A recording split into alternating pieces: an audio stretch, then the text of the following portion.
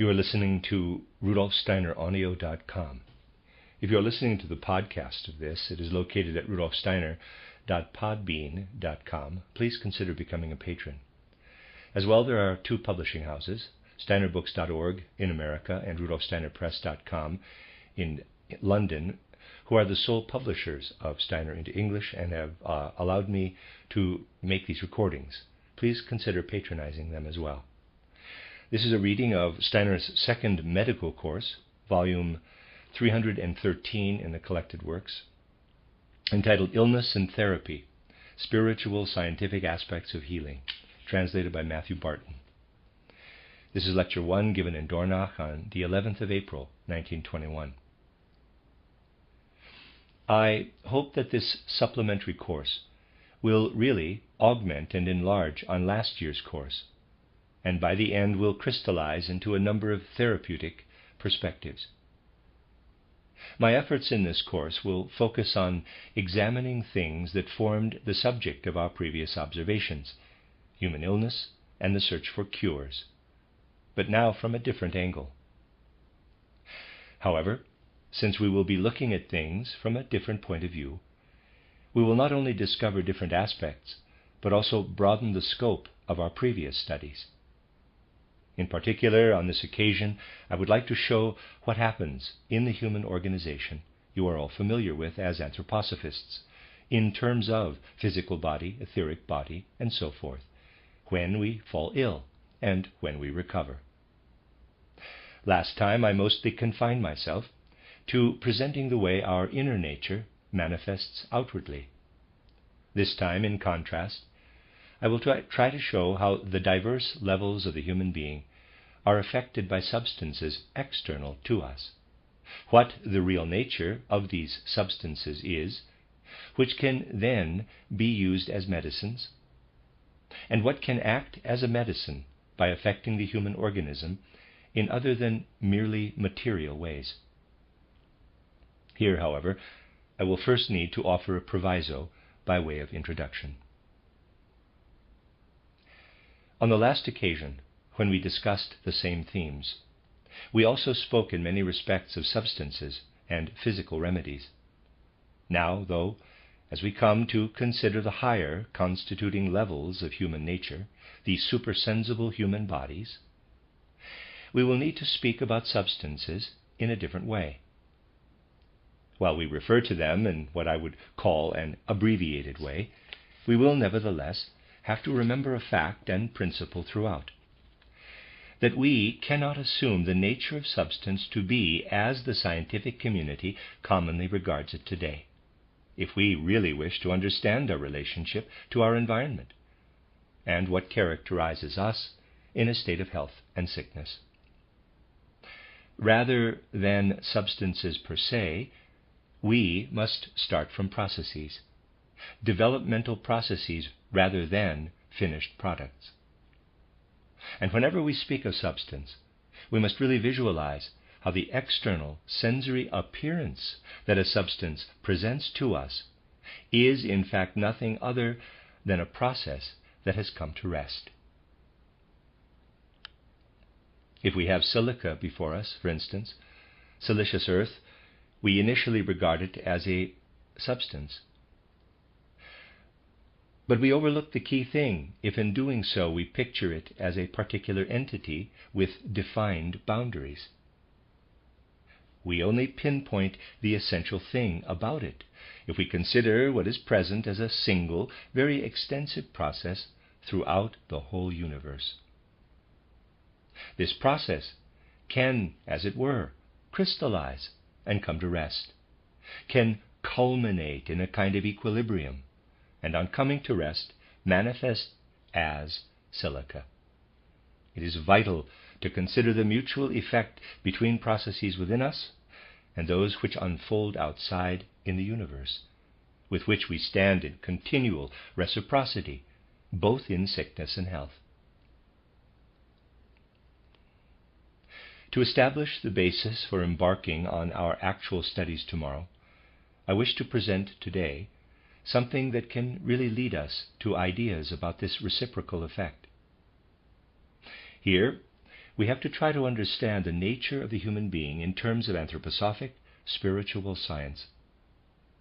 I will first express myself somewhat schematically, focusing on what I have often presented as the threefold human being, but now in really concentrated, localized form in us. We know that the neurosensory system is largely concentrated in the head, although what is concentrated in the head is actually also spread out everywhere in us, is present everywhere in us. That in the head we are mostly, as it were, a being of nerves and senses. But on the other hand, that we are also all head, though less so in the other two realms than in the head. Thus we can picture what we call our neurosensory system as being localized in the head. But to make good use, for our present purposes, of the way we understand this human organization, we should really see the rhythmic system, comprising everything relating to respiration and circulation, as being, in turn, divided into two parts, one part tending more toward the respiratory system and the other more toward the circulatory system. And then, integrated into this circulatory system, is everything that embodies the connection between our limb system and metabolic system. If we study the human head, we are also, in a sense, studying the part of the human organism that is mostly our neurosensory aspect. The organization of the human head is very different from that of the other two systems, also in relation to the form of the higher aspects of human nature. If we consider the human head from an anthroposophic perspective, it is a kind of replica, or one might even say a deposit, of the capital I, the astral body, and the etheric body. And then let us see how the physical body relates to the head. This physical body is, in fact, one can say, present in the head in a different way from the physical that is a replica or imprint of the I, the astral body, and the etheric body. Here I would like to accentuate the higher nature of these things by drawing attention to the fact that the human head, in its first foundations in the human embryo, is not configured solely by the forces of the parental organism, but that cosmic forces are at work in it. That cosmic forces simply work into the human being. A great deal of the parental organism is at work in what we call the etheric forces. Yet even there, in the etheric, cosmic forces are at work from the pre-birth realm. Or we could say that soul spiritual life prior to conception.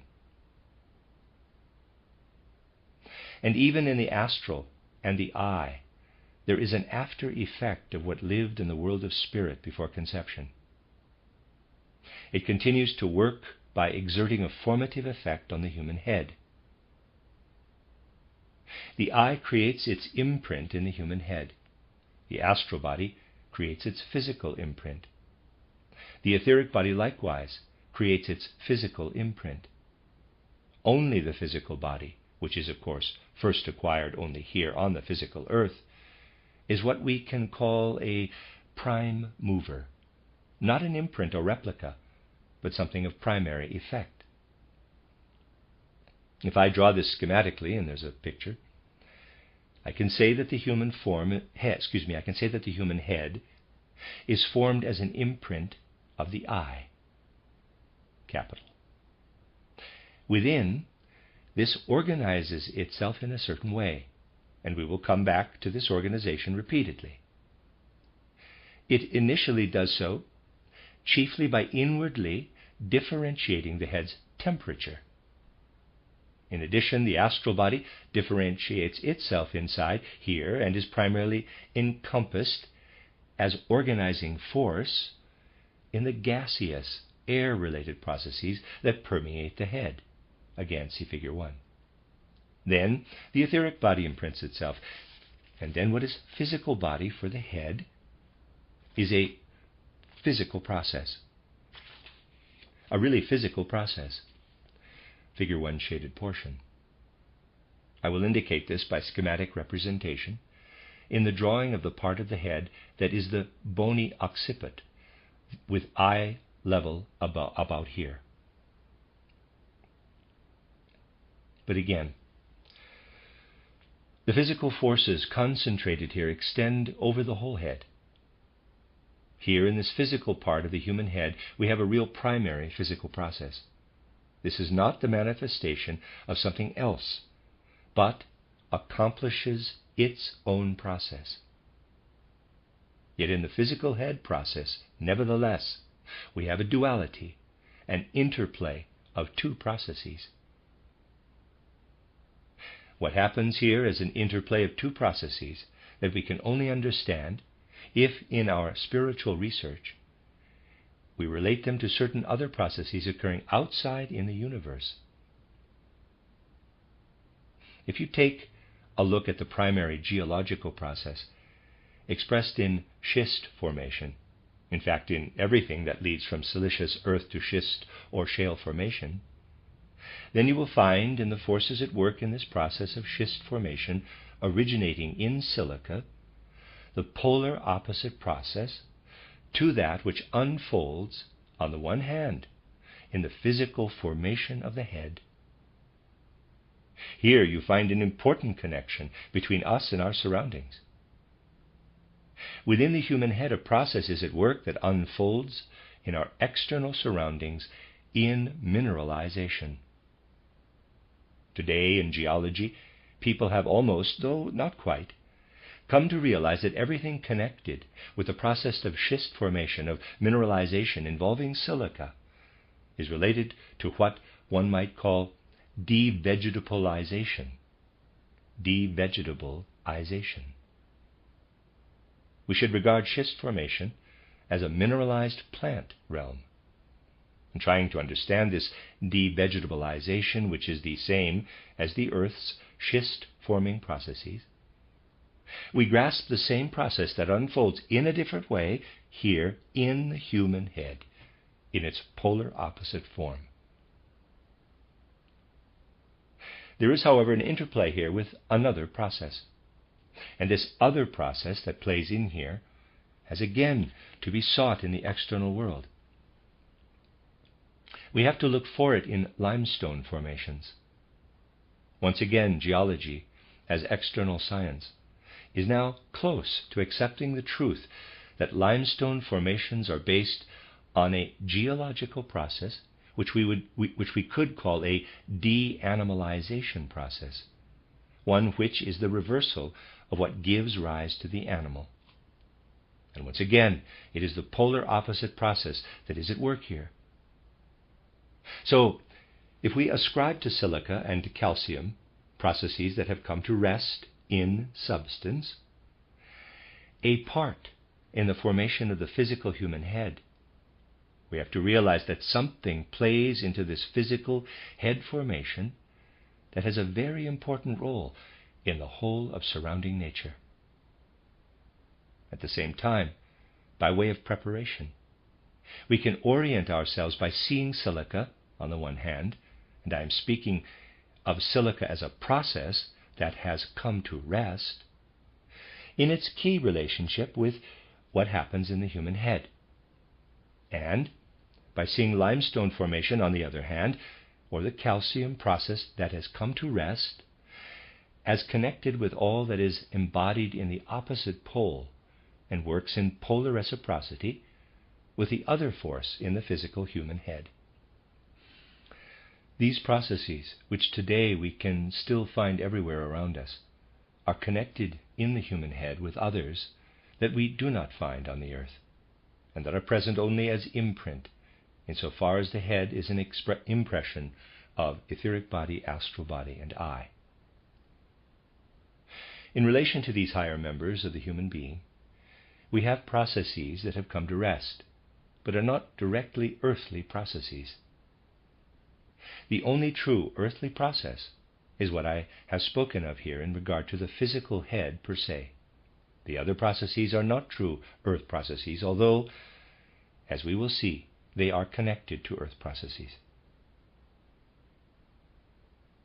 To gain an overview, I will now pass straight on to the second realm of the human organism, which we locate in very general terms as the chest.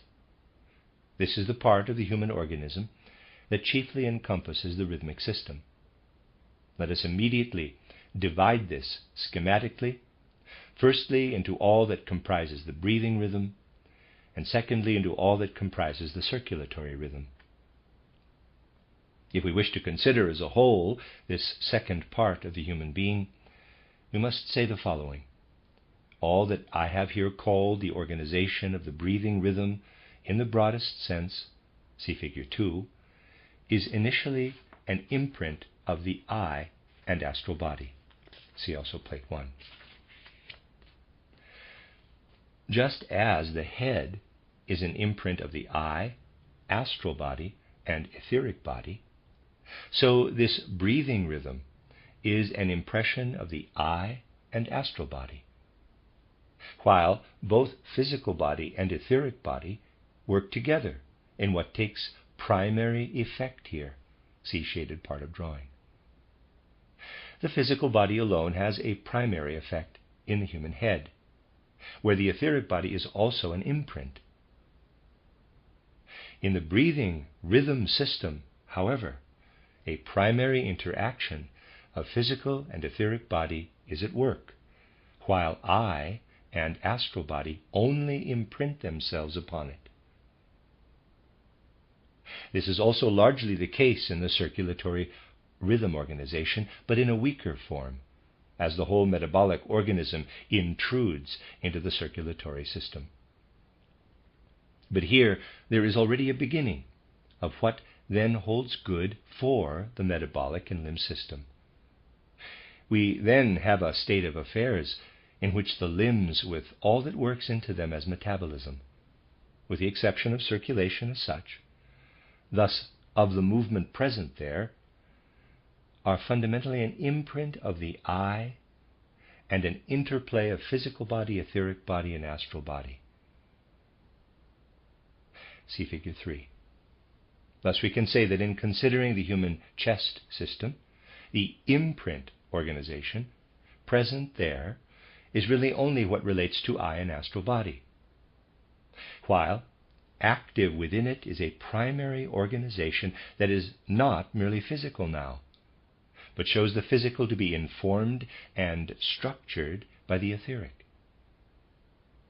This is more strongly so in the breathing system, while in the circulatory rhythm we have something else working in from the metabolic system. See also Plate 1. You can see this at work in various types of interplay in the different parts of the human being. In these different physical realms, which we call the head system, chest system, and limb system, we find different modes of interaction between the levels or bodies which in spiritual science we call the physical body, etheric body, astral body, and I. The human head, as process, is really largely physical body, while all that is not physical body works as an imprint of the I, astral body, and etheric body. Our middle system is largely an interplay of physical body and etheric body, and what is not either physical or etheric body there is an imprint of the I and astral body. The metabolic and limb system is really entirely an interplay of physical body, etheric body, and astral body, and an imprint of the I. But, as I have said, works also into the other systems in interaction with them.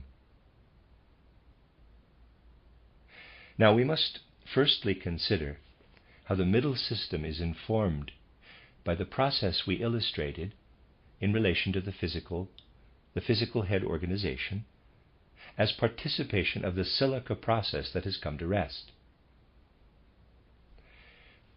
Here we find the remarkable fact that in the middle system, the process of silica formation has a stronger, more widespread effect. In the head, its action is finer, subtler. Here in the middle system, it works in a stronger, more widespread, and in a sense more differentiated way. and it works most strongly of all in the metabolic and limb system. So if we now consider the process we have seen as being related to silica, we find that it works most strongly where it is required to aid the eye. We will see the reciprocal effect with other processes too. In regard to the action of the autonomous eye that has only its imprint in our physical metabolic system.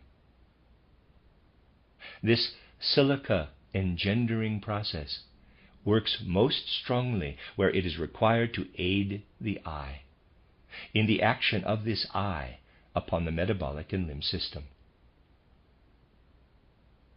Thus this process, which can be characterized in terms of silica, works somewhat more weakly, where it only needs to aid the astral body, and most weakly of all, where it need only help the etheric body, that is, in the head. One might put this the other way round, too. In relation to the process we must regard as coming to rest in silica, we find that its action is most material in the head organization, while it works there most weakly in relation to its dynamic impetus or force. But where it works most weakly as force, it takes strongest effect in approaching a static state within substance. Thus, if we see silica as the substance present there, we must say that its effect is strongest in the head. If in contrast we see it as the outward sign of a process, we have to say that its weakest influence is in the head. Where the strongest material effect exists, the weakest dynamic influence occurs. In our middle system, material and dynamic effect are roughly in equilibrium.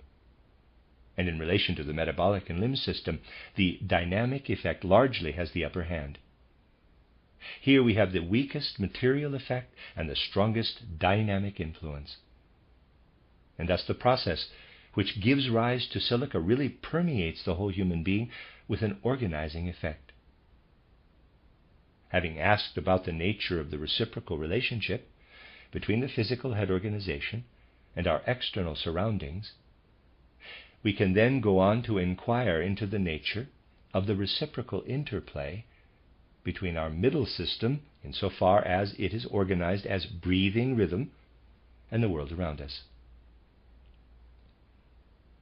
If we wish to study and understand the human head, we have to look at the two processes in earth formation whereby limestone and silica, or, if you like, silicic acid, arise. We will be looking at this in closer detail. The aspect of us that is less external, less peripheral, and lies more internally, the rhythmic organization of the breathing system, is, as we saw, a primary interplay of physical and etheric into which the eye and astral are woven as impressions. Nowhere in our external surroundings, initially, do we find anything that directly embodies this as a natural process, or at least this is not usually so. If we wish to find a process characteristic of what occurs there through this unique interplay of eye, astral body, which are more or less free through their imprinting action, and what acts in a primary way there as an interaction of physical and etheric, this whole interplay can only be properly sought in the external world if we ourselves first engender it. When we burn plant substances and thereby obtain plant ash, the fire and ash forming process, the process reflected and embodied in such burning and engendering of ash, and in the coming to rest of the ash, we will speak in a moment of different kinds of ash, is related to the breathing process in a way similar to that in which the silica process is related to the process occurring physically in the head.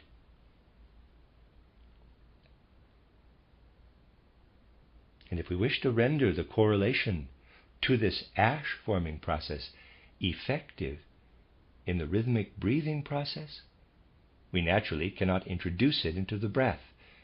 We can never do this in the human organism, but must instead introduce it into what is, as it were, its other pole. If I draw this, see plate 1, right. Then we have here the rhythmic breathing process and rhythmic circulation process. In the rhythmic breathing process, plant ashes characterize the active processes. But we have to activate this plant ash processes on a roundabout route via the metabolism at the other pole in the rhythmic circulatory organism. See figure 4. We have to incorporate these plant ashes, in other words, their dynamic forces, into the circulatory rhythm, so that they can then call forth their polar counter image in the rhythmic breathing process.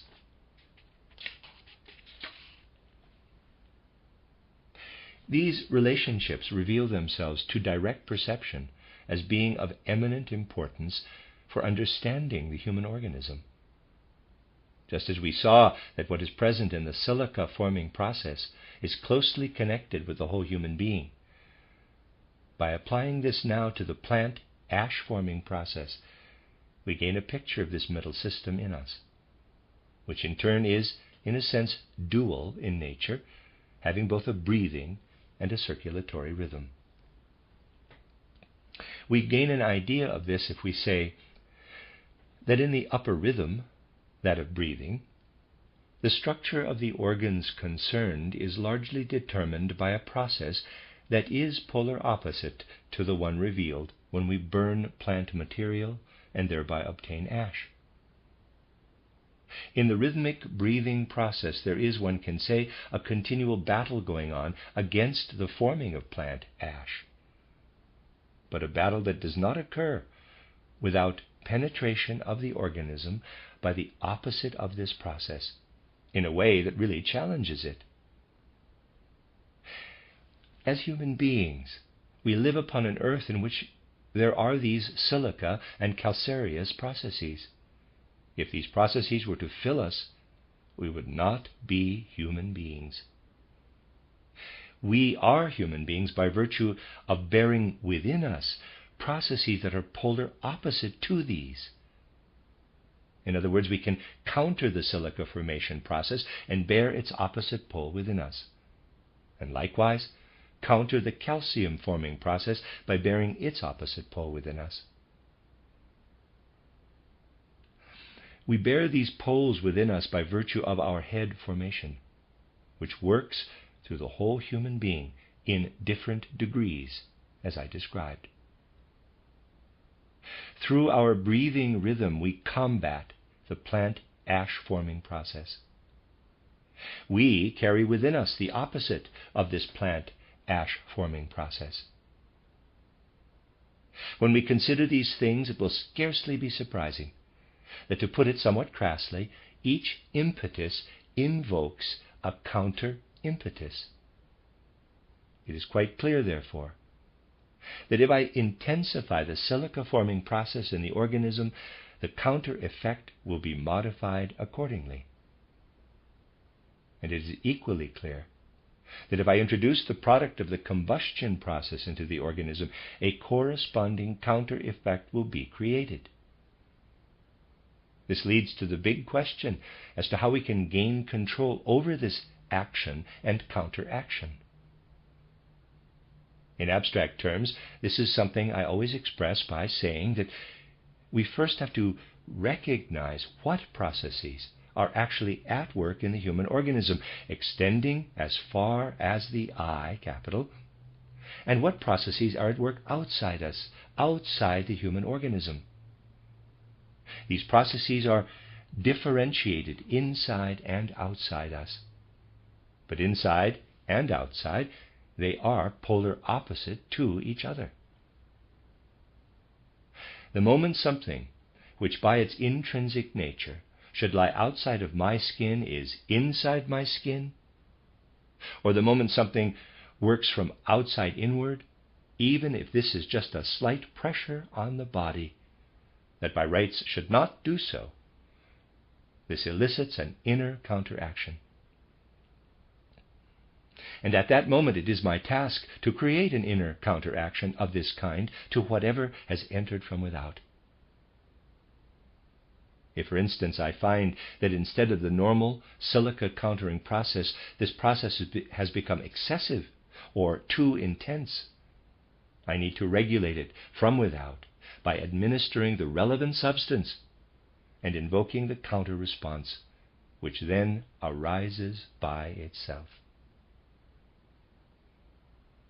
These things gradually lead us to insight into the reciprocal relationship between us and our natural surroundings.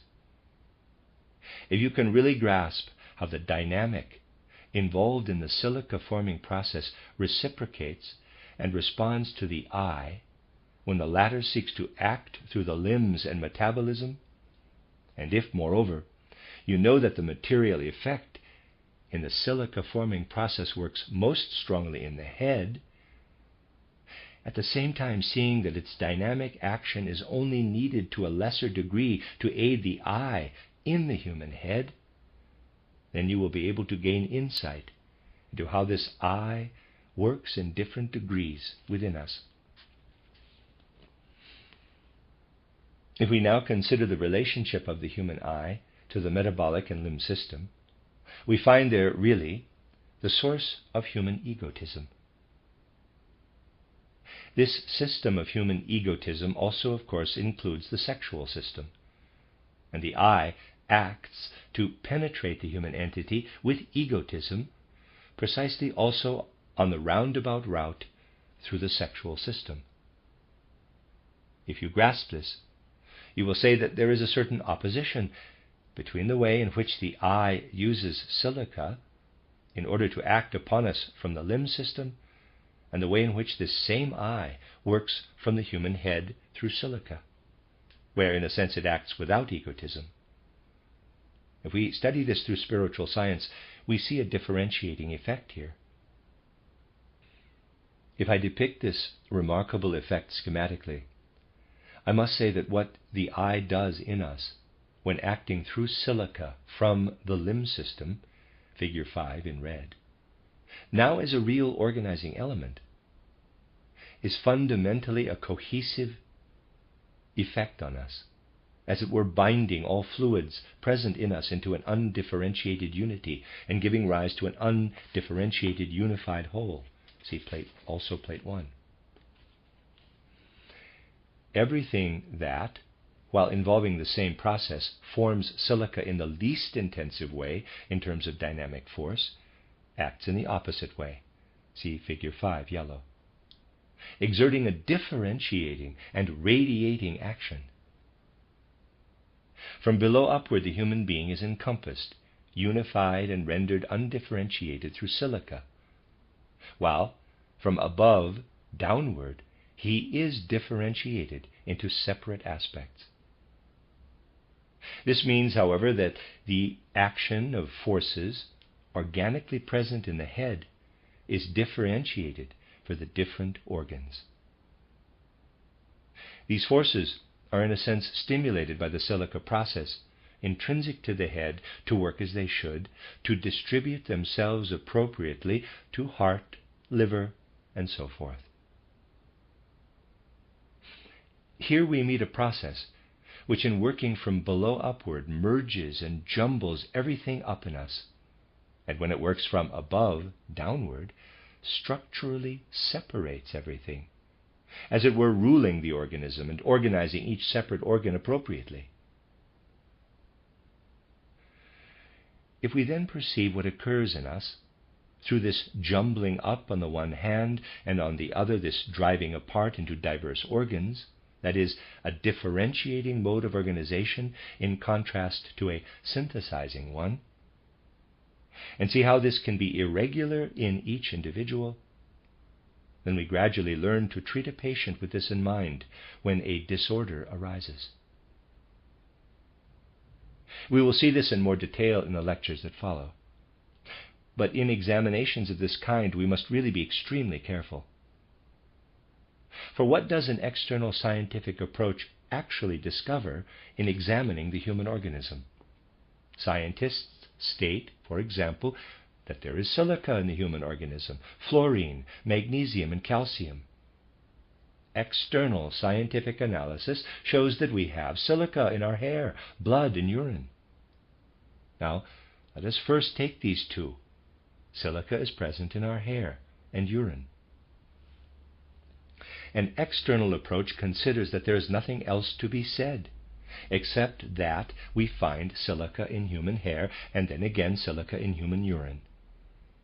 But the fact that some substance or other is present somewhere is not the important thing. The silica in our hair is there as a source of activity. We do not have hair for no reason. But from our hair, forces pass in turn to the organism. And in fact, the very finest, subtlest forces pass from our hair back into the organism. We have silica in our urine as something that is otherwise superfluous. What is not used is excreted there. In fact, silica in urine is a matter of indifference. It is not active there, but is just in the process of being expelled as something that should not be active, of which there is too much. The urine contains silica that should not be in the organism, and which therefore has not the slightest significance for it. It is the same when we examine any distinct substance, let us say magnesium. If there were no magnesium in our teeth, they would not be teeth at all. In the magnesium process live forces that are most closely involved in building up the teeth. You heard this in Professor Romer's talk. But according to materialistic science, magnesium is also in milk. Yet there it has no significance. By its very nature, milk is strong enough to expel the magnesium it contains. Magnesium as such has no intrinsic place in milk. We can analyze it, of course, but in fact the milk-producing process can arise through the fact that it can expel magnesium forces. We only learn something about this remarkable contrast between the processes of dental development and milk production by knowing that magnesium belongs intrinsically and dynamically to the dental development process. In the milk-producing process, on the other hand, it is surplus to requirements and is expelled. Things are similar with fluorine, for example, which plays a key part in dental enamel and which is essential to our understanding of the process of dental evolution. It is also present in the urine, but there as excretion process and without significance to this. The fluorine present in the urine is, in fact, what the organism is powerful enough to excrete because it cannot use it. A merely physical analysis of whether a particular substance is present somewhere really doesn't tell us anything of importance. We always need to know whether something is playing an active part at the right place, or whether it is just present because it has been expelled or excreted. That is the decisive thing. The key thing is that we acquire such concepts so as to understand health and sickness in the human being and other organic entities. Yet, speaking in a more accessible way, always requires us to dispense with these aids, because in our age people in general have not been educated to grasp subtler concepts. It becomes necessary to speak more abstractly and therefore less comprehensibly. We frequently become incomprehensible when combating materialism. But if we descend, we might still descend into quite different regions as well, into the characteristic nature of realms which scientists really ought to know, whose facts are available to them and can be studied and analyzed. Then precisely through spiritual science we can demonstrate that the idea of particular substances which chemical and physical analysis locates in particular places in fact leads to nothing but error. This was by way of introduction. We will speak further of these things tomorrow. The end of Lecture 1. You are listening to RudolfSteinerAudio.com. If you are listening to the podcast of this, it is located at rudolfsteiner.podbean.com. Please consider becoming a patron. As well, there are two publishing houses, steinerbooks.org in America and rudolfsteinerpress.com in London, who are the sole publishers of Steiner into English and have given me permission to do these recordings. Please consider patronizing them as well. This is a reading of a cycle of lectures, number 313 in the collected works by Rudolf Steiner, entitled Illness and Therapy, Spiritual Scientific Aspects of Healing. It is the second course given for doctors. Lecture 2, given in Dornach on the 12th of April, 1921. As I said yesterday, we will consider the human being in relation to his supersensible nature, on this occasion focusing on phenomena of pathology and therapy from this perspective. Yesterday we characterized the physical body by stating that physical activity is only really present in our head. If we wish to properly understand this physical body, we must naturally also rise one level higher, to consider the etheric body in a fully specific way. Insight into the human being shows us that a distinct and separate action of the physical body exists only in the head. In the other bodies, or aspects of the human organism, the physical body works in more undifferentiated interplay with the higher supersensible bodies. In the head, therefore, the supersensible levels as such can function in or through thinking, feeling, and will, because they are first imprinted in the head. Thus have their etheric, astral, and also I imprint there. These are present as imprints, or if you like, as pictures of the supersensible aspects. Only the physical body, as yet, makes no imprint or replica of itself, doing so only during the course of life. This is why we can say that the physical body acts in the head in a purely physical way, while in the other human limbs no purely physical action as such exists. Several people did not understand yesterday when I said that the I capital makes an imprint of itself. The I makes an imprint for itself. This is something we will properly understand only as long as we do not interpret it in the ordinary sense. In other words, too physically. What the I creates for itself as imprint, while remaining free, as it alone does in the limb and metabolic system, is not something we can examine by comparing it, for instance, with a plaster cast. No, the imprint which the I creates is a very fluid one. In fact, you'll get a better idea of it when you're moving than when you stand still. The imprint created by the I is one acting within a system of forces that arises as we move within a whole context of forces, also when we hold ourselves upright. Here lies the physical imprint of the I. So you should not seek this imprint of the I in anything comparable to a plaster cast. It is rather an imprint in a system of forces. And this, ultimately, is what it also is in the head, though here in a different system of forces.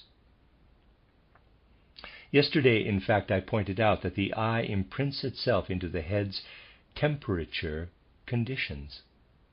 Thus, in the way the head's various organs are permeated by different temperatures. That is the I imprint. This I imprint is also an imprint within a system of forces, but here a system of temperatures. Thus the I creates imprints for itself in the most diverse ways. Where it remains free of other contributory effects in the human organism, it makes a pure, or you could say a mechanical imprint of forces.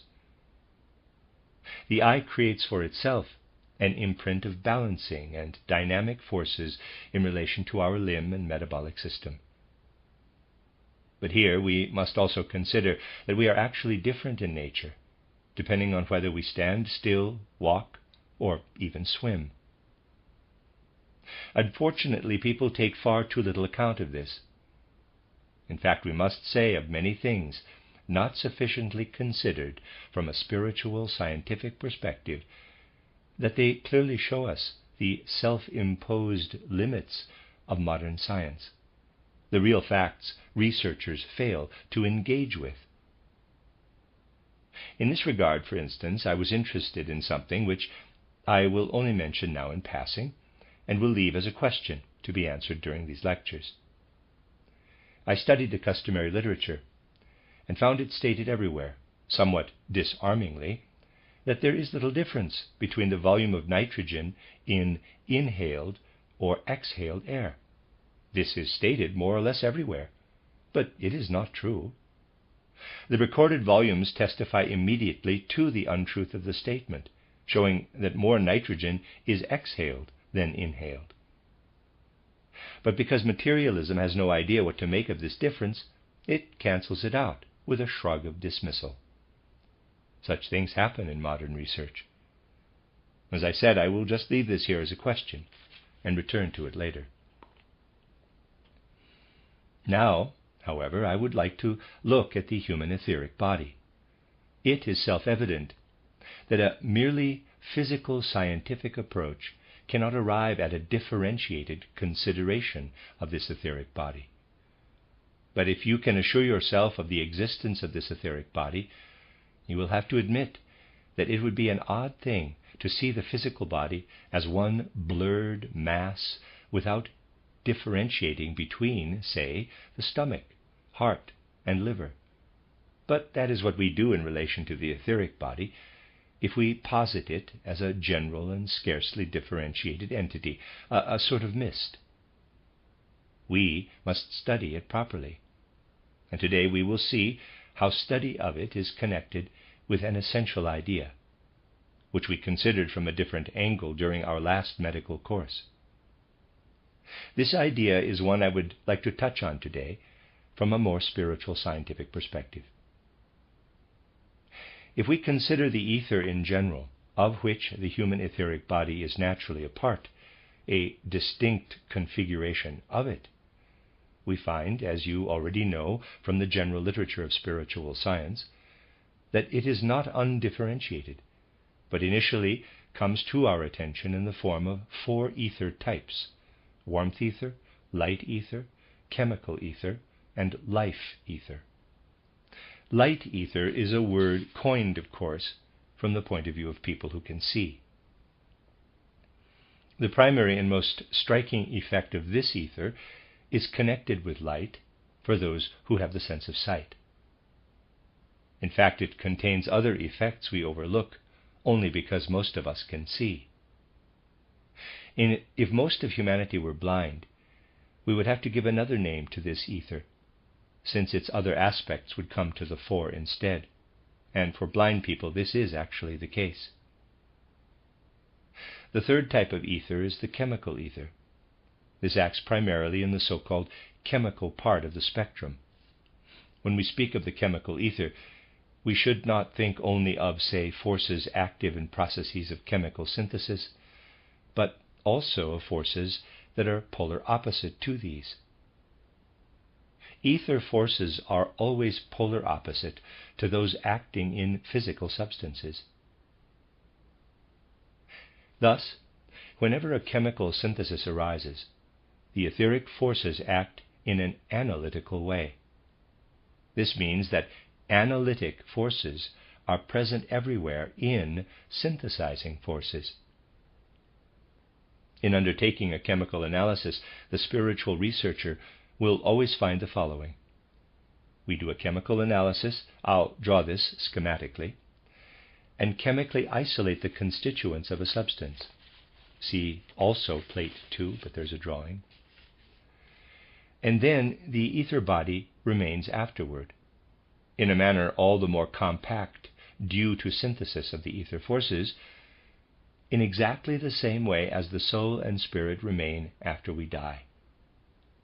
Anyone who undertakes a chemical analysis with what I will call eyes of spirit sees, after he has isolated the constituents of a chemical substance, the remaining ghost of this substance in a proportionally more condensed and compacted form. I only say this to show you that chemical ether forces should not be regarded merely as chemical forces, as synthesizing and analyzing forces, but always as their polar opposite aspect. And then, as another distinct type of ether, we have the life ether, which is the actual animating element in all organic life. Now, this ether is an entity generally present in the universe, and as such cannot, of course, be perceived by direct physical means. In this respect, scientists have grown a little more candid than they used to be, acknowledging that theories about the ether cannot be posited on merely physical modes of observation. Countless such theories were proposed in the past, but proponents of relativity now state that there is no such thing as ether. The world must be explained without it. In other words, they have become more honest, agreeing with Einstein that physical observations do not lead us to ether, but nor do they lead us to any other mode of observation. Since people have ceased to have any perception of the ether, they now simply exclude it from consideration. What in fact happens is this. Once a supersensible element has created an imprint in the physical and sensory realm, then this imprint becomes permeable for the corresponding supersensible activity. You see, therefore, that the general ether creates for itself an imprint in the aqueous realm of the human head. What we must regard as the brain's aqueous content should not be thought of as merely undifferentiated fluid, but is just as thoroughly organized as our solid limbs. It is really a very odd way to view the human being if we see him more or less in the same terms as drawings depict him. If we map the human body with liver and stomach, such a drawing is really only a silhouette of something that is in fact intrinsically interwoven with aqueous and gaseous parts. What we draw is really only a depiction of, as it were, small grains embedded in a greater flux. It does not even compose 10% of us. In reality, of course, in physical terms, we are just as much water, air, and warmth organisms. And within us the water or fluid is just as fully organized as the solid parts. We never draw this in anatomical or physiological drawings. The substance composing our aqueous content is of course involved in a continual process of dissolution and renewal. The form of it is, you can say, only configured for a moment, but it is still structured. This aqueous part of the human head is indeed where we find the imprint of the etheric. To draw a diagram, I would therefore have to draw the physical activity, which is most strongly developed in the occiput, more or less like this. See figure 7 shaded. It radiates through the whole organism, of course. See also plate 2. Naturally, it penetrates the whole organism. Then, for the aqueous part, I would have to draw the rest like this. Figure 7 yellow. It is organized, thoroughly permeated, so that this aqueous element is an imprint of something etheric in nature. Whatever is an imprint becomes permeable in this way. Since the intrinsic nature of the eye is created by light, as Goethe describes so clearly, it is permeable to light. This is not merely a metaphor, but profound wisdom. The eye, EYE, did indeed arise from light. We can even trace this in embryology, seeing that the eye develops and is organized from outside inward. Because it is organized and structured by light, it is permeable to light. But over and above this, the head's aqueous organization means that it is permeable to the etheric, because it is an imprint arising from the ether. And so we can say that the etheric is able to pass through the head here, see figure 7 above, red arrow, without in any way being obstructed or disturbed in its passage, and can penetrate into the rest of the human organism. This is something we can certainly observe through spiritual science. But we also need to consider how this law is modified. This part of the human head is, in fact, only permeable for the warmth ether and light ether. Only the warmth ether and light ether can work upon the human head from without.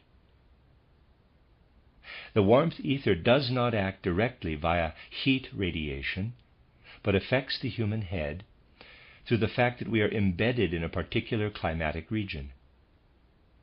In other words, instead of seeking the action of the warmth ether on the human head in relation to whether you are perspiring or not, you must ascertain whether you live in an equatorial, temperate, or cold zone of the earth. You see, the warmth ether's connection with the human head goes far deeper than merely streaming in from without.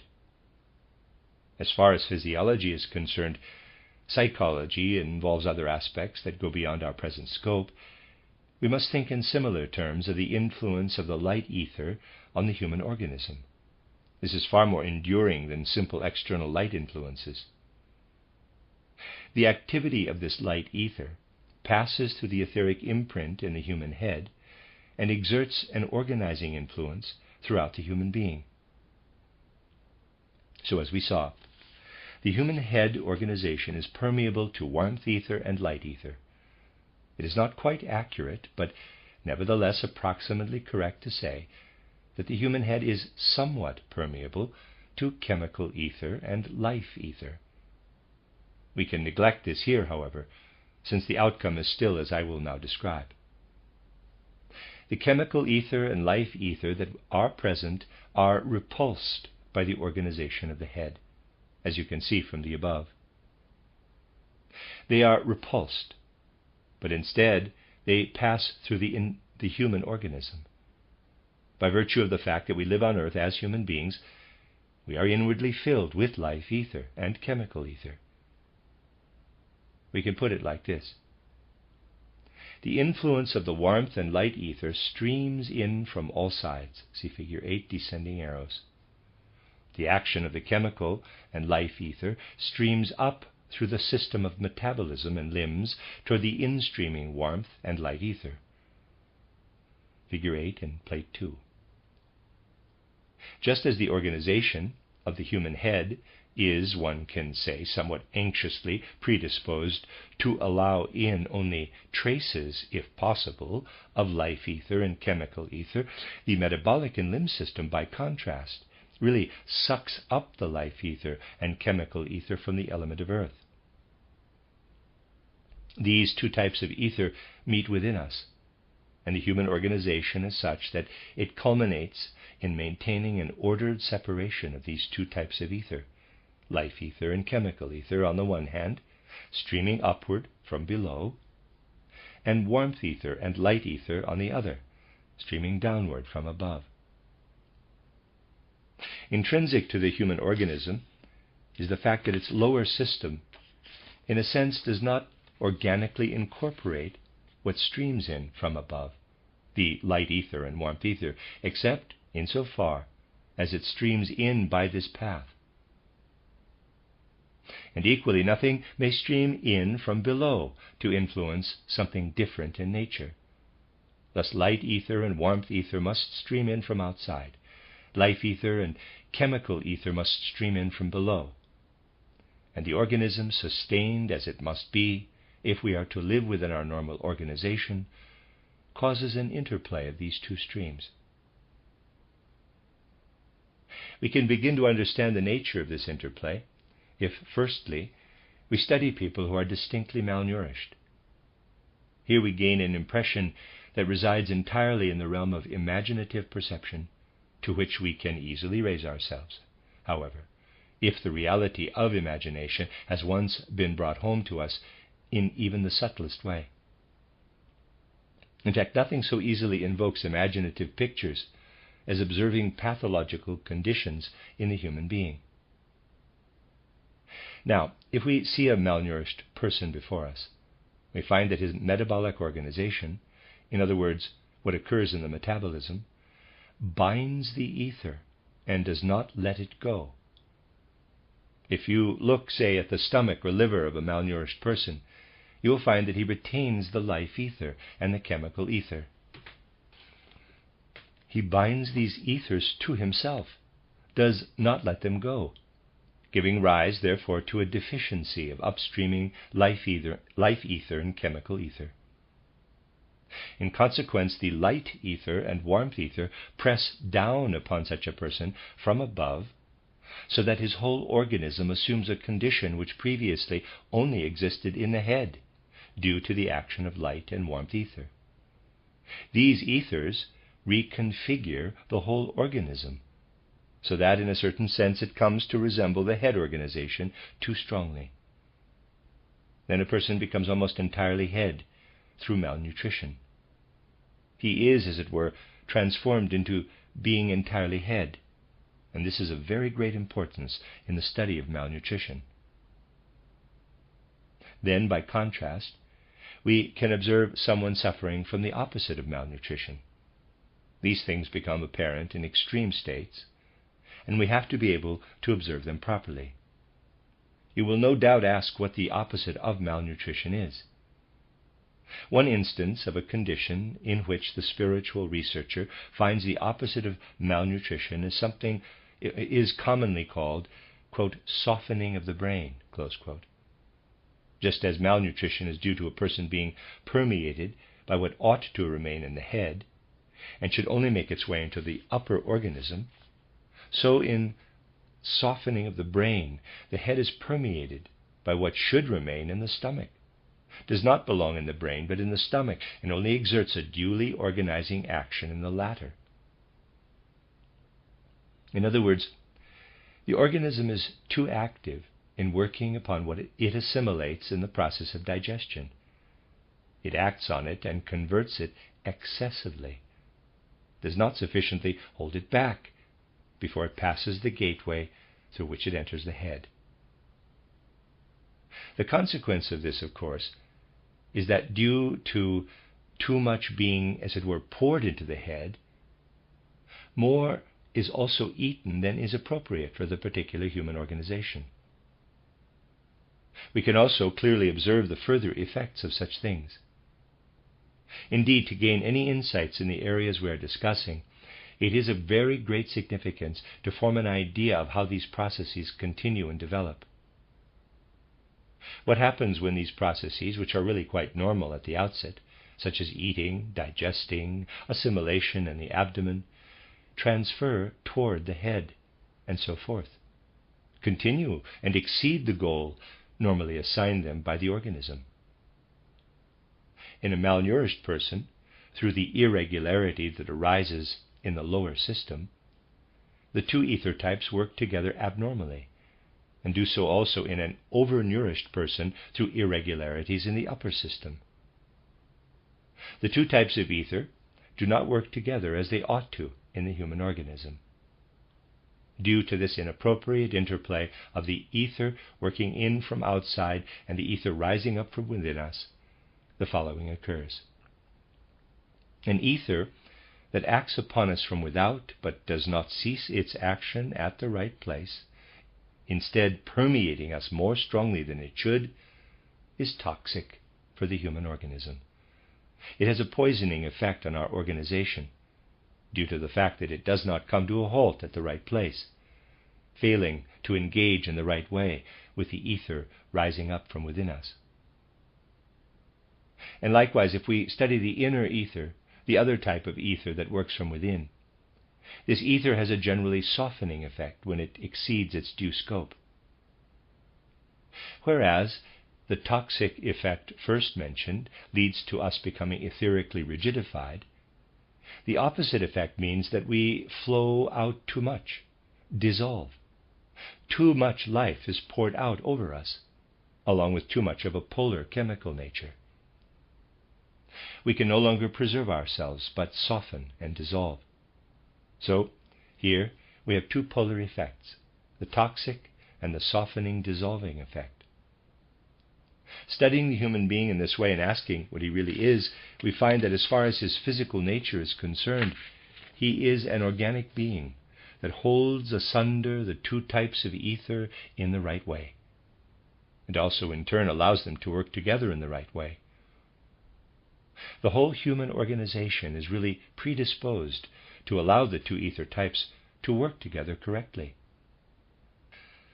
And now we are coming closer to what I meant by saying that we are entirely organized throughout. It is self-evident that we are inwardly differentiated, that is, organized, in relation to water, air, and temperature. But we are also differentiated in relation to the ether.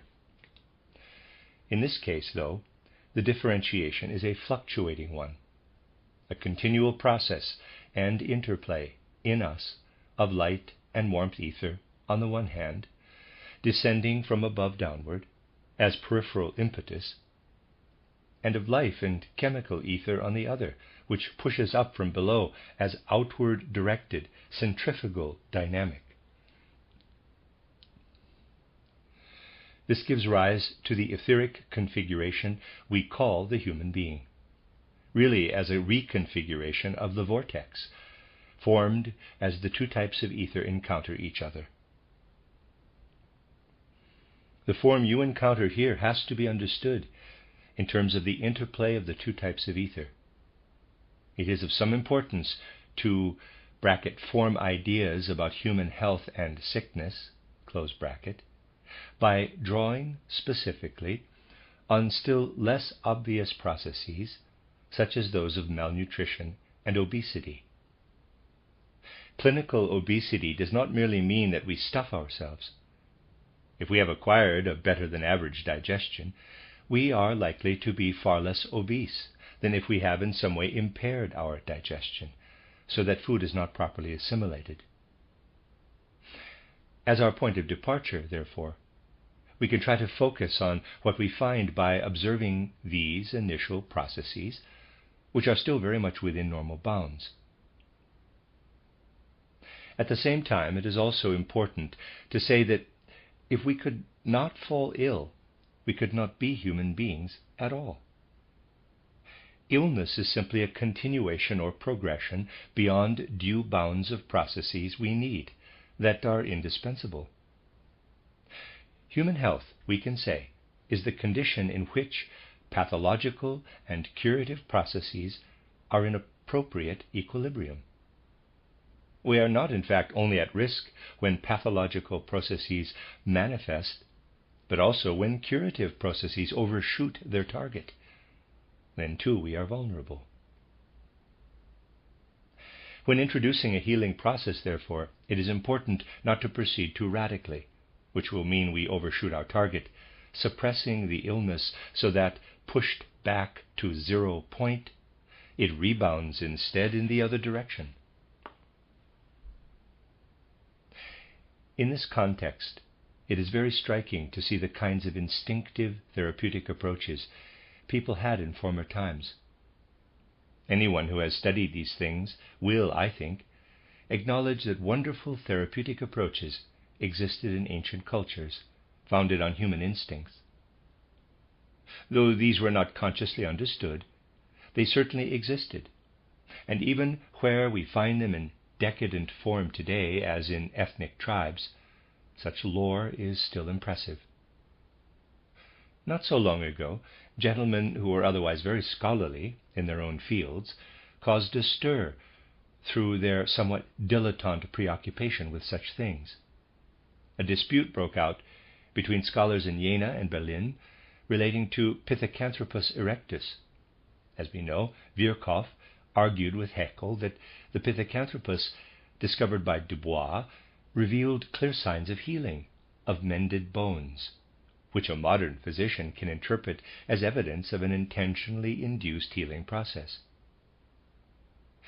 This was one of Virchow's main objections, leading him to the hypothesis that this Pithecanthropus erectus was cured by a physician, and that physicians must therefore have been around in those times, resembling Virchow himself, no doubt, who initiated the cure by externally applied means. He argued, therefore, that Pithecanthropus was not some missing link preceding the human being per se, but that this was a human being. A proper physician might just feasibly have cured an ape, but this was not accepted. The counter-argument, by the other scholars stomping around in just as dilettante a way, since all they did was express general suppositions, ran as follows. Spontaneous cures also occur in animals, without human intervention, and can easily resemble the cure that occurred in the case of the Pithecanthropus. I cite this example only to show the lack of clarity prevailing today. Much was written and published about this in the early 90s of the last century, and academic disputes of this kind are indicative of the type of arguments we often meet today. In the instinctive ideas of a more primitive humanity, therefore, we do indeed find what could be called, quote, instinctive therapy, close quote.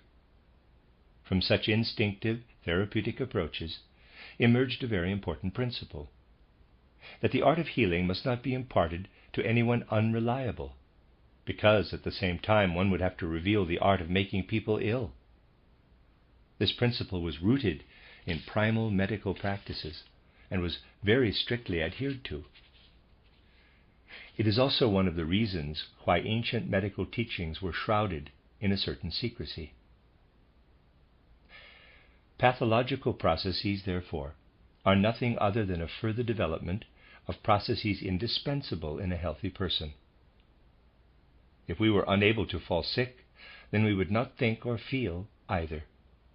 Everything that ultimately comes to expression in the psyche, as thinking and feeling, is, in clinical terms, a system of forces that becomes pathological when it exceeds its proper bounds. And the other thing to be aware of is that an intrinsically physical process only occurs in one part of the human head. This physical process occurring in the human head is a necessary concomitant to our human capital I experience. When this process is disturbed, or in other words, where a vitalizing process overwhelms this purely physical process in us, the I is in a certain sense dulled and numbed, also in our conscious mind. And all cases where a person becomes delirious, mentally incapacitated, or similar, result partly, and must be correspondingly diagnosed, from something that has occurred as a purely physical process. Of course, other organic causes can also exist. You see, therefore, that what is initiated by the human head, and from there streams through the whole organism, is a purely physical process, which at the moment of death occurs, floods the whole organism. This moment is always present in the human head, or at least emanates from it in a centralizing fashion. But it is paralyzed by the vitalization process rising from the other part of the organism. We actually continually bear in us the forces that cause death. And we could not be an I without bearing these death forces. We could only desire to be physically immortal, as humans physically existing upon the earth, if we relinquished the capacity for self-awareness. It is necessary, as I have pointed out, to develop certain intimate observational capacities so as to provide external verification of this. At the same time, however, it would be very useful for a great number of doctoral theses if a great number of doctoral theses studied how rejuvenation treatments, which counter aging, affect a person's state of mind and soul. I have nothing against rejuvenation cures as such, for some might well find it worthwhile to exchange a few more years of life at an advanced age for a little feeble-mindedness. But anyone who wishes to study the real nature of processes at work in illness and health must consider these things. They do indeed exist, but are overlooked in the same way as the fact that we exhale a greater volume of nitrogen than we inhale. The more we engage with these subtleties of the human organization, the more we begin to gain insight into processes of illness that are in fact nothing other than a coarser manifestation of these subtler processes. What I have identified here is just a transposition of these subtler processes into a more starkly apparent form. We have to see that the I counteracts, for as long as possible, what works in us, permeates us as physical process, and that this I is intrinsically bound up with this reactive function. It opposes this physical process as long as the latter does not become too strong. This physical process is implicit in continual dying within the human organism, and in what ultimately manifests in death. In fact, if the physical process hypertrophies, as it were, so that the I can no longer control it, the I is compelled to leave the physical body, which can of course occur at an earlier stage of life if an excessive physical effect arises somewhere in us, with further ramifications throughout the body. And so we can say that the human I is intimately connected with death. See Plate 2. You can in fact study the I most precisely by studying death, though not in the general and nebulous way people imagine death, which allows you to take all sorts of liberties. The way people picture death today can be likened to how they imagine the destruction of a machine, for it seems to them that death is just cessation. They do not picture the real process involved, and so conceive of death as the destruction of a machine. But this is of no help at all. Instead, we must engage with what actually specifically occurs. Cessation of life is not death, but as far as the human being is concerned, death is as I have described it here, while for animals it is something quite different. Those who regard death in the human being and animal as something identical are doing the same thing as someone who finds a razor and tries to carve a joint with it, since a blade is a blade. They think that death is death, but in fact it is quite different in us than it is in animals, as I've tried to show. The animal, which has no I at all, but only an astral body, has a quite different kind of death, arising from the very nature of its astral body. Illness is a condition in which death-bringing forces are diluted, checked, or suppressed in a normal organism. Just as death is connected with the I, so illness goes hand in hand with the human being's astral body. See Plate 2. The astral body is the seat of all that is connected with illness. And what the astral body perpetrates is in turn impressed into the etheric body. This is why illness comes to expression as imprint in the etheric body, although the etheric body itself has no immediate connection with illness. Earlier, I described the irregular and disordered interplay and confluence of the two types of ether. But this irregularity is itself in turn merely the effect of the astral body imprinting itself in the etheric body. If we take a closer look at this, we can trace it back to the astral body. Going into this in more detail, we have a polar aspect that counters illness, and this is health. See Plate 2. Etheric body is health. It will be better not to define health to begin with, but by analogy you can see something that is increasingly clear in spiritual research. Health is assigned to the etheric body in the same way as illness to the astral body. And just as death and the I belong together, so healing or curing means having the capacity to create counter-actions in the etheric body to the illness-inducing influences emanating from the astral body. To paralyze the forces of the astral body with their illness-inducing influences, we have indeed to work from the etheric body. Then there is a fourth thing, which in a certain sense is polar opposite to death.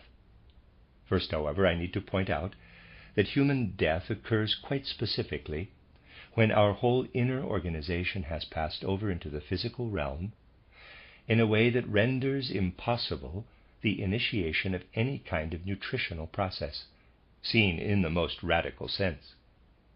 This is the death that occurs in old age. Death in old age is really the organism's loss of capacity to absorb substances.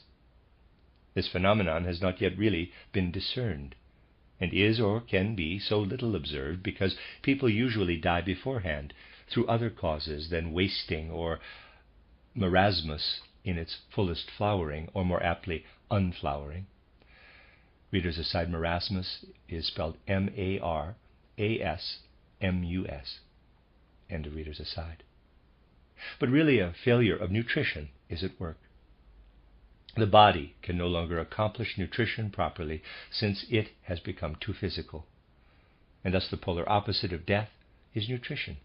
And nutrition in us is assigned to the physical body. See plate 2. The different levels work back upon each other. Nutrition accomplished in the physical body works back upon the etheric body and is therefore also connected with a curative effect. This is again something that works back as reaction on what proceeds from the astral body. If we try to directly observe in daily life what I have now described, we can also verify it from the other perspective. If you take something discovered through our earlier spiritual scientific inquiries, you will need to make a clear division here. See plate 2. For during sleep, at least in relation to the head and respiratory organization, the eye and astral body sunder themselves entirely from the physical body. This is not true in relation to the metabolic and circulatory organization, where these aspects remain connected. It is not precisely true to say that the eye and astral body depart.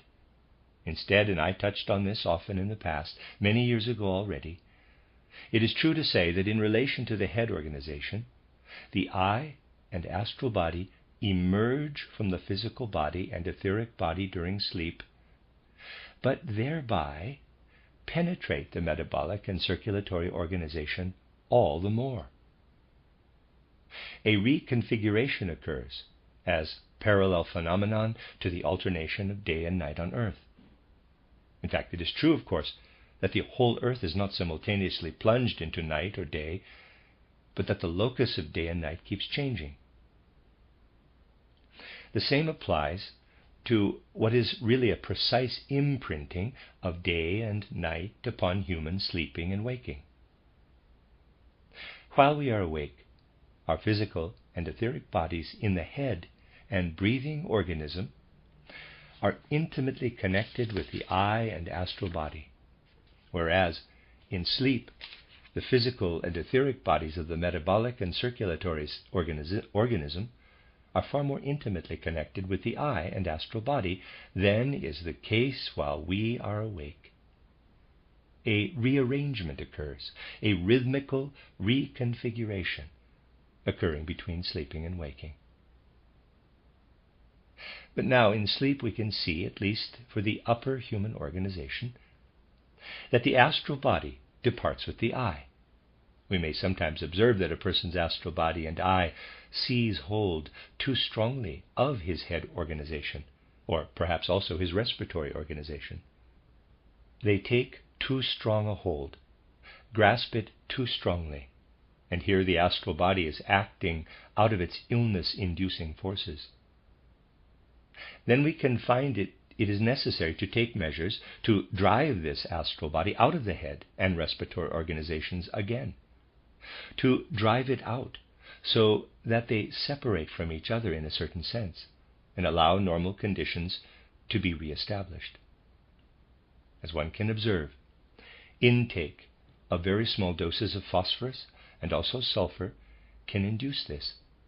Small doses of these substances act to drive out an astral body, embedding itself too strongly in the physical and etheric body. The sulfur acts more on the astral body, the phosphorus more on the eye, which, because it permeates and organizes the astral body, really works as one with the latter. Here we can directly perceive what is happening in a person with a morbid state whose symptoms we can describe as an excessive tendency to sleep. Thus, if we find a pathology which includes symptoms of comatose conditions, then this is indicative of a need to work, as I said, with phosphorus and sulfur. If the opposite condition arises, with its seat in the metabolism and circulatory organism, in which the astral body and the eye intervene too little in the physical body, so that one wishes to invite these gentlemen to get more involved, to work a little harder and more actively, then we need the action of not too highly diluted arsenic. Here we work to draw in the astral body into the physical organism. The suggestions I am making are drawn from a detailed, holistic view of the human being. If the astral body becomes too inwardly active, thus working too strongly on the physical body, this can be remedied with sulfur and phosphorus. When, in contrast, the astral body works too weakly, becoming too inwardly lazy, so that the etheric body predominates due to its insufficient power of resistance to what works from below, then one can remedy this with arsenic. Here then we have two polar opposites in the phosphorus and sulfur action and that of arsenic. But now we can also find that merely regulating things from one pole or the other will not solve the problem, since an irregularity in one part of the human being immediately causes a counter effect and is perpetuated in an opposite irregularity somewhere else. The disorder in the upper organization soon expresses itself in a disorder in the lower organization.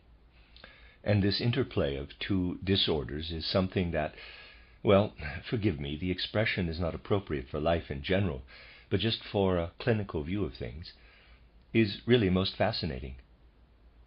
This disordered interplay where the two activities are not in equilibrium, but where, instead, too weak an influence from above calls forth too strong a one below, or vice versa. These things are polar opposite not only as regards their level and direction, but also, of course, their intensity.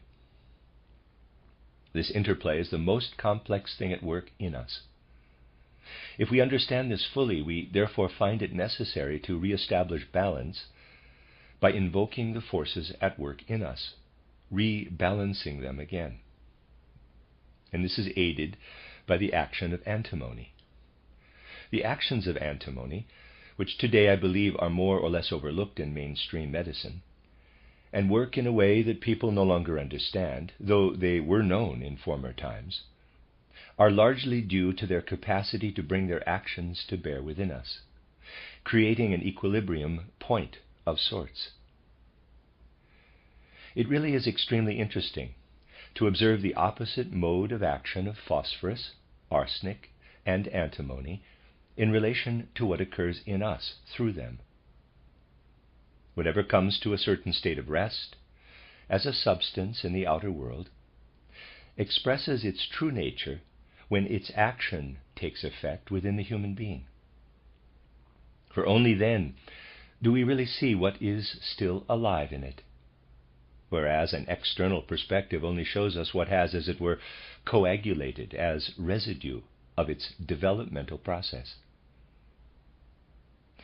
If you look at arsenic outwardly, it really embodies, in the external world, the end of a process whose beginning can be found within us. We can never gain full insight into a substance we observe in the outer world if we do not know, at the same time, how it acts inside the human organism. As well as the field of chemistry, there is also one of anti-chemistry. Chemistry only means looking from one angle, from behind, at an entity that has a front and back. A being with a back also has to be observed from the front, and only then, by comparing these two aspects, can we gain an impression of its totality. Having only observed what lives in a substance by examining its rear view, we must then also go round to the front and take a look at how it acts in the human organism. Besides pursuing chemistry, we also need anti-chemistry. And in the interplay of both, we gain insight into the true underlying realities. We will look at this in more detail, tomorrow. The end of Lecture 2.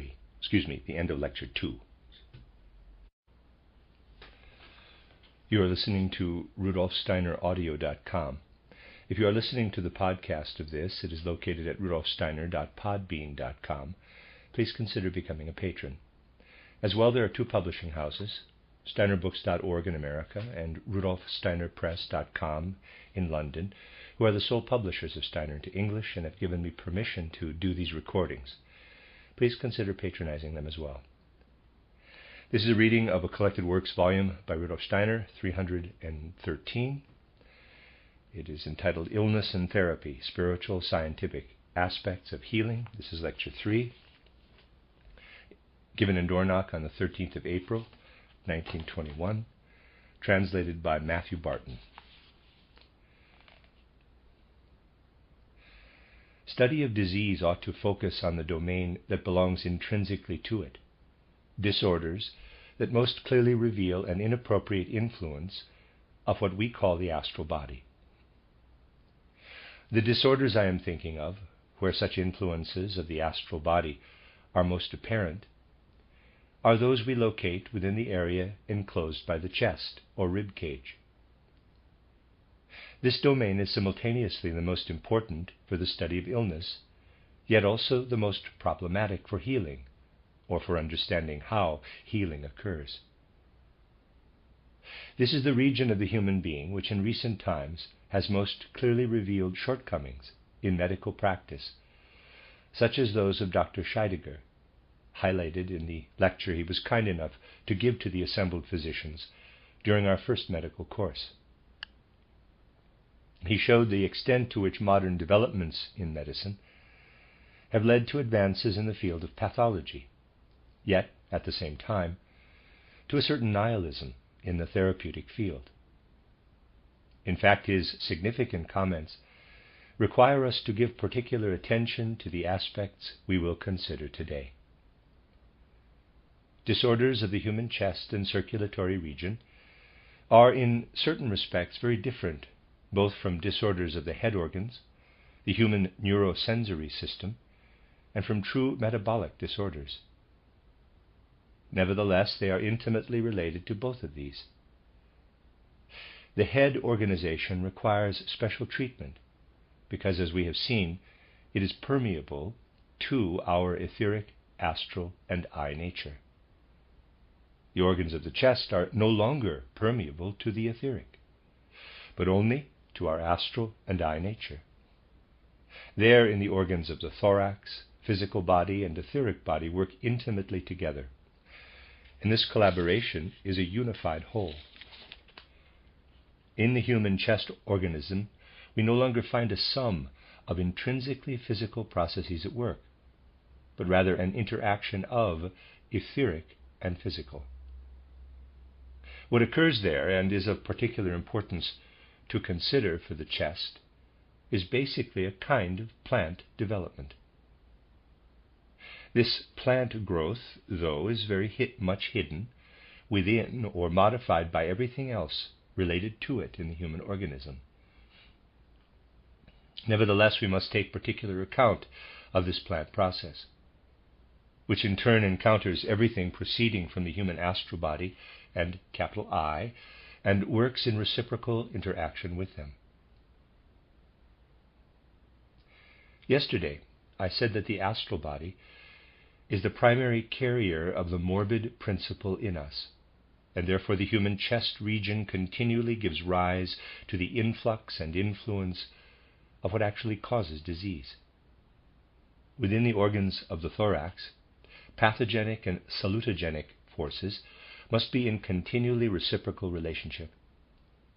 In this region, in fact, our normal state can only arise by virtue of the fact that we swing back and forth, as it were, so as to paralyze, through stronger health-giving forces, the pathogenic forces that are continually present, and vice versa, oppose over-burgeoning and potentially proliferative forces from the etheric realm with the limiting nature of the astral, which in turn leads to pathology if it exceeds its proper bounds and takes too strong a hold of the body.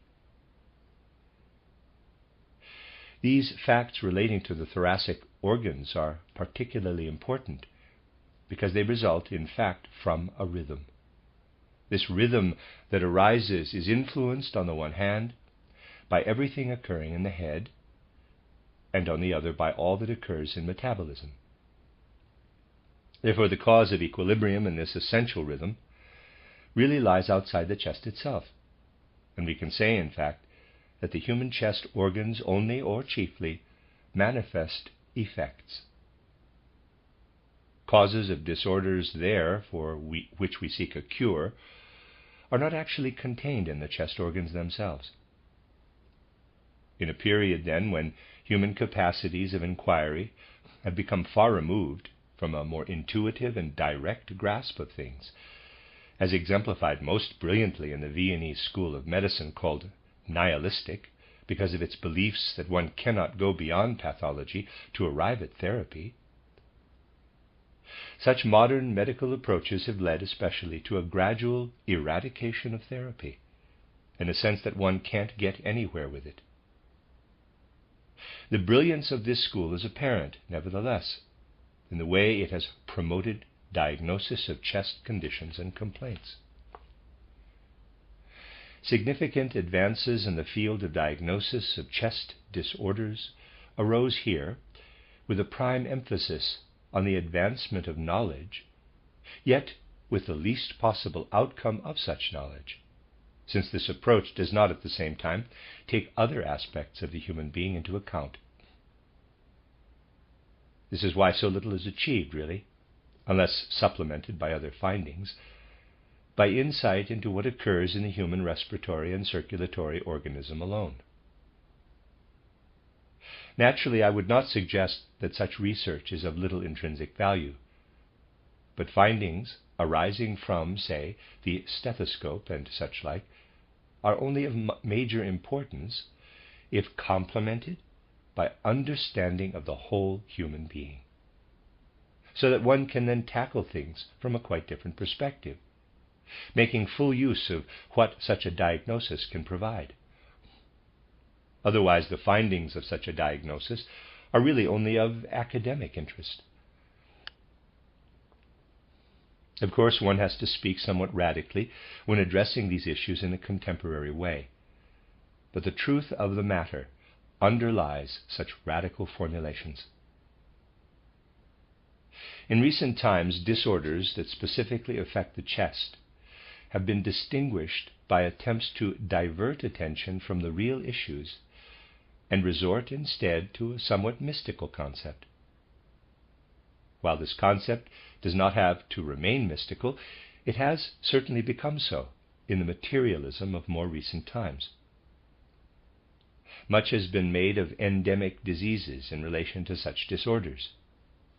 Indeed, the idea of such, in quotes, endemic diseases is clearly a large hold-all for everything that one does not wish to understand, and which in certain respects remains inaccessible to modern medical practice.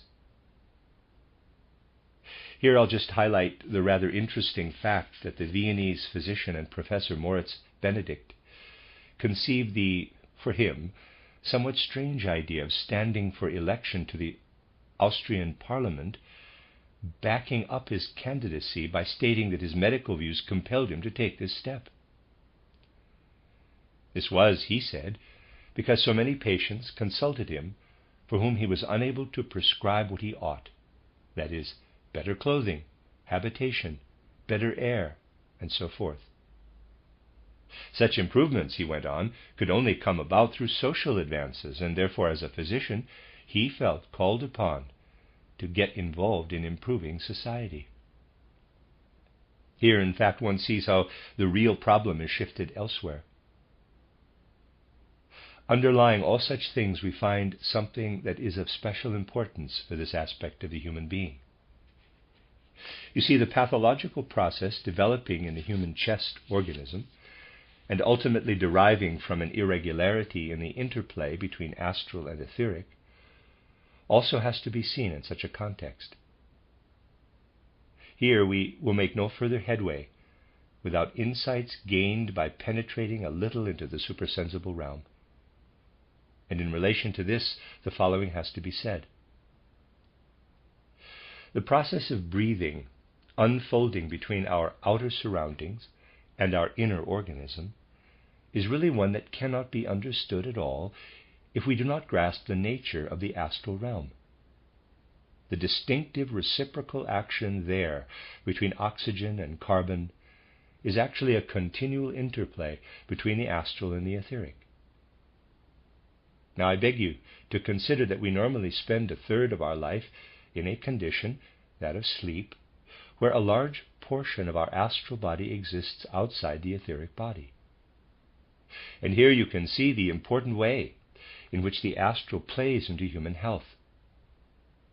It is in fact self-evident that the astral is still active within us in sleep.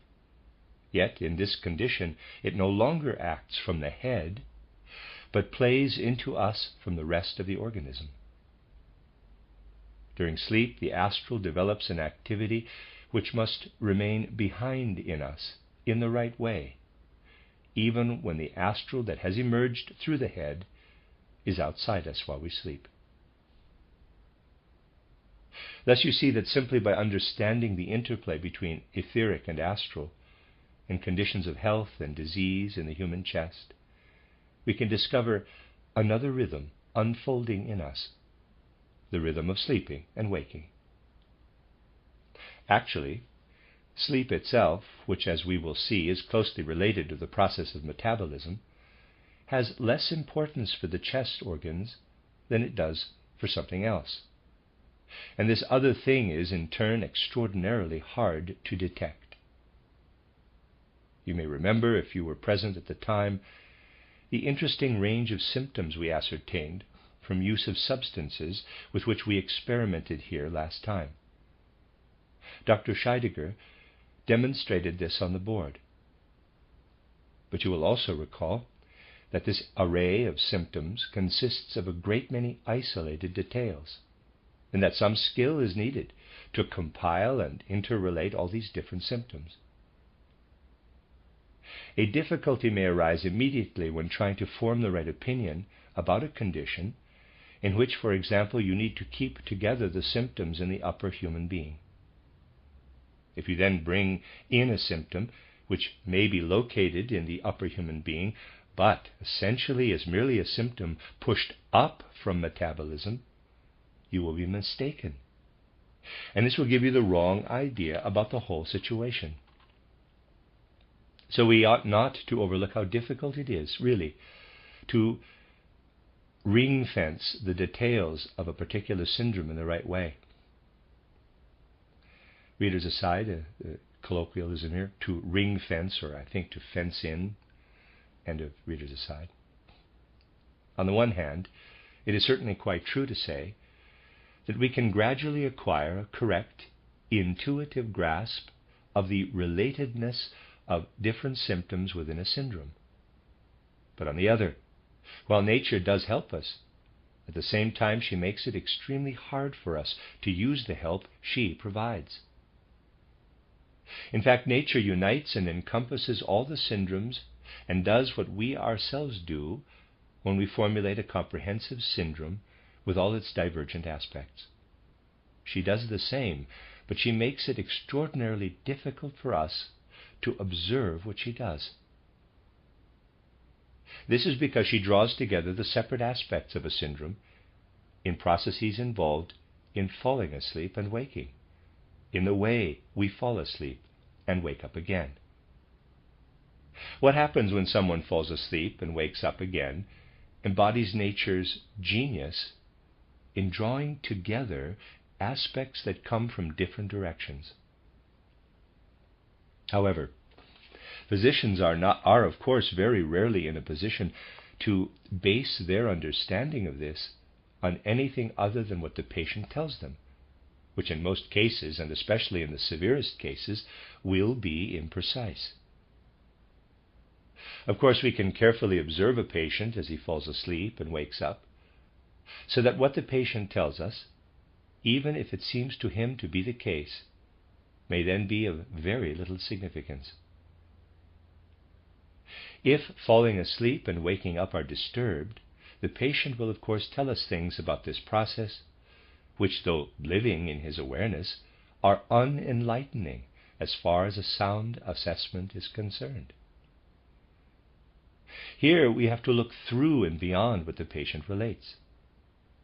You can best recognize the truth of this if you try, gradually, to approach these facts and weigh them up carefully. Above all, you can experience the remarkable connection between the etheric and astral body if you observe how cares, worries, and such like work on in people. Here it is not enough to observe the cares and anxieties that have occurred yesterday or in the past week, which are ultimately of least significance, but those which arose longer ago. A certain period must always elapse between the time when worries or griefs first affected someone and the time when they have, in a sense, become organic, passing into the organism's activity. Cares and sorrows that reach a certain level of intensity always surface later on as anomalies in organic activity, and specifically in rhythmic organic activity. These may go as far as irregularities in the rhythmic organism, and only then can they work further to affect the metabolic organism and so forth. This is a primary fact that we have to consider.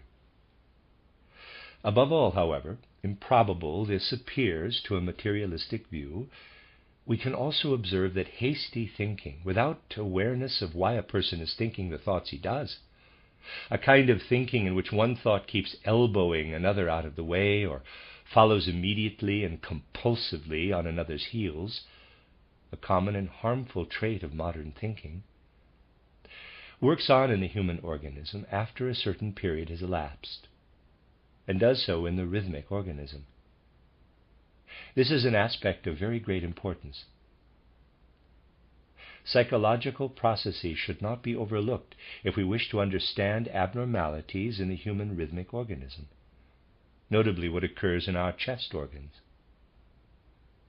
At the same time, we can also include in this picture what we may call the periphery of the rhythmic organism, the rhythm of nutrition and of evacuation. By including the rhythm of nutrition and that of evacuation, we get a full picture of the overall rhythmic system. On the other hand, something else is of very particular importance. The other pole of the human being, that of metabolism, works back on the rhythmic system, and we can perhaps best understand the way in which this occurs if we know the following. Hunger and thirst manifest initially with great clarity in the human astral body. The way in which we ordinarily experience hunger and thirst is naturally as an astral phenomenon, astrally experienced awareness. We need to be quite clear about this. We ordinarily know nothing of whatever is not experienced astrally. What we experience etherically lies so far below in our subconscious that we are unaware of it. In daily life, therefore, hunger and thirst manifest in astral experience. But they cease to be astral in nature when they remain behind to be experienced under conditions of sleep. This does not mean, though, that they are then any less connected with the astral body that also works on in sleep from below upward. And what proceeds from this direction, hunger and thirst that work back on the rhythmic system, when they remain in this way and work on within us, renders this system irregular by making it ill. This does not, of course, relate to the hunger and thirst we have felt the day before, which we take with us into sleep. It would be wrong to think that the problem arises when we go to sleep hungry now and then, or, if you like, when we go to sleep hungry over a longer period. That is not the harmful thing. What is harmful is for the state of hunger and thirst to become habitual, notably when this state is stimulated by a disorder of the metabolism, so that the rest of the organism is not appropriately nourished in consequence. Thus, the after effects of hunger and thirst are, in this regard, certainly a cause underlying disorders of the respiratory and circulatory organism. But if we now leave aside these effects on the human chest organs, the only other thing, a third factor, is the outer world's effect on us. For through breathing we are, of course, connected with the external world, and its effects unfold within us.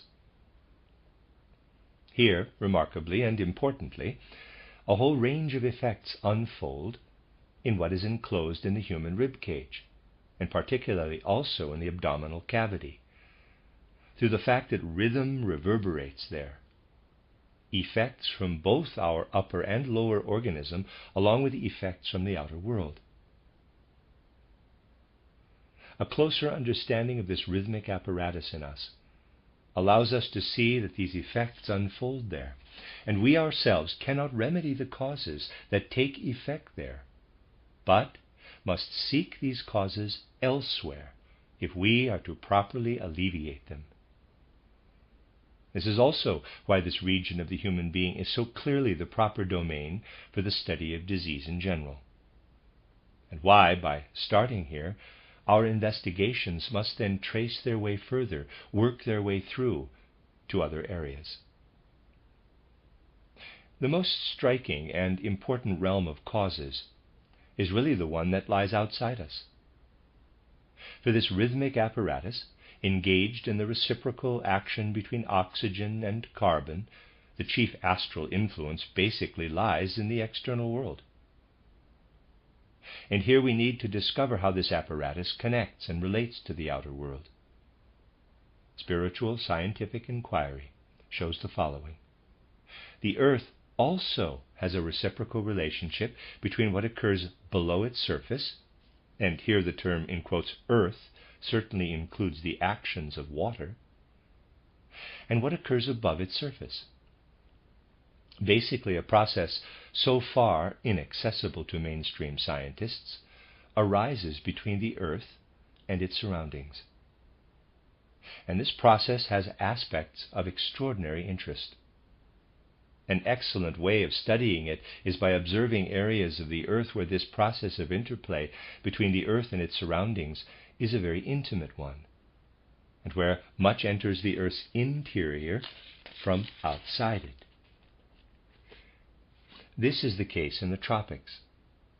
The distinctive nature of the tropical zone arises really from an intimate interplay between the external atmosphere, air, light, and atmospheric heat, and what is contained within the earth itself. And it is also no accident that we must look there in the tropics for what I would call a certain pole of magnetic and electrical effects. To speak metaphorically, of all areas of the earth, the tropical zone is the one where most atmospheric effects are sucked up. And this imbibing of what exists outside the earth gives rise to burgeoning vegetation. Toward the poles, the earth sucks up little of these atmospheric effects, resisting them, and as it were largely repulsing them. But in the tropics, if I can put it like this, the earth seen from without shines with least radiance because it reflects least back, being most absorbent there. At the poles, by contrast, the earth shines most, repulsing most of the external atmosphere, and thus shining and gleaming with greatest radiance there. This is extraordinarily important.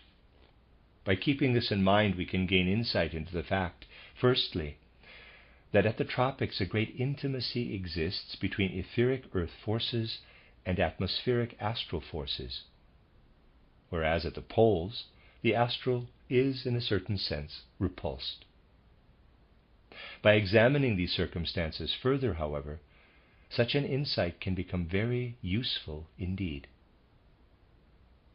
Let's assume we take a patient to a climate where the actions of light are very predominant, where the air is strongly illumined by light, suffused with it. If we do so, we can discover that we have brought someone to a region where we can basically divert the earthly influences acting on him away from him and expose him to influences coming from outside the earth.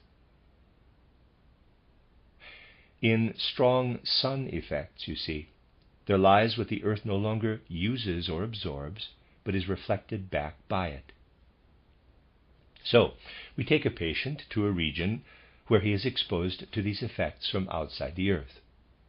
And by doing so, by simply placing a patient in sun-illumined air, we work upon his rhythmic organism.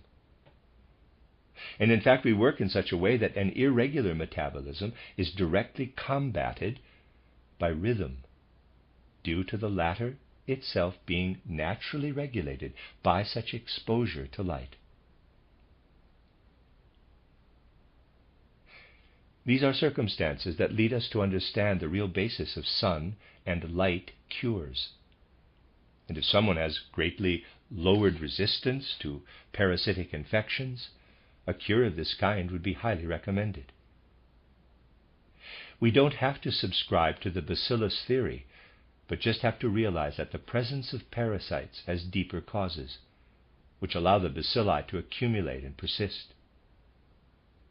The bacilli themselves are never the real pathogens, but merely show us that a patient contains these pathogens, in quotes, within him. Bacillus research is important, certainly, but only as the basis of further inquiry. For the real organic causes of an illness lie in the human being himself. These organic causes within us are counteracted by what rays toward the earth from the surrounding cosmos, and what surrounds but is not wholly absorbed by the earth. Thus it is an excess energy, a superfluity of sun, light, and so forth.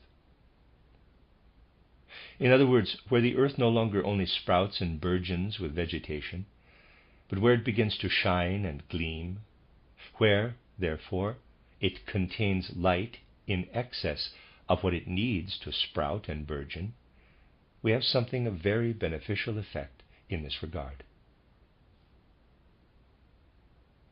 The following is also particularly beneficial here. If we find that a patient is particularly susceptible to parasitic infections due to an irregular circulatory organism, it is a very good idea, of course, first considering all other circumstances, a wide range of which we will meet in subsequent lectures, to take him to a higher altitude than the one he is used to, a greater altitude above sea level, and thus give him an, quote, altitude cure, close quote. And such altitude cures, which of course can be harmful in other circumstances, for as we saw yesterday, everything beneficial in one instance can be harmful in another, will have a beneficial effect on conditions of this type. Now, though, we need to consider something else. We must not forget what is present in certain artificially synthesized substances I referred to previously, or the effects of these on people exposed to them, which we first need to evaluate. By, quote, artificially synthesized substances, close quote, I mean here substances and foods we do not merely consume as the given fruits of nature, but which we cook or in some other way prepare for introduction to our organism, for instance through combustion, and then intake of the ash residue or such like. Here we ourselves subject an earthly substance to a process which really incorporates effects external to the earth. Cooking and combustion do indeed raise out of the earthly domain whatever is cooked or combusted.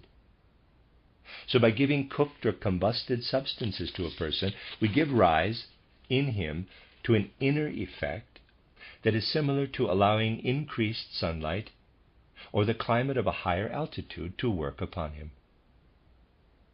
We will also need to consider how we might now be in a position to encourage someone, on the one hand, to change his diet in a certain way, and on the other, also administer a particular medicine to him. This is in cases where an irregular rhythmic system becomes apparent. At all events, we must certainly consider whether we need to give him a substance that has arisen through combusting something of vegetable origin, or, for by combusting vegetable substance we surpass and outdo the normal vegetable process. I'm going to read that again. At all events, we must certainly consider whether we need to give him a substance that has arisen through combusting something of vegetable origin. For by combusting vegetable substance, we surpass and outdo the normal vegetable process. Through combustion, we extend the process with something that comes from outside the earth. Then the following is also especially important. Phenomena involving electricity and magnetism encompass a process on earth, or a sum of processes on earth, which are inwardly connected with what we must call both earthly and non-earthly. The field of electricity and magnetism is one which really ought to be studied more deeply in relation to human health and illness. Here, though, we should feel our way very carefully due to the following. If you picture the surface of the earth to yourself schematically, here the interior of the earth and here what is above it, then phenomena of electricity and magnetism have a close connection to what is intrinsically earthly in nature. See also plate 3. You know, of course, that electricity conducts itself from one earth conductor to another, say from one Morse telegraph station to the next. There is only ever one wire connection, and the circuit is completed underground. Here we see the electrical field, which the earth has already appropriated. We can say that electricity and magnetism are basically constituted by something that is both outside the earth and within it. But the earth appropriates electricity and contains electrical effects that really originate outside the earth. In fact, the electrical and also magnetic effects can be held back in the earth's atmospheric periphery without being appropriated by the earth. These are all the electrical and magnetic effects which we find in our electrical and magnetic fields. If we magnetize iron in relation to the earth, this means we turn the magnet into a little thief. We endow it with the capacity to rob the earth and retain what the latter wishes to absorb from the cosmos before it can do so. Thus we make the magnet into a little robber.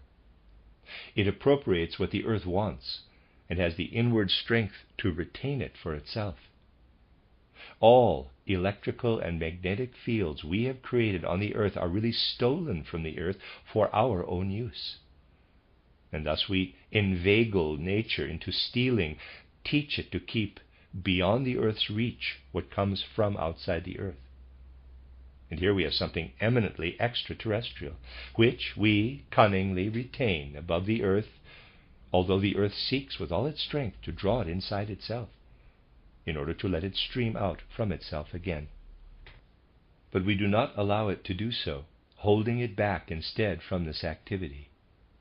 And this is why we must regard electrical and magnetic fields as excellent opponents of arrhythmic processes in us. Thus, really a form of therapy should be developed which specifically addresses severe arrhythmia, or any other severe or mild disorders of the rhythmic system. In mild cases, it works even better by holding a strong magnet close to the human organism, not actually touching the body, at a distance that would need to be determined experimentally. You would have to try this out to get the right distance. Further to this, I'd like to suggest how one might best use our scientific findings, not so much in order to communicate an interesting fact, one not yet far enough developed to pass on to mainstream science, but to draw your attention to something which can guide and govern a quite different train of thought. The same Professor Benedict, whom I spoke of earlier, has undertaken very interesting experiments in a dark room on the radiance of human auras. These experiments have nothing directly to do with what I described, for instance, in the book titled Theosophy, although there is an indirect connection. The emanations I described can only be perceived supersensibly. But between these higher emanations and the coarser ones, which the ordinary eye, EYE, can detect, lies a field that can be perceived in the darkroom. And Professor Benedict has provided an interesting account of what he found under darkroom conditions. For his experimental subjects, he chose in particular people who were sensitive to dowsing rod phenomena, in whose hands, in other words, the dowsing rod responded most actively. Moritz Benedict tested the auras of such people in the darkroom and found the following very interesting results: that the auras of people with a skill in dowsing are quite different from those of others. To be precise, the asymmetry of the former is very pronounced, so that the aura of their left side behaves in quite a different way from their right. The aura emanating from their head is also quite different. Though these results were greeted skeptically, they represent the beginning of recording the human aura through physical demonstrations. We must be clear, however, that such phenomena are only of the lowest kind and connected with our physical organization. The sphere of supersensible perception is not yet involved here, as some who wish easy access to it would like to claim. But it is nevertheless a beginning that could lead to a therapeutic outcome.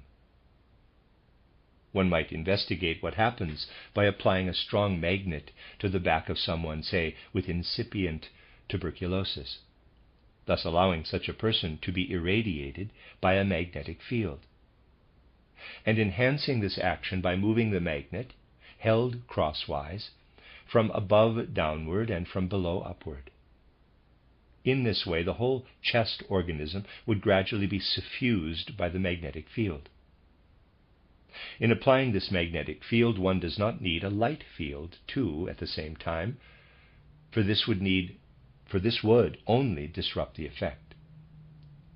So you see, one could perfectly well place a patient in a dark room and could soon perceive distinct emanations proceeding from his fingers. Having done this, placing the patient in the dark room and applying a strong magnet to his back and perceiving the subtle emanations from his fingertips, whose form will be that of a cone with outward pointing tip, we can be sure that the patient has really been suffused or irradiated with a magnetic field. You will find that this has a range of extremely beneficial effects for combating disorders such as those implicated in tuberculosis of the lungs. At the same time, such things demonstrate the great importance of remembering the principle that we really only have effects in the human chest, and that therefore, when we wish to bring about a cure, we must turn to our surroundings and use something that belongs to the world external to us: light, climatic influences, taking a patient to a higher altitude, and every aspect of the magnetic field. This is true, too, of the electrical field. But here we must give special consideration to the mode of treatment involved. Placing an electrical pole directly on the human organism and allowing electricity to pass through it is quite a different matter from first creating an electrical field and placing a person into this field without a circuit passing directly through him from one pole to the other. It will be necessary to experiment with such things, which are extraordinarily important. Under certain circumstances, one can also obtain beneficial effects by allowing the circuit to pass between two poles through a person. But the action in this case will only be one that works over from the metabolic into the rhythmic system. When I conduct electricity through a person, passing it from one pole to the other, and as it were including the person in the electrical circuit, only the metabolic system is affected. If, on the other hand, I place him into an electrical field, I will notice everywhere on him the same kinds of emanation as were found in the darkroom experiments, pointed rays on toes and fingers and so forth. And I will find that I can treat patients by this means, even those whose digestion and so forth is well regulated, but who show tuberculosis-related disorders. This is particularly relevant for disorders that arise in this area. Today, therefore, we were concerned initially with our external surroundings. I have drawn your attention to how, in sleeping and waking, nature brings together what is otherwise distributed separately across a range of symptoms. Tomorrow, I will come back to this, first showing the diagnostic importance of the moment of falling asleep and of awakening, but at the same time also examining how we can observe what nature tries to intimate to us in our waking up and falling asleep. Then, however, as long as we are aware of this principle, we can use it to regulate observation of our syndromes. And we'll find in particular that this can also give us an important pointer to the different forms of treatment required in addressing chronic and acute illnesses. The end of Lecture 3. You are listening to RudolfSteinerAudio.com. If you are listening to the podcast of this, it is located at rudolfsteiner.podbean.com. Please consider becoming a patron. As well, there are two publishing houses, steinerbooks.org in America and rudolfsteinerpress.com in London, who are the sole publishers of Steiner into English and have given me permission to do these recordings. Please consider patronizing them as well. This is a reading of a collected work by Rudolf Steiner, number 313, entitled Illness and Therapy, Spiritual Scientific Aspects of Healing, translated by Matthew Barton. This is Lecture 4, given in Dornach on the 14th of April, 1921.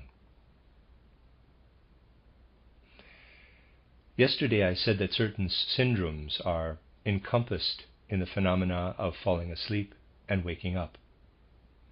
Initially, it is of primary importance to consider the symptoms comprised in the process of falling asleep. And here the following must be stated. Difficulties in falling asleep always indicate that the astral body, I will use this term here since you are now all very familiar with it, clings to the physical and etheric organs, especially the latter, and is too strongly connected to them. A spiritual investigator can easily detect how the astral body clings on in this way by the fact that the organs, both physical and others, continue to function as they do during waking life, whereas in normal conditions of falling asleep, they undergo a marked decline in activity. I said yesterday that it is very difficult, of course, to properly assess the full scope and significance of such sleep-related phenomena. We therefore need to acquire a comprehensive view, as it were, of the phenomena which, in a waking state, are concomitant with difficulties in falling asleep. We find such concomitant behavior in all that, in a certain way, points to involuntary function of the organism. In other words, any involuntary twitching of the lips or blinking of the eyelids, any excessive movement of the fingers and such like, anything, in fact, that does not give expression to an inner process, and thus all sorts of fidgeting, is indicative in waking life of a reduced capacity to fall asleep. Naturally, we can mostly only detect this process when it is clearly apparent externally. When such twitching occurs in relation to our internal organs, we will need to acquire certain skill in detecting it and learn how to properly connect certain symptoms.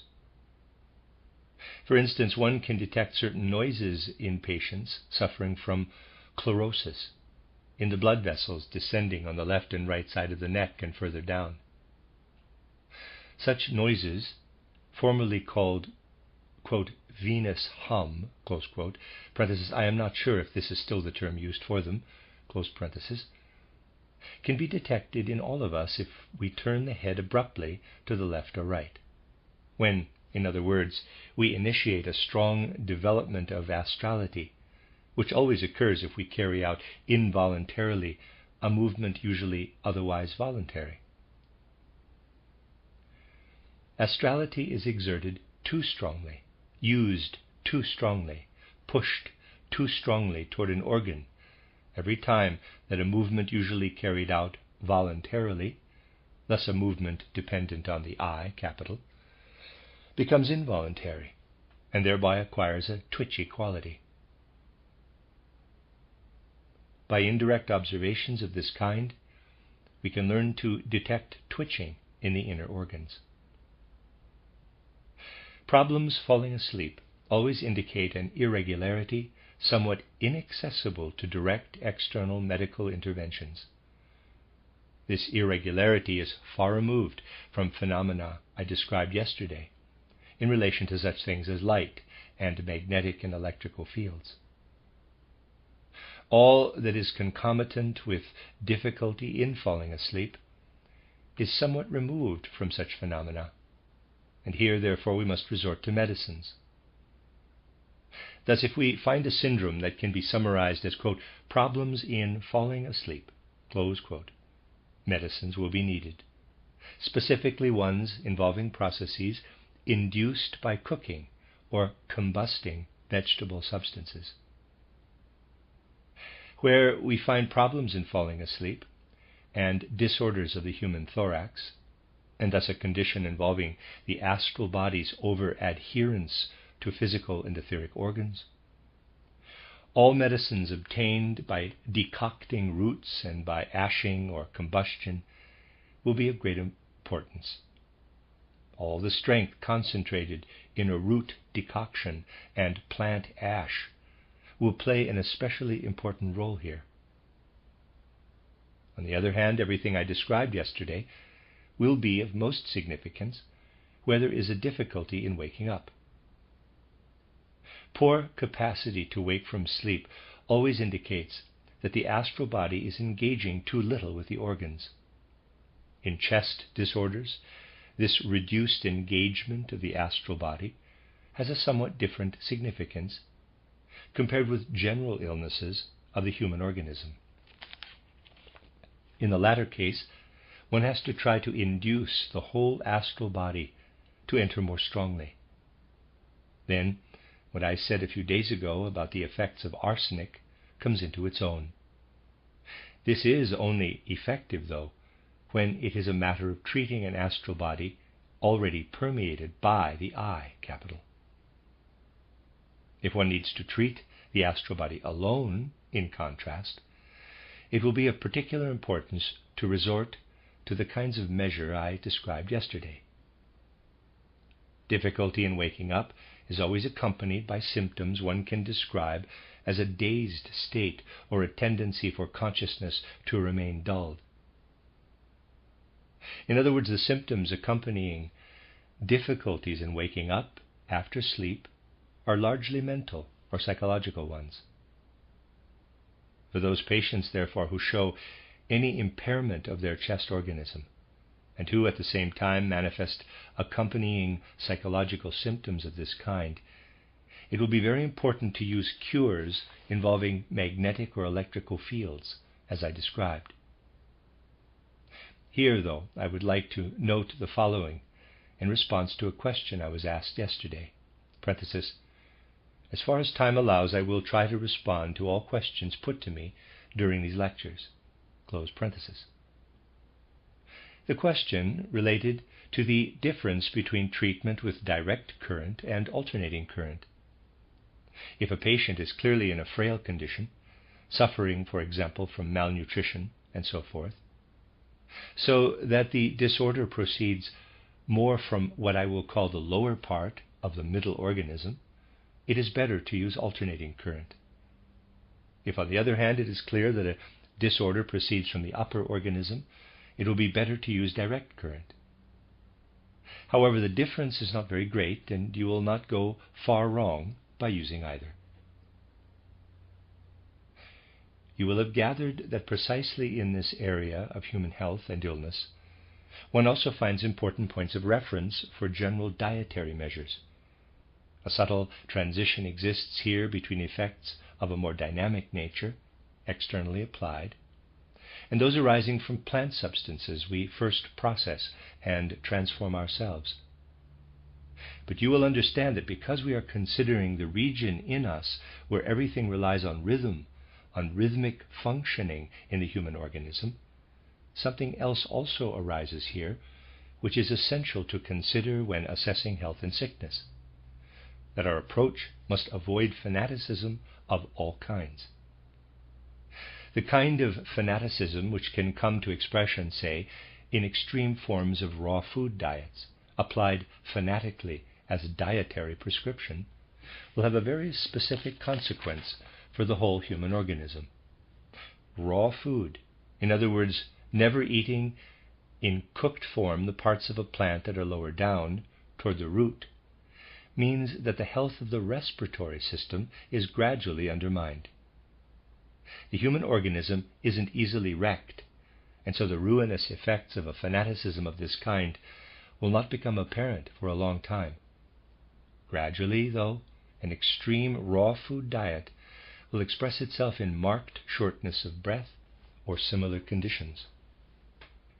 Yet someone might come along and object that they had excellent results with a fruit diet.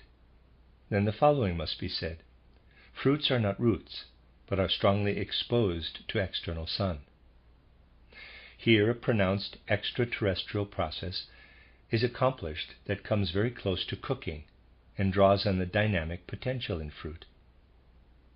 Thus, if certain patients are given fresh fruit, specifically not roots, this will do a great deal less harm than letting them eat uncooked roots. We must not be fanatical in either direction, but instead find an individualized approach that can go both ways.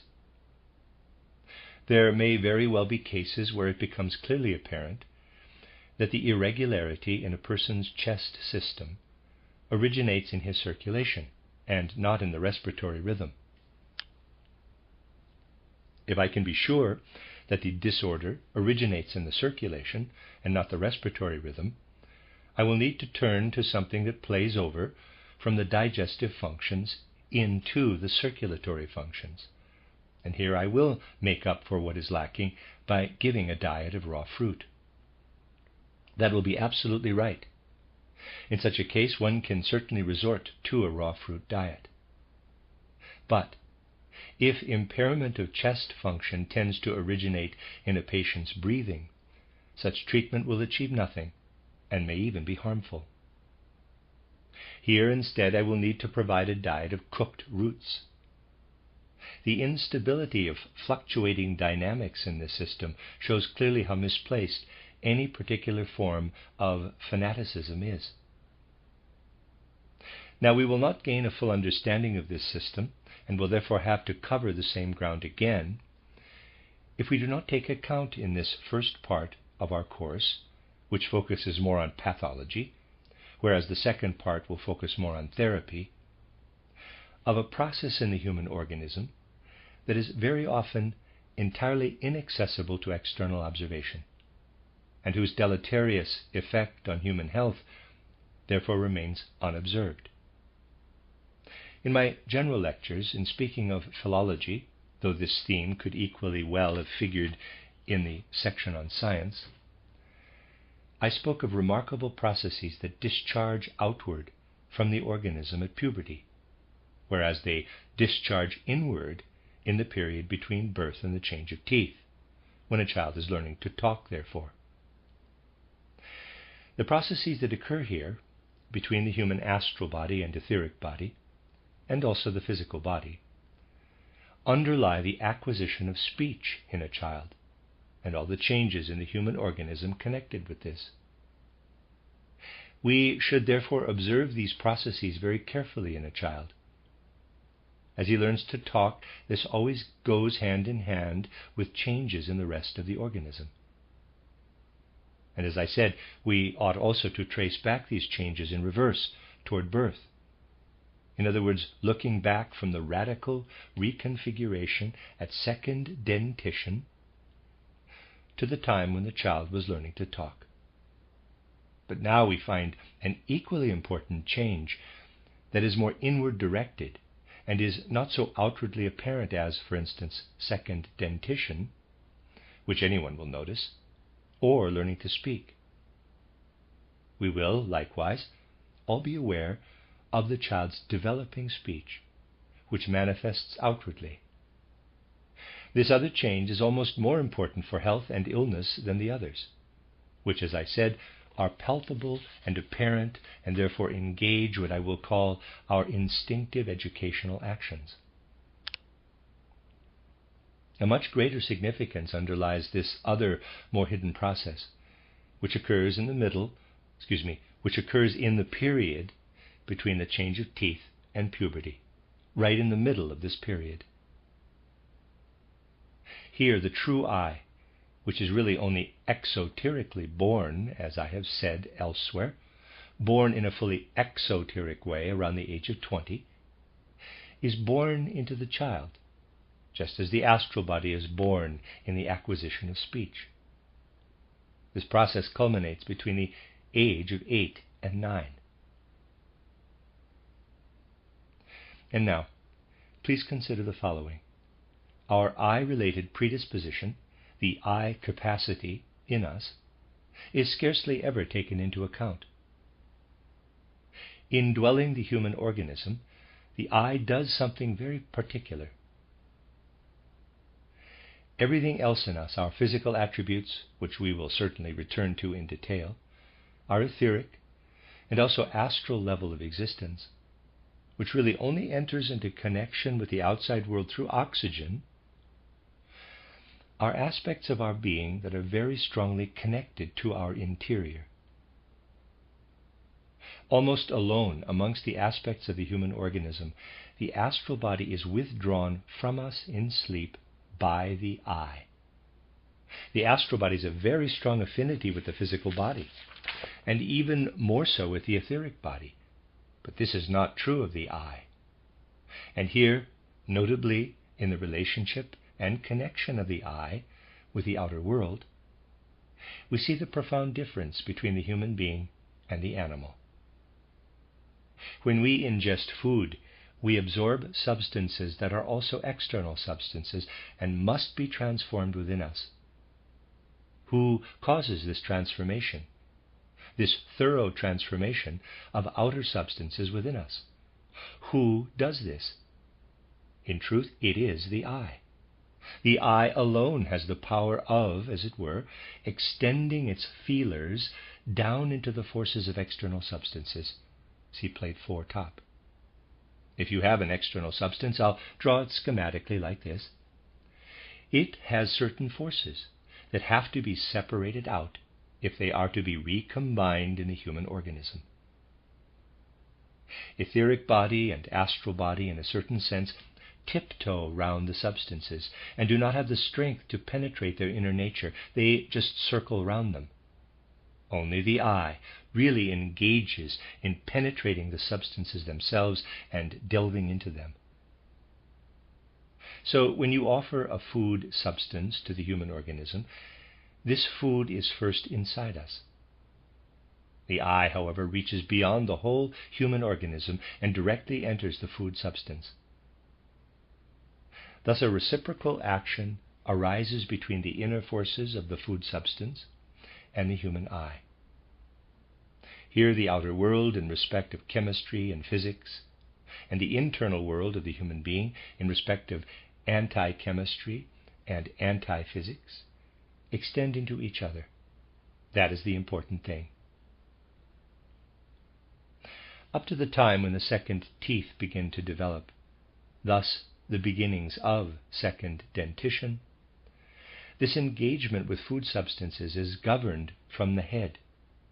The child has been constituted during fetal development so that at birth he has received forces via his head that are active in assimilating substances from within. But after second dentition, in the time leading up to puberty and culminating between the 9th and 10th year, the eye that works from our lower organism, the lower eye, has to meet and engage with the upper eye.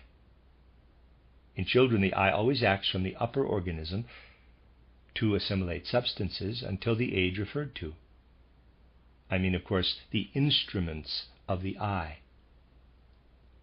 The eye itself is ultimately a unified entity, but the eye's instruments, the polarity of eye activity expressed in the lower eye, which meets the upper eye, only establish a proper mutual relationship at this age between the 9th and 10th year. The eye has to enter the human organization in the same way as the astral body must engage with the human organization when a child learns to speak.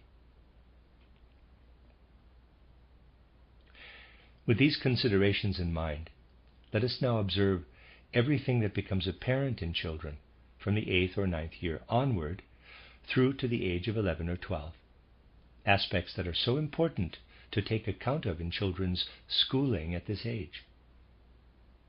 Starting from the perspective I have outlined, we will find the outer expression of these phenomena in a search in which the human organism is engaged, which involves searching for a harmony established only during the course of life between assimilated substances and our inner organization. Try to observe carefully how the head at this age does not much want to assimilate substances' inner forces, how it objects to this, and how this comes to expression in headaches around the 9th, 10th, or 11th year. Then, observe how concomitant conditions arise in metabolic disorders, ones that manifest relatively close to the exterior in the secretion of gastric acid and so forth. If you observe all these things, you can see how some children are continually ailing, in a sense due to this lack of adjustment between the eye acting from below and from above. If we pay careful attention to such things, we can remedy them. And after puberty, they will normally fade and vanish. For at this age, the astral body catches up and can compensate for what the eye is not able to accomplish. These things gradually diminish from the 14th or 15th year through to the 20th or 21st. Children ailing at this period between second dentition and puberty can later become extraordinarily healthy, and it is very instructive to observe this. You will often have seen how ailing children, especially those in whom this sickliness expresses itself in digestive disorders, in irregular digestion, later go on to flourish and be fully healthy when carefully treated. It is very important that such treatment should take great care in relation to dietary prescriptions. Wonderful things can be achieved as long as the parents or teachers of children with this kind of ailment refrain from continually offering large amounts of food which they try to persuade them to eat. This will continually exacerbate the condition. Instead, we should try to discover what the child can easily digest, what he can assimilate especially well. And then we should serve this to him in smaller, more frequent portions, thus distributing food intake over a larger number of meals. This will do these children a great deal of good. It is quite mistaken to think we are achieving anything by overfeeding, persuasion and such like. If, in addition, we ensure that such children are not too overburdened by schoolwork, which will increasingly exacerbate their condition, but instead give them enough rest and leisure, we will also be enhancing the inwardly necessary digestive activity achieved by offering smaller portions of food. The very opposite of this is done on a large scale, and by overlooking or transgressing this law, we do not nurture healthy human development. Instead, all sorts of predispositions for illness potentially result from these digestive ailments and can continue to affect a person for the rest of his life. In the Waldorf school, people are quick to complain that we give children so little homework. There are good reasons for this. An educational approach in tune with reality does not just uphold abstract principles or the general abstractions often proposed today, but instead takes account of everything that needs to inform a person's actual development. Above all, this includes not overburdening children with homework, which can sometimes, certainly, be the deeply concealed cause of poor digestion. Such things always only manifest later in life, but they are real factors.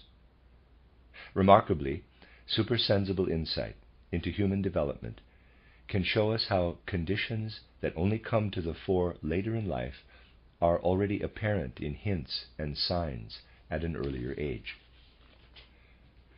A danger lies in what I will call the engagement or coupling of the lower I with the human organism. It exists really for all people and poses a particular risk for children in modern civilization. Anyone not of sturdy peasant stock should be aware of this risk. A strong distinction still exists in relation to such things, and must be made here, between people of peasant or farming stock and the rest of us. All the rest of the world's population has a very marked predisposition to risks arising from this insufficient engagement of the I with the organism, which is thoroughly ruined before this I is due to engage it. Such risks appear as the I engages from below. In the respiratory system, and also the head system, the female constitution is more susceptible to this remarkably unstable balance. Men are more robust, though not more stable, in relation to their chest organization, and therefore less sensitive or susceptible. While the same problems can affect them, these are likely to be less apparent. The female sex is more sensitive to everything that occurs here, and what I have described as the search for the right kind of engagement or coupling of the I either culminates in a healthy condition or in anemia. Anemia is the direct continuation of all abnormal occurrences of this kind after the age of 7. It only surfaces later as a disorder, but represents an intensification of factors that are present but unnoticeable at an earlier stage of life. Here we must make an extremely important distinction. In considering the circulatory system, we must distinguish circulation itself as a sum of motions from what in turn intimately informs this circulation and, as it were, penetrates it, which is metabolism. The circulatory system is informed by an equilibrium between the metabolic system and the rhythmic system, whereas the respiratory system reveals an equilibrium between the rhythmic organism and the organism of nerves and senses. Observing this middle realm of the human organism, the chest system, we have to remember that it is organized between two polarities. Through breathing, it is organizationally related to the head, and through circulation to the system of metabolism and limbs. Everything in the metabolism itself, or in what intimately accompanies the metabolism as our capacity for movement, which is of great importance, especially in the first or rising half of life, pushes its way into the circulatory forces as forces of metabolism. And this upward pushing dynamic must in turn advance, so that in the process I described, we find that what the eye brings about in metabolism and also in the assimilation of substances advances into strong engagement with the substance's inner forces. We find here an upward migration through circulation and breathing that extends as far as the head system. And this has to organize itself properly in the period I spoke of between second dentition and sexual maturity. The eye's capacity to grasp hold of, to engage with the forces of external substances must migrate upward through circulation and breathing until it acts properly upon the head system. This is the very complex process we have to study, and we can really only do so by trying to understand its effect in what I would call the outer digestive tract, where substances still strongly resemble the form they have in the outer world, and where our inner processes have as yet taken only a weak hold of them. What is this first engagement with external substances, in fact? What is the eye doing when it first grasps hold of external substance?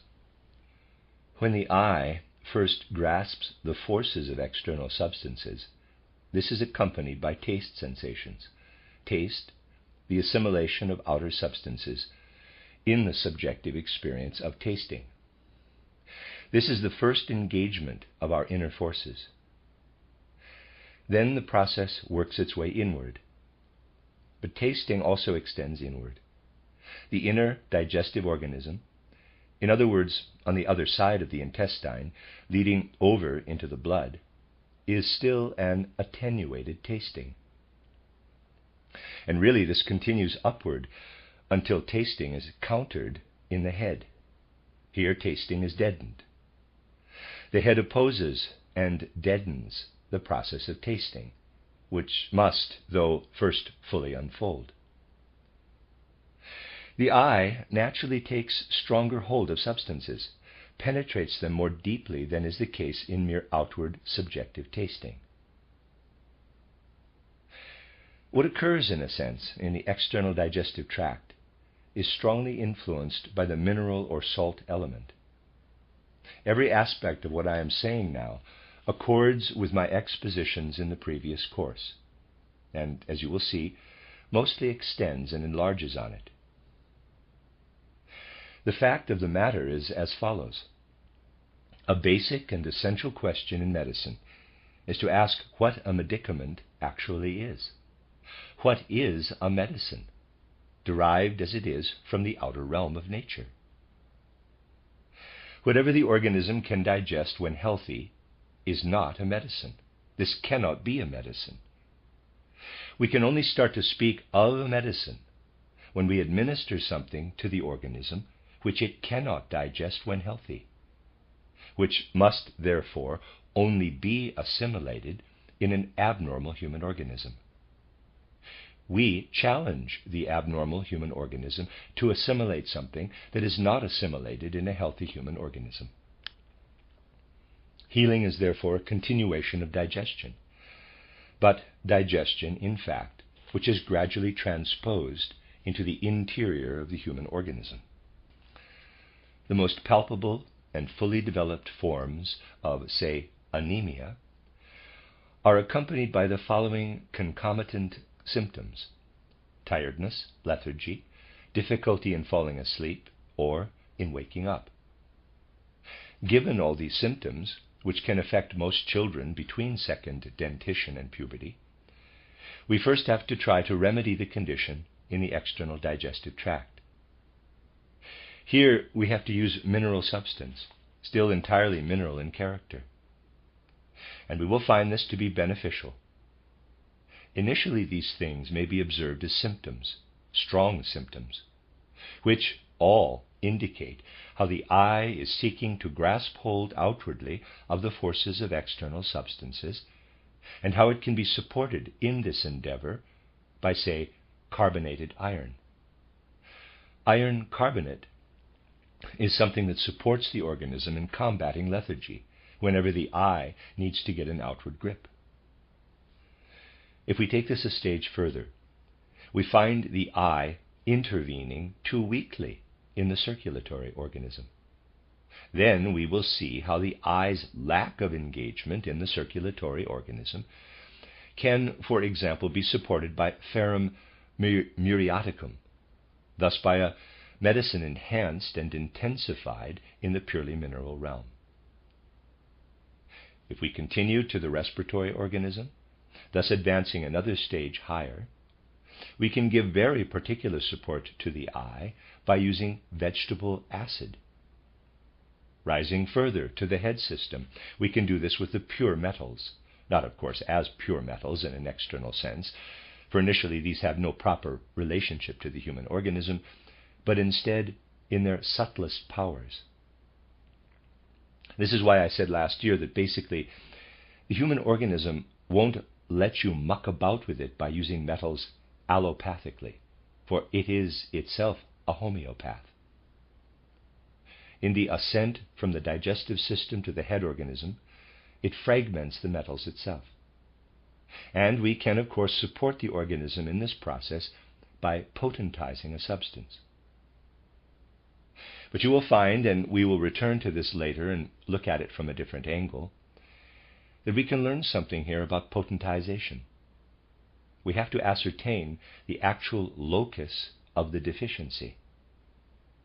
The lower and further away from the head the deficiency or lack of engagement is centered in the human organism, the lower should be the potencies we use.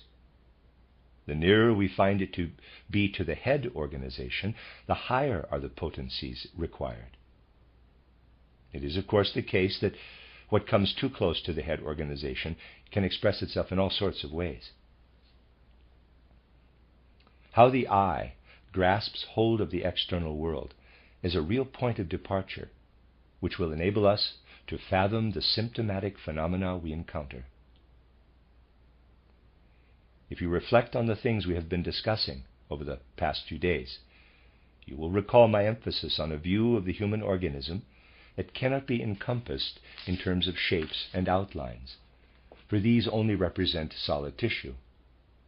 The human organism is largely also organized fluid, organized air, and organized temperature. And now, you see, the I has to engage and grasp hold of these different aspects of the organism. Especially important and subtle in nature is the engagement of the I in the body's different temperature conditions. The I has to engage in these temperature variations within the body in the following way. At birth, we have an image of the I. The image or imprint of the I is present in the head, as stated previously. The I is present there as image and works throughout childhood. And now, alongside this, the I must, as it were, give reality or existence from below, must engage in the organism. This is expressed in the fact that this image of the I we have in our head permeates our organism with warmth in childhood, is connected with the warming of the human organism. However, this permeation with warmth fades. It is strongest at birth insofar as the warming process issues from the head and then falls away. See Plate 4. And later on in life, we need to maintain at a peak from below the warmth that develops in this way, and to do so through the engagement of the I in these temperature conditions. As we grow older, we have to oppose this lapsing graph of warmth with the other rising one, which largely depends on a capacity to grasp hold of rising forces made available from food substance, and to lead these into circulation, breathing, and the head system. Now let us assume that this does not happen in the proper way, that there is insufficient strength to assimilate the inner forces of external substances into the human organism. Let us assume this is too weak and is not developed with adequate intensity. In that case, you are not, as you should, introducing enough warmth into the organism via the eye. The head, developing only the declining graph of warmth, allows the body to grow too cold. This becomes apparent firstly at the extremities. So please observe now how the state of flagging energy derived from all I described today is intensified in such people, in symptoms of chilled hands and toes. This is very tangible, for you can feel here how the process that was accomplished in childhood from above downward through the image of the eye is not adequately met or countered with what needs to arise from and be developed by the active eye, which should carry warmth through into the furthest extremities of the limbs. This is something that will show you how, as soon as you see things in images, as soon as you take note of how the different powers above and below are subtly interacting, so that images arise, developing into something as fine and subtle as pictorial quality, then, in what comes to expression there, we really have what I would call images. In chilled hands and feet, you find images of what is occurring in the whole human organism. And then we can learn to assess the symptoms in a way that allows knowledge of the whole human being to leap out at us from them. If a person has chilled hands and feet, this is profoundly indicative of a failure of this eye to engage properly in later life. If we take account of such things, or if in general we simply engage with what spiritual science has to say based on its fundamental approach, we can forge a real connection with the human organism. A failure to do this, to take account of such things, will gradually lead to a loss of connection and capacity to really perceive and understand the human organism.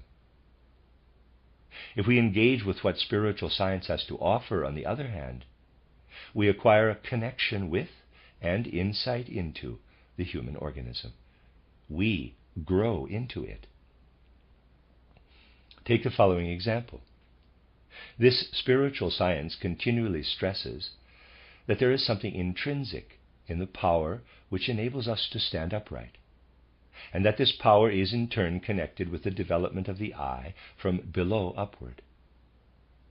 What first happens when we learn to raise ourselves upright expresses a power of uplift which is in a certain sense only external. It is supported by what streams down from above. Once the change of teeth has been completed, the power to raise ourselves has correspondingly used itself up. This primary power of uplift has come to a conclusion, and then the self-raising energy passes into our interior, where a balance must be created between what rises from below upward and what streams from above downward. And then the forces coming from above and those coming from below enter into mutual opposition, encounter each other. In this one-dimensional encounter, as I will call it, of the forces from above and those from below, we can see particularly well what is happening at this age. And now observe how people with, say, chlorosis or anemia grow very tired. They do not feel most tired when they walk on level ground, but when they're climbing stairs. This points us directly to these phenomena. People with a tendency to anemia are especially taxed by climbing stairs, and so in such symptoms, and in what comes to living expression as a child grows, we can grasp hold of spiritual realities underlying our existence. And then we can come to the point of simply reading off what we need to do to remedy abnormal conditions from what diagnostic pathology can tell us in this way. We will speak further of this tomorrow. The end of Lecture 4. You are listening to RudolfSteinerAudio.com. If you are listening to the podcast of this, it is located at RudolfSteiner.podbean.com. Please consider becoming a patron. As well, there are two publishing houses, steinerbooks.org in America and RudolfSteinerPress.com in London, who are the sole publishers of Steiner into English and have given me permission to do these recordings. Please consider patronizing them as well.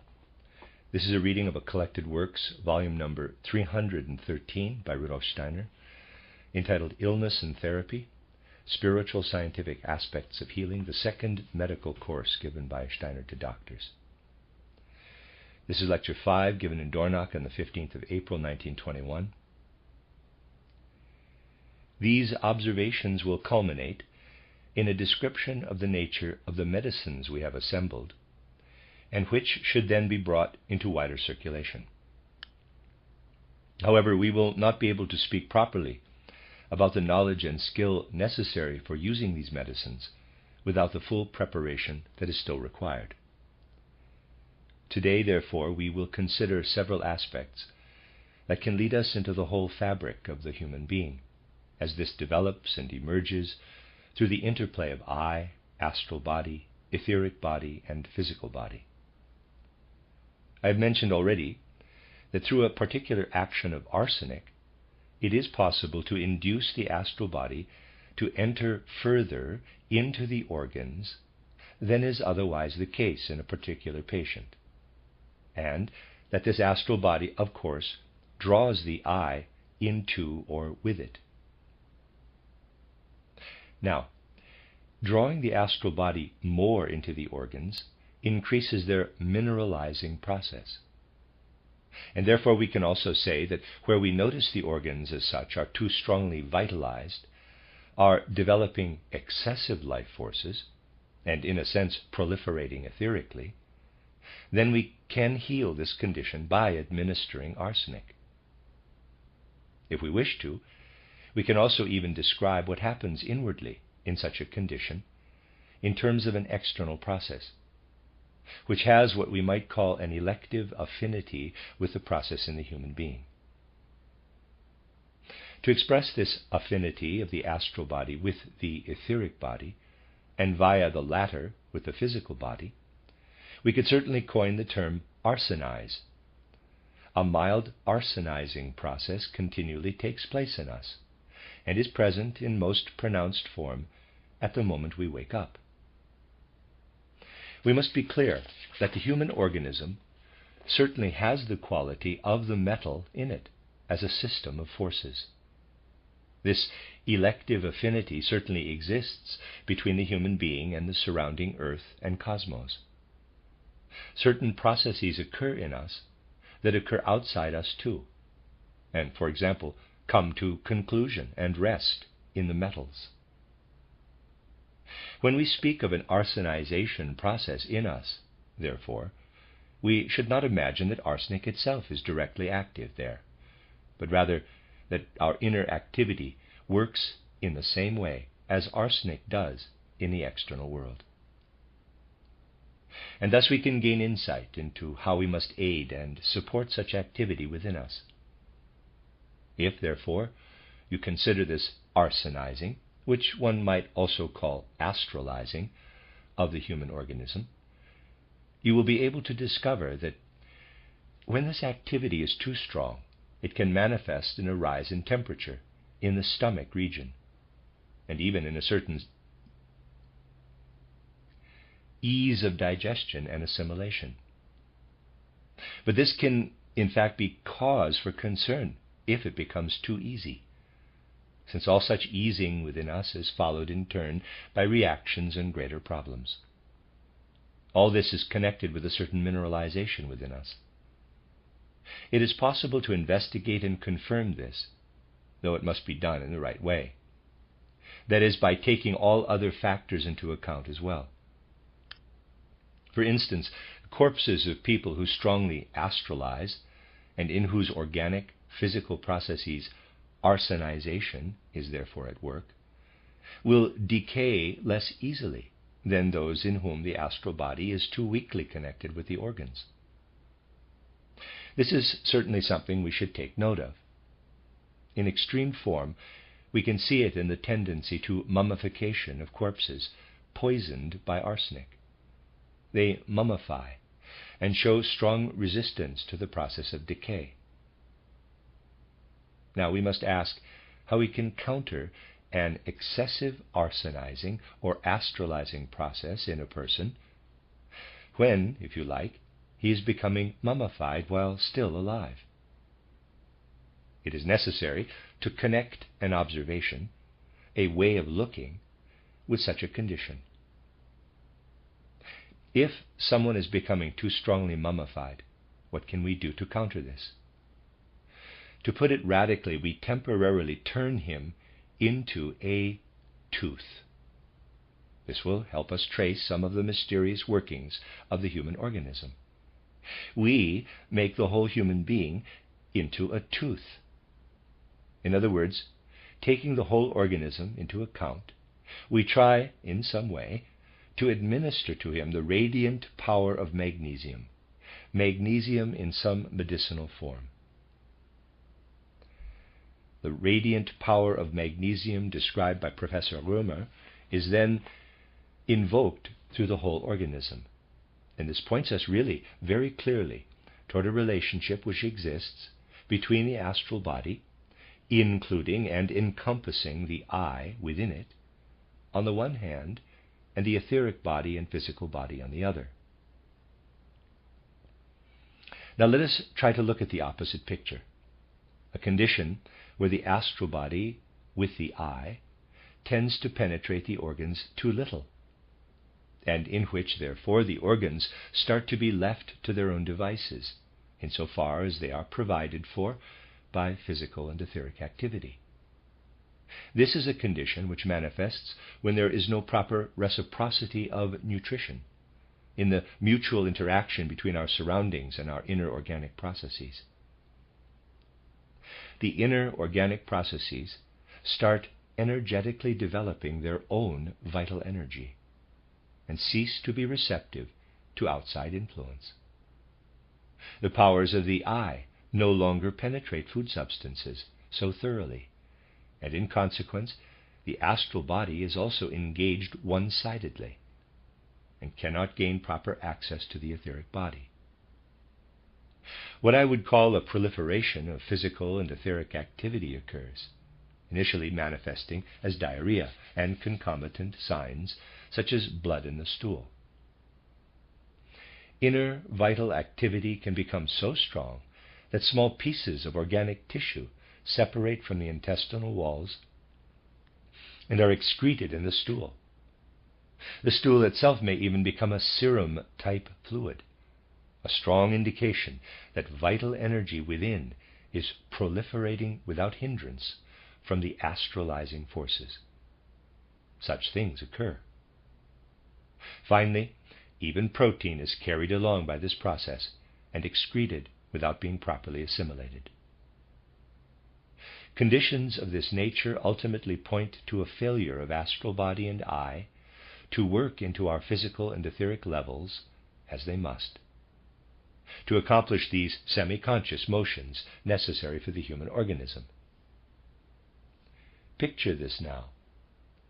The astral body and I are not engaged here in the right way, and thus the etheric body and physical forces are left to their own devices, giving rise to tenesmus, which is characteristic of such conditions.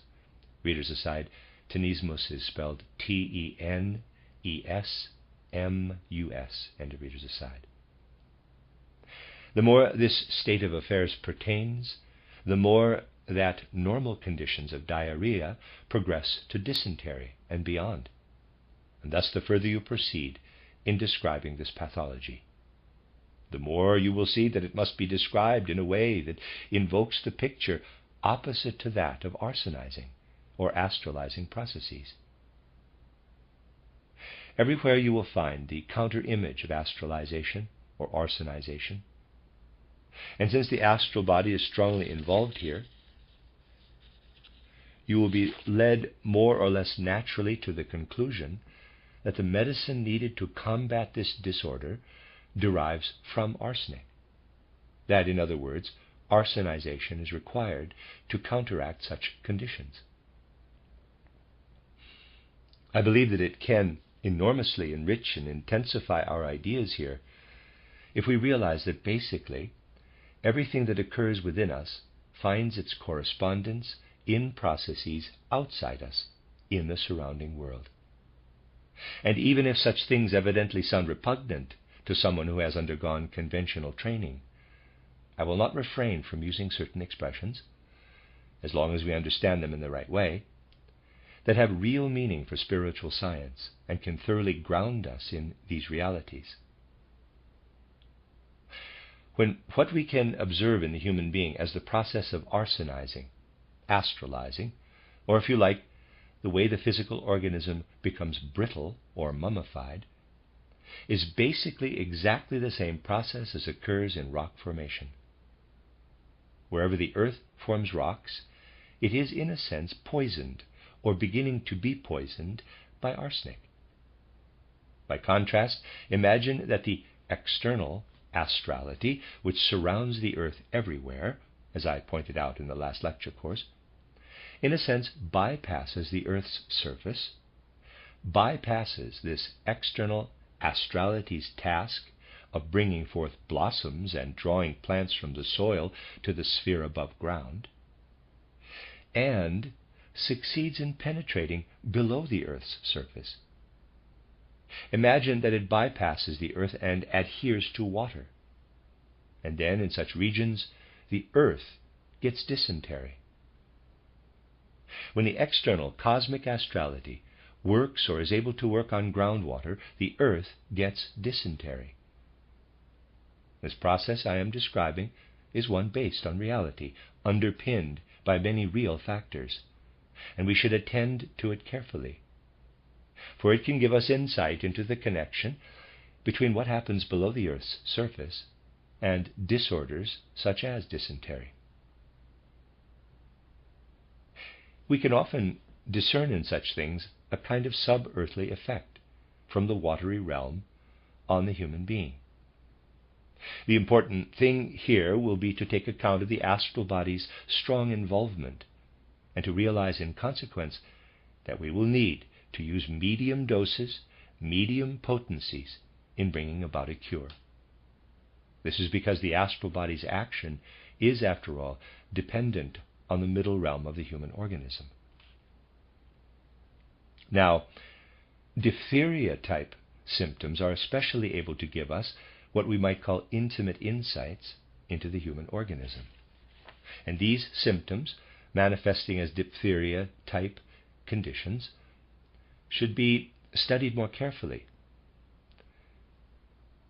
in relation to the search for methods of healing. There is still a view today, I believe, rising from a more materialistic outlook, that diphtheria should, if possible, be treated locally, that this condition should be tackled at the local site where it manifests. Naturally, numerous other views also dispute this. The important thing about the development of diphtheria and everything related to it requires further elaboration here, since in the last course we were not yet able to fully examine this reciprocal action between the four levels of the human organism described by spiritual science. In a different context, I suggested that the child's acquisition of speech is accompanied by many kinds of organic processes. The child learns to talk, and while he does so, and while therefore something particular occurs in his respiratory organism, something of a polar opposite nature at the same time occurs in his circulatory organism, the latter, of course, integrating metabolic processes into itself. Now, in a quite different context, I pointed out that the reciprocal relationship with our surroundings that appears at puberty unfolds inwardly when the child is learning to speak. And that, in other words, what occurs when the astral body pushes outward from within at puberty occurs from below upward in the astralizing process. Learning to talk is, after all, a capacity that develops from below upward. Thus, an astralizing process is involved there too. And we will see clearly how if we draw the boundary of the respiratory system and circulatory system here, see figure 10, a mutual interrelationship occurs between what rises as astralizing process from below upward and the organs that come to meet this astralization from above and intensify their capacity for speech. Our particular interest must focus on what occurs simultaneously here below. For this process down here has the urge to ascend. The whole process is one that rises from below upward. The whole thing has the urge to rise upward. If the process that rises from below upward spreads out too far in an upward direction, and if therefore too strong an upward push of astrality occurs as children learn to talk, this upsurge of astrality represents a disposition to develop diphtheria-type conditions. This is what gives rise to conditions of diphtheria. It is certainly important to give due attention to this. Now, let us also consider the external earth process, which has a certain affinity with the process I just described. Let us assume that this is the earth's surface here, see figure 11. In a plant, which you can say behaves properly toward the cosmos, the earth participates in the formation of its roots, and this earth influence then diminishes so that the extraterrestrial influences grow ever stronger, unfolding particularly in the flower. What unfolds here in the flower is in fact a kind of external astralizing of the flower, which then leads to the development of fruit. If what ought to occur in the normal course of cosmic processes does occur down here, see figure 11, it can only engage with water, and we then have what I call the dysentery of the earth. However, what happens when, as I said, the plant develops properly into a decent plant, always a little way above the surface of the soil where the flower unfolds? It can also develop right at the surface of the soil itself. And then we get mushrooms and fungi. That's how mushrooms grow. You will likely be close to saying now that if mushrooms and fungi develop through this kind of idiosyncratic astralization, then the same process, and this is indeed the case, must occur from below upward toward the head, as in diphtheria, when this singular astralization process takes place within us. And this is why the tendency to a fungal condition exists in diphtheria. We must be very much aware of this fungal tendency and take full account of it. A really very hidden process occurs here. All its external aspects are in fact only a sign that irregular astral streams prevail within a person. And this can show us that a school of pathology, which concerns itself merely with outer symptoms, can of course only gain access to an external manifestation of the whole process. Diphtheria is regarded as a local disorder because only the external symptoms are recognized, without attention to what pushes its way out from within in such a condition. The very skeptical stance people have toward this process can easily be explained if we go back to consider the things that have just been described. The risk of infection is actually great in diphtheria-related disorders. But why? It is because they develop in direct connection with learning to speak, and occur, therefore, most widely in children aged between 2 and 4. After this age, children are less susceptible. But every process in the human organism that arises in the normal course of things at any particular period can also arise abnormally.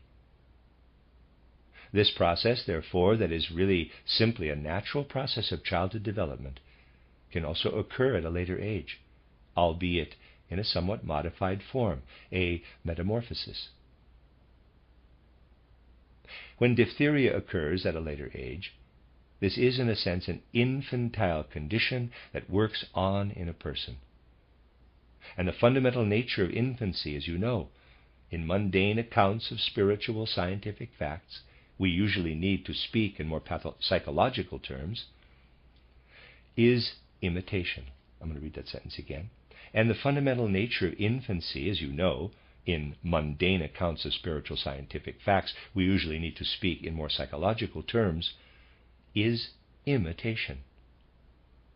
From an external viewpoint, childhood and infancy certainly involve a process of imitation, and imitation is sought. The organism itself is induced to become imitative when it contracts diphtheria. This is why infection is caused, really, by an urge to become imitative. And such imitation is informed by a subtle sensibility, which we can certainly observe. If we study the matter through spiritual science, we find that the eye does, in fact, play a certain role in the process of diphtheria infection. And therefore, what develops as fungal infection, the parasitic nature of diphtheria, is more infectious in this condition than in other diseases, because the human organism comes to meet it with its imitative urge. As soon as this organism, to put it in a rough and ready way, perceives the diphtheria toxin anywhere, it makes itself receptive to it, relates to it imitatively. For this reason, at an initial stage of the disease, addressing the psyche, strengthening a person through psychological encouragement will always have a beneficial effect. With such processes, however, that act so strongly on the organism, we will naturally achieve much less by these means than if we try to discover what I will call the specific antidote to the process occurring there. Here, at least, I am unaware whether people have made any efforts, even empirically, to discover an antidote to diphtheria-related disorders. One should look for it, for example, in cinnabar, up to a medium potency. Cinnabar is the substance whose effects will counteract all the kinds of disorder I have been speaking of. In its very appearance, cinnabar expresses this counteractive capacity. However, an outward appearance only tells us something if we observe it with inner vision. The old doctrine of signatures, which has vanished today simply because people no longer have the necessary powers of observation, relied on instinctive inner vision. It is important, however, to be able to perceive the inner activity which basically is apparent in all external appearances in the world. Someone, therefore, who does not get stuck in a mystic realm, veiling things in all sorts of mystification, but instead retains his healthy common sense, will have to say that vermilion, red cinnabar, is something that in a sense expresses an activity that counteracts fungal processes. Whatever tends toward a colorless state can become fungal, whereas too strong an astralization of the Earth's surface is implicated in fungal growth. In cinnabar-related substances, we find a reactivity to this astralization, a counteraction, and therefore the red color. Wherever reddishness appears in natural processes, astralization is strongly counteracted. To couch this in moral terms, one could say that by reddening the rose tries to defend itself against astralization. Such realms, therefore, involve an interrelated view of pathology and therapy that can lead us into this remarkable relationship of eye and astral body to the other organs, in which they grasp hold of organs or withdraw from them, or manifest excess astral activity in streams rising from below upward. In this way, we can gradually come to insight into the whole human body. We can penetrate and understand it if we pass from such considerations to something else. And here you will have to consider in turn things I presented last year, but which I will now add to and extend. It is very remarkable that the human eye, if we now regard its spiritual, psychological, organic, and also mineralizing action in the human being, is a kind of phosphorus bearer. The eye elaborates its business of phosphorus bearing by pursuing this activity to the periphery of the human being. To bear phosphorus through the human organism, permeating us with phosphorus, is an eye activity. The eye carries out this phosphorus bearing to the outermost limits and periphery of the human organism in an extraordinarily skillful way. Up to a certain limit, which it is necessary to adhere to, the eye can in fact only bear phosphorus through the organism by attaching it to other substances and forming chemical compounds with them. In bearing phosphorus through the organism, the eye basically prevents the chemical release of phosphorus. Preventing the chemical release of phosphorus is one of the tasks of the eye, except for traces of phosphorus that are in fact necessary if what ought to be instigated were instigated to a greater degree.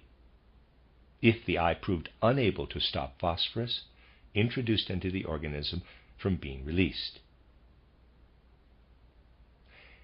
If the phosphorus in us were released, causing an intense effect on the human organism, a very distinct process would be unleashed.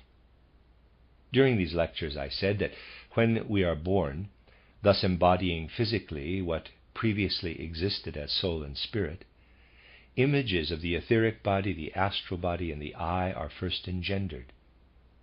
And I said that everything that is an image of the eye really lies in dynamic systems, movement systems that come into balance.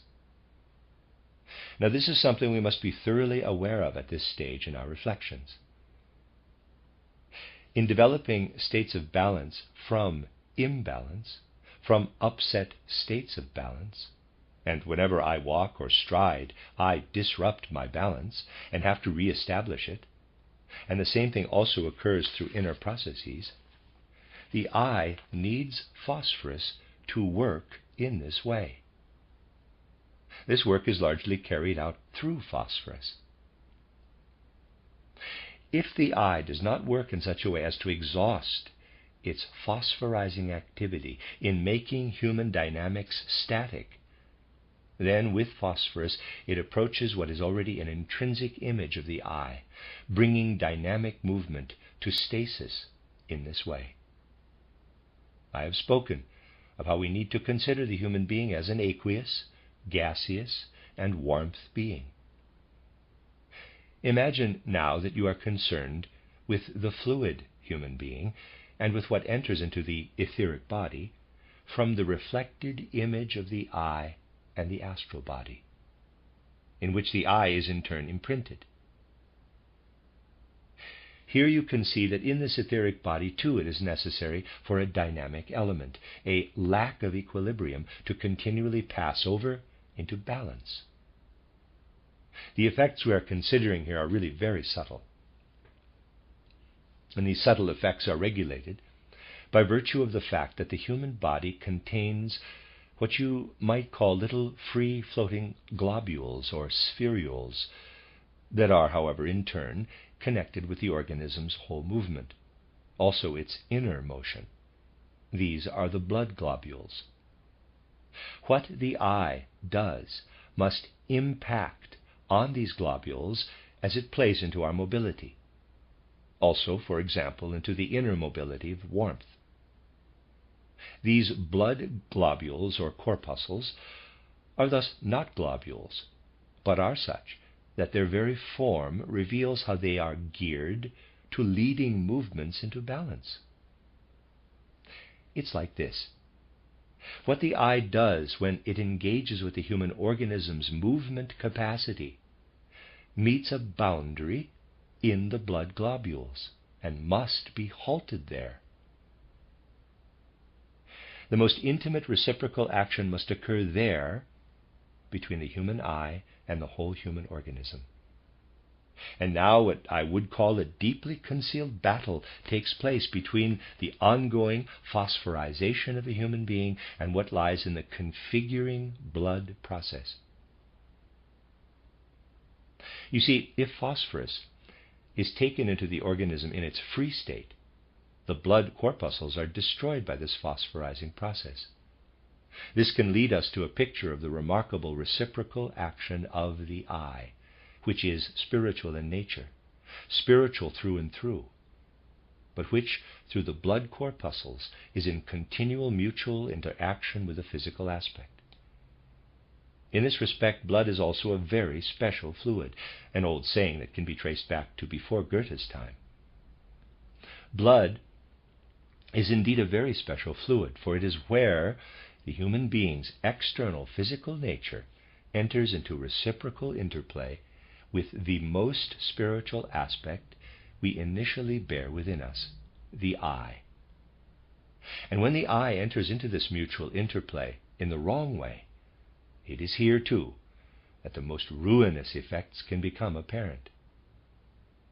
If this mutual interplay occurs in the wrong way, a great deal can be destroyed at the physical level, so that we see epithelial disintegration, fatty degeneration of tissue right into muscle fibers, especially striated muscle fibers, since these are where the eye is particularly active, and dissolution of the blood corpuscles, etc.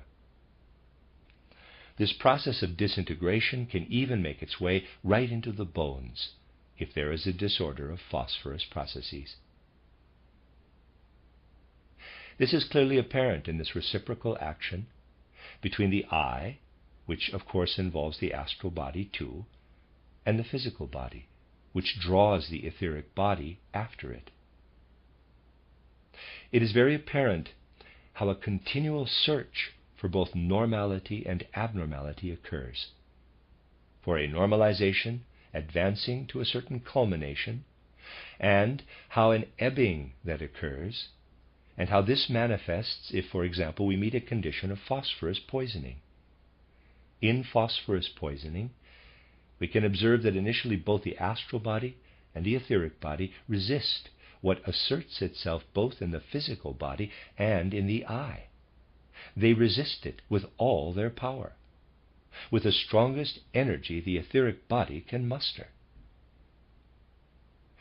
The latter tries to make headway against what develops as excessive influence in the eye, tries to make headway against it and strengthens its own forces.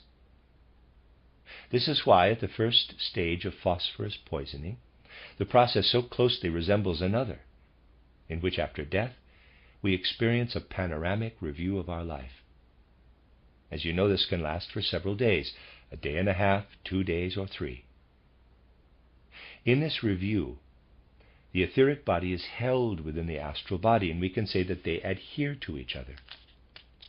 They also do this initially in the human body when phosphorus poisoning occurs. Everything is developed that can be developed through the collaborative action of astral body and etheric body, and which then likewise occurs in the etheric body's panoramic review after death. In the first stages of phosphorus poisoning, therefore, this expended energy will lead to an improvement in the same length of time that such a review would last, followed by a flagging and ebbing of strength. Then, after this ebbing of strength, the abnormal action of the eye reasserts itself even more strongly.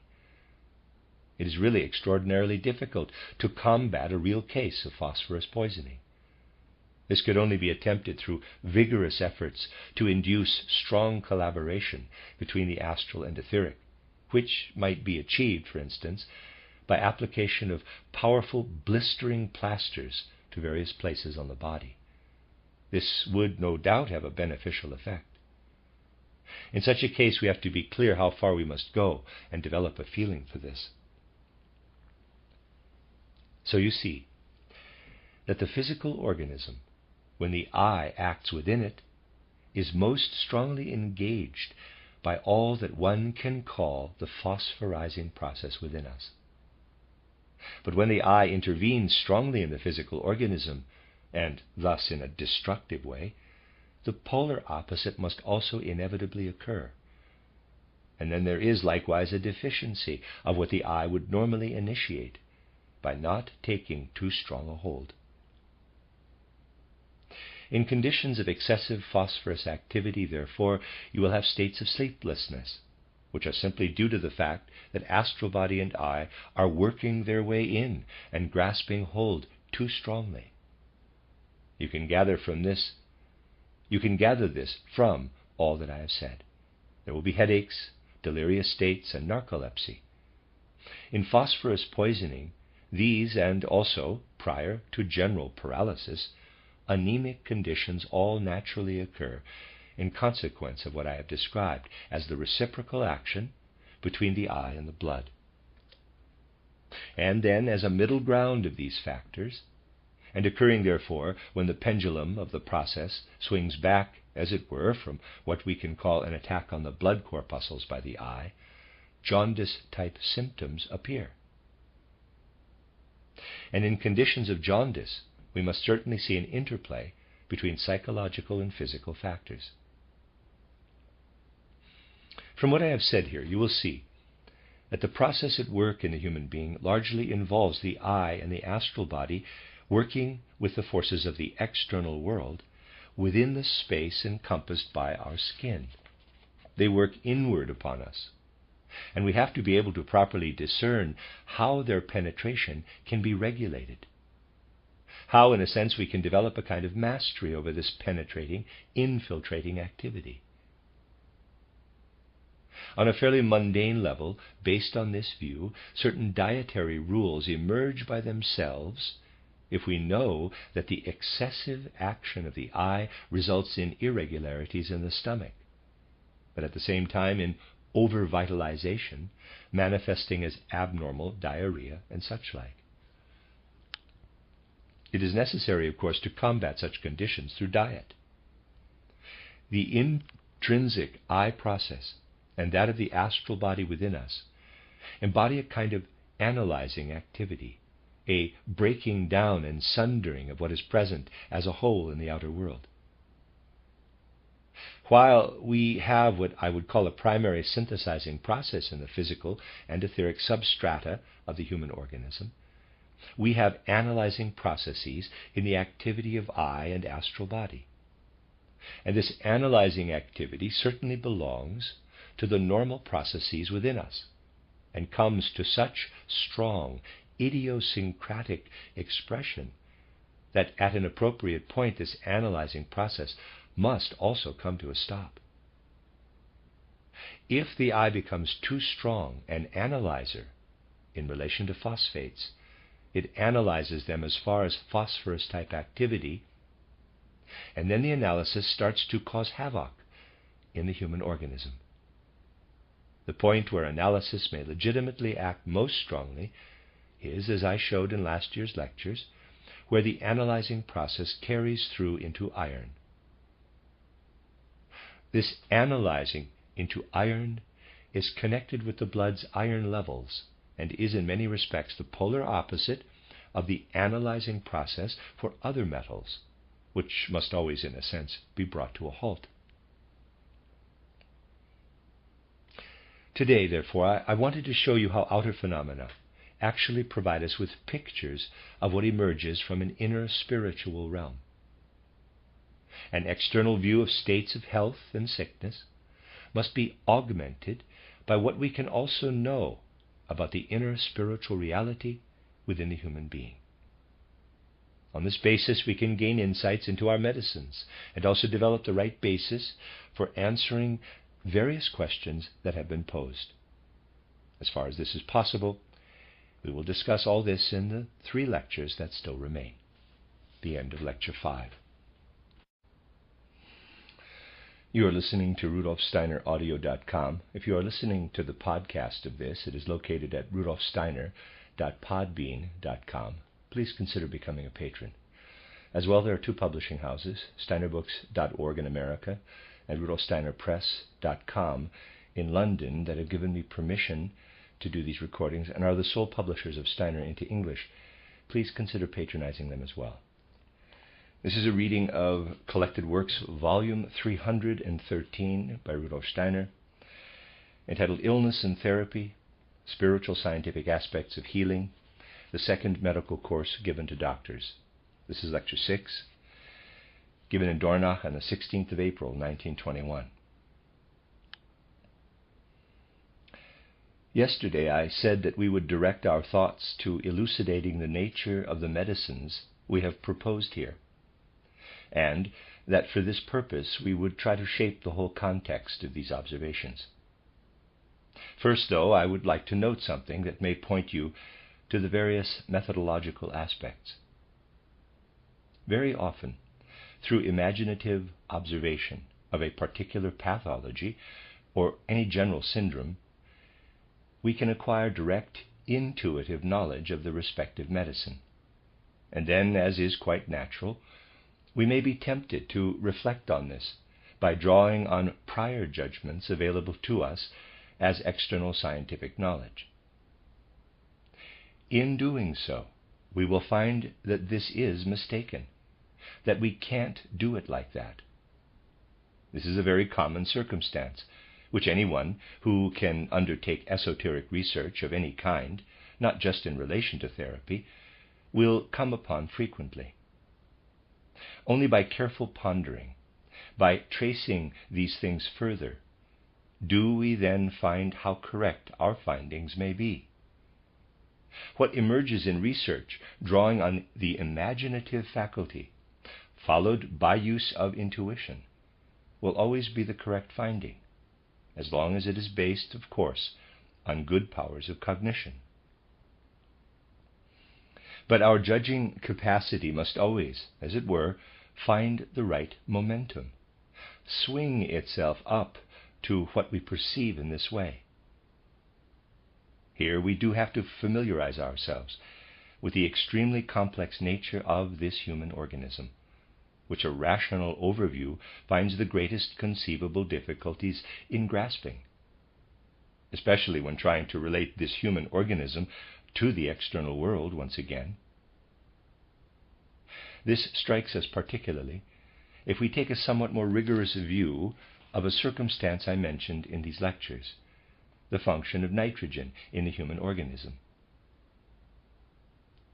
As we saw, there is more nitrogen in exhaled than in inhaled air, and materialistic thinking can really only deal with this by saying that the difference is of no significance.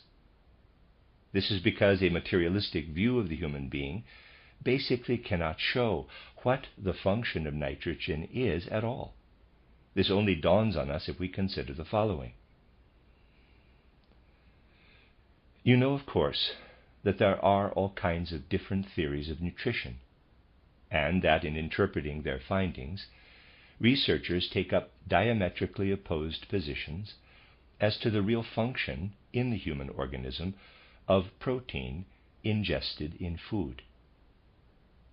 Why does the human organism need protein? When addressing this problem, I would say that scientists adopt diametrically opposite points of view. Some say that the whole structure of human protein organisms is constant, that, therefore, something constant, or relatively so, exists here, and that ingested protein undergoes rapid breakdown and really has little significance for the synthesizing, formative capacities of the protein in the human organism. Others, by contrast, assert something regarded as rather outmoded today, that the protein in us is continually broken down and continually recomposed from the ingested protein. Neither of these two theories, which surface in the most diverse forms, and which represent a kind of diametric opposition, are a true picture of what actually occurs. This is because they both regard protein simply as protein, without taking account of the whole human organism. In this human organism we find a contrast, firstly, between head development, thus the development of nerves and senses, and development arising from the system of limbs and metabolism. There is a diametric contrast here in human nature, which it is vital to consider. The graduated structure of the human being, so important for therapeutic considerations, cannot be understood at all without taking this into account. For instance, we certainly won't be able to understand how the lungs behave in the whole human organism without starting from the following research question. In relation to the head organism, certain forces are doubtless predominant. Then we have the chest organism containing the lungs. The lungs are organs which likewise bear the head forces within them, though more weakly, less intensively, since the same forces pervade the entire human organism in the most varied intensities. And if we now investigate how the eye, astral body, and etheric body work on the whole plastic forming and also unforming of the organs, we find paradoxically that what forms the lungs is a less intensive version of what forms the head. That the lungs are a metamorphosis of the head configuration, but have just remained behind at an earlier stage. The head progresses further in respect of these same formative forces present in the lungs, which stay behind at an earlier level. The lungs are a metamorphosis of the head configuration, and by virtue of being an earlier metamorphosis of the head, are suited to their breathing functions. If, however, the same forces that have remained at an earlier stage in the lungs and suited for respiration advance so that the lungs grow ever more head-like, then they begin to absorb thought forces, the organic forces of thought. In other words, they seek to become an organ of thinking. By trying to do this, by trying too strongly to absorb the forces rightfully located in the head, they acquire a tendency to develop tuberculosis. We can only understand tuberculosis in the context of the whole human being. We have to see it as indicative of breathing's aspiration to start thinking. The breathing is in fact metamorphosed in the head, and all thinking functions, through to the assimilation of perceptions, are nothing other than breathing configured in an upward, forward evolving direction. The head is a more advanced breathing organ, which has progressed beyond the scope of the lungs. It simply holds back breathing, and in place of air intake through breathing, replaces it with intake of etheric forces through the senses. Sensory perception is nothing other than a refined breathing process. That is, one taken into the etheric realm. The head breathes, and the lungs breathe. But something else, the liver, also breathes in us at a still lower level of this metamorphic development. The liver is an incomplete lung, an incomplete head form, and also breathes. Here, though, the polar metamorphosis to sensory activity predominates, the absorption and assimilation of nutrients. This is why the development of lungs and liver development occupies a middle position between stomach development on the one hand and brain and head development on the other. If you take these ideas as your foundation, you will soon come close to seeing the human organs, certain human organs as such, as basically respiratory organs. All the human organs, configured like the brain, lungs, and liver, are at the same time organs of respiration. As respiratory organs, however, they have the urge to breathe into their surroundings. They, therefore, excrete carbon dioxide. This excretion of carbon dioxide is the chief aspect of breathing.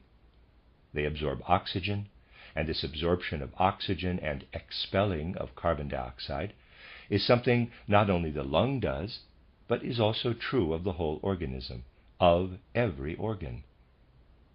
It is largely an activity of the astral body, which unfolds its dynamic in sympathy and antipathy. Sympathy corresponds to the capacity of inhalation, while antipathy corresponds to the astral body's capacity to exhale. In my book, titled Theosophy, you can find a description of the astral body as permeated by forces of antipathy and sympathy. The astral body works in respiration as antipathy and sympathy throughout the human being, and we must regard this as the astral body's inner activity.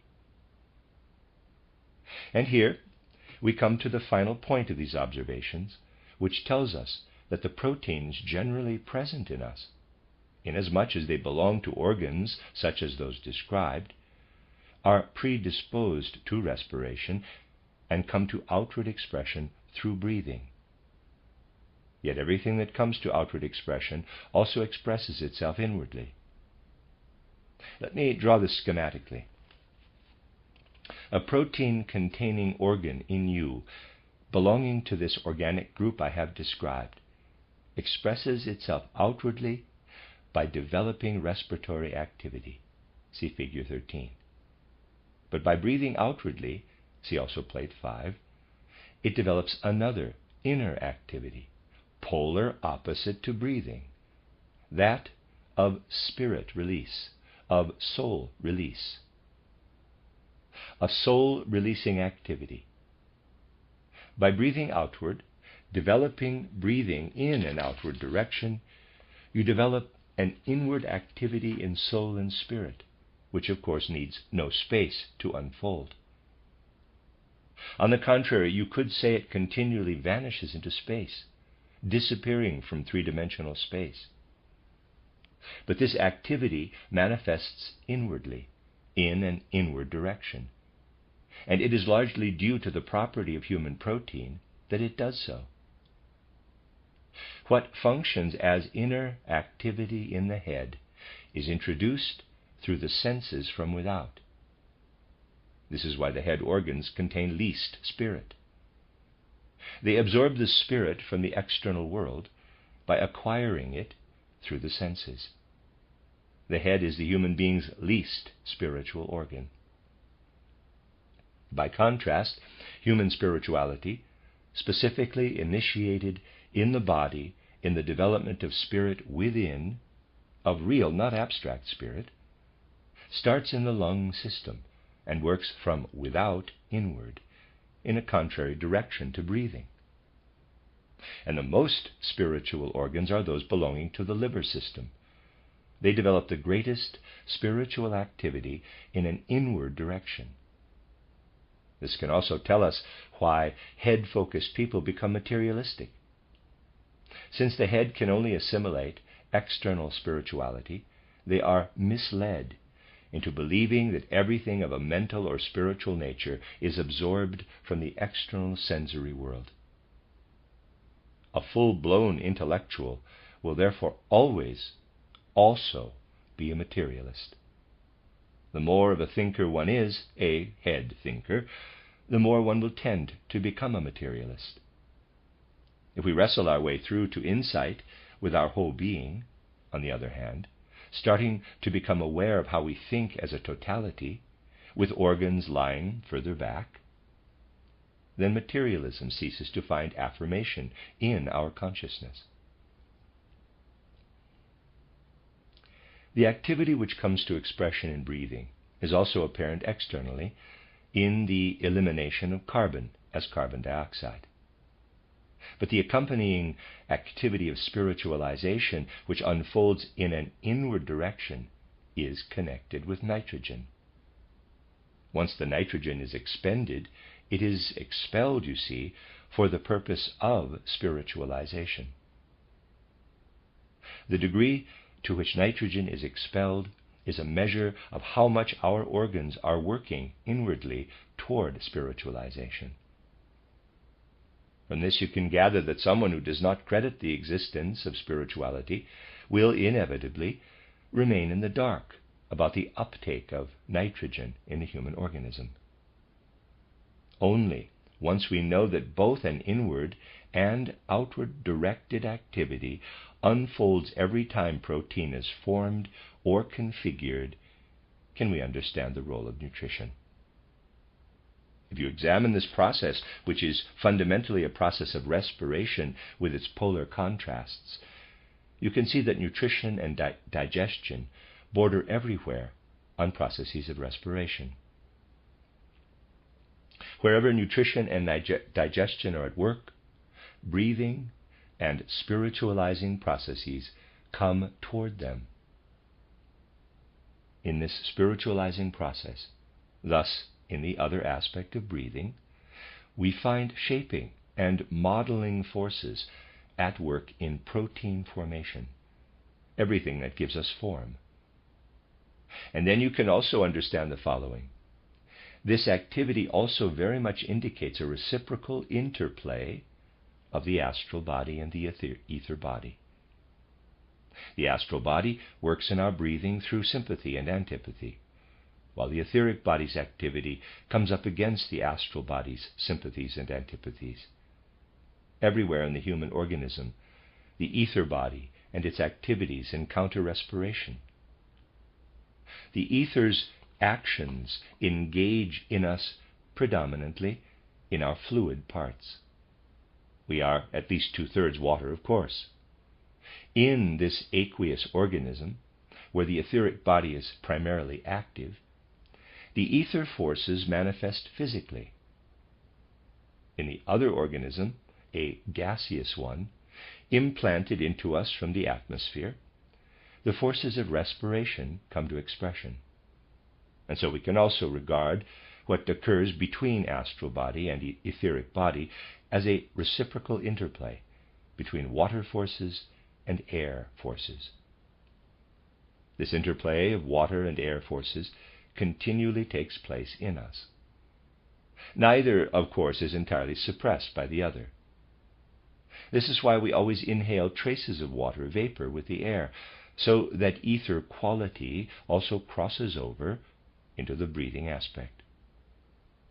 Likewise, respiratory activity crosses over into intrinsic organs of digestion and nutrition.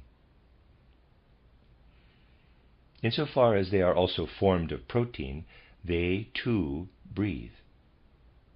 You see, one aspect always crosses over into the other, so that one or the other activity always predominates in any particular organ. We can never describe these things in a one-sided way.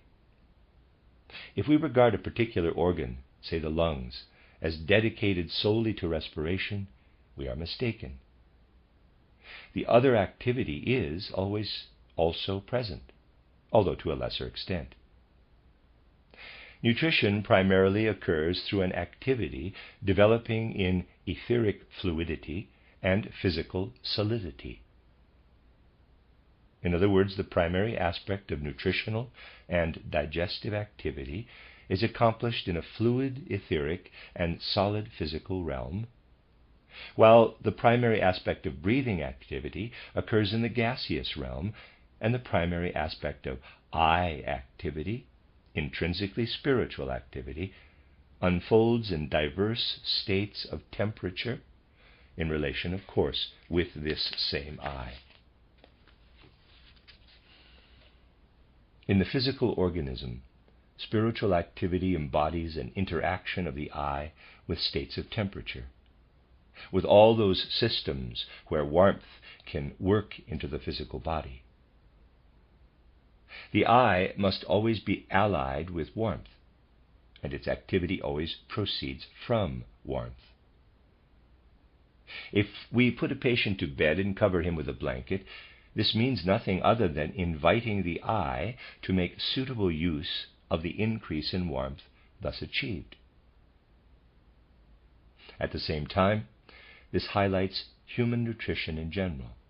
This is an interaction between tissue fluids, the aqueous domain, in which nutrition and elimination primarily occur, and our actual protein organism. The latter remains relatively stable or constant, only fluctuating as we grow and then becoming more stable, and at most undergoing a kind of depletion in the second half of life. In tissue fluid, a continual absorption and breakdown of the protein contained in food occurs, and in this activity lie the attacks carried out on what seeks to remain a stable factor in protein synthesis, the internal protein organs themselves. They wish to remain stable because they seek to inwardly secrete or release soul spiritual activity. What is accomplished in the process of nutrition is really based on this constant interaction between lively uptake and destruction of proteins, and the play of forces that is seeking rest, an extraordinarily dynamic interplay in the protein within us. It is therefore partly a superstition, though it also contains some truth, to say we are built up from the food we ingest. It is superstition because the constructive forces are already present in us through the very fact of being human, are contained in our proteins.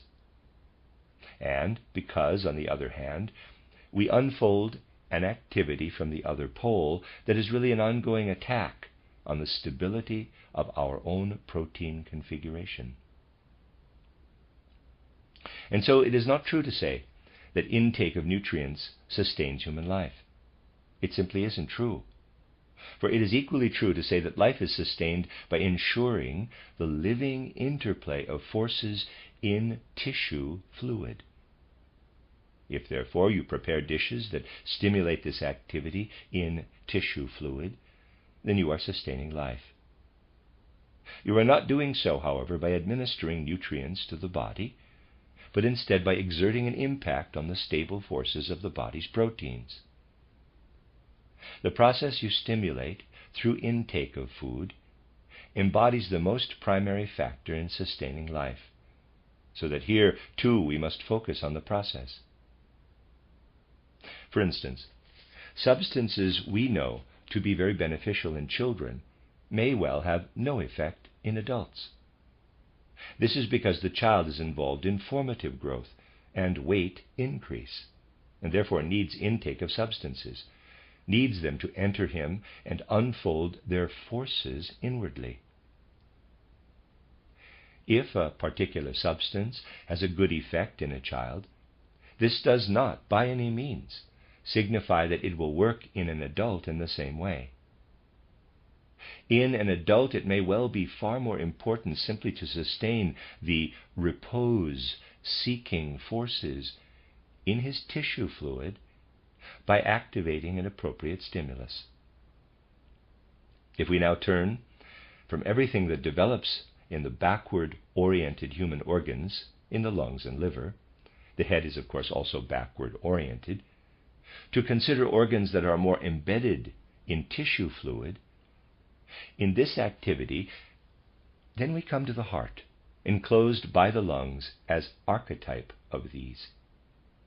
This human heart is formed entirely out of the activity of tissue fluid, and its activity is nothing other than a reflection of the inner activity of tissue fluid.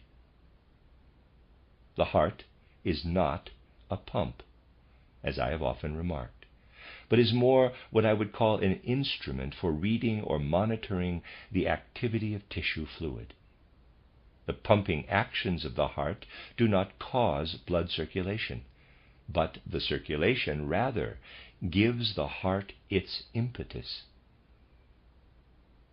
The heart has as little to do with the circulatory function in us as the thermometer has, to do with producing external heat or cold. Just as a thermometer is nothing other than an instrument for recording heat and cold, so the heart is an instrument for recording our circulation and what flows into it from the blood's metabolic system. Here we have a golden rule we must faithfully observe if we wish to understand the human being. The modern scientific belief that the heart is a pump that drives blood through the blood vessels is the opposite of the truth. Those who subscribe to the heart as pump belief should, if they wish to be consistent, also declare their faith in the capacity of a thermometer to raise the temperature in a room. These two things are really one and the same. So you see the consequences of an outlook that ignores, by far, the most important aspect of the human being, the spirit and soul. It overlooks the motion-impelling, dynamic force in us, and instead bases everything on mere substance. This outlook seeks to derive from matter the forces which are really impressed upon it. It tries to impose on the heart capacities which in fact it only acquires through the dynamic play of forces informing it. And so we can say that the opposite of respiration and the release of spirit in us is embodied in the most advanced and highly organized form in heart activity and the organ of the heart. Here we find what can be called a polar metamorphosis to mere reconfiguration.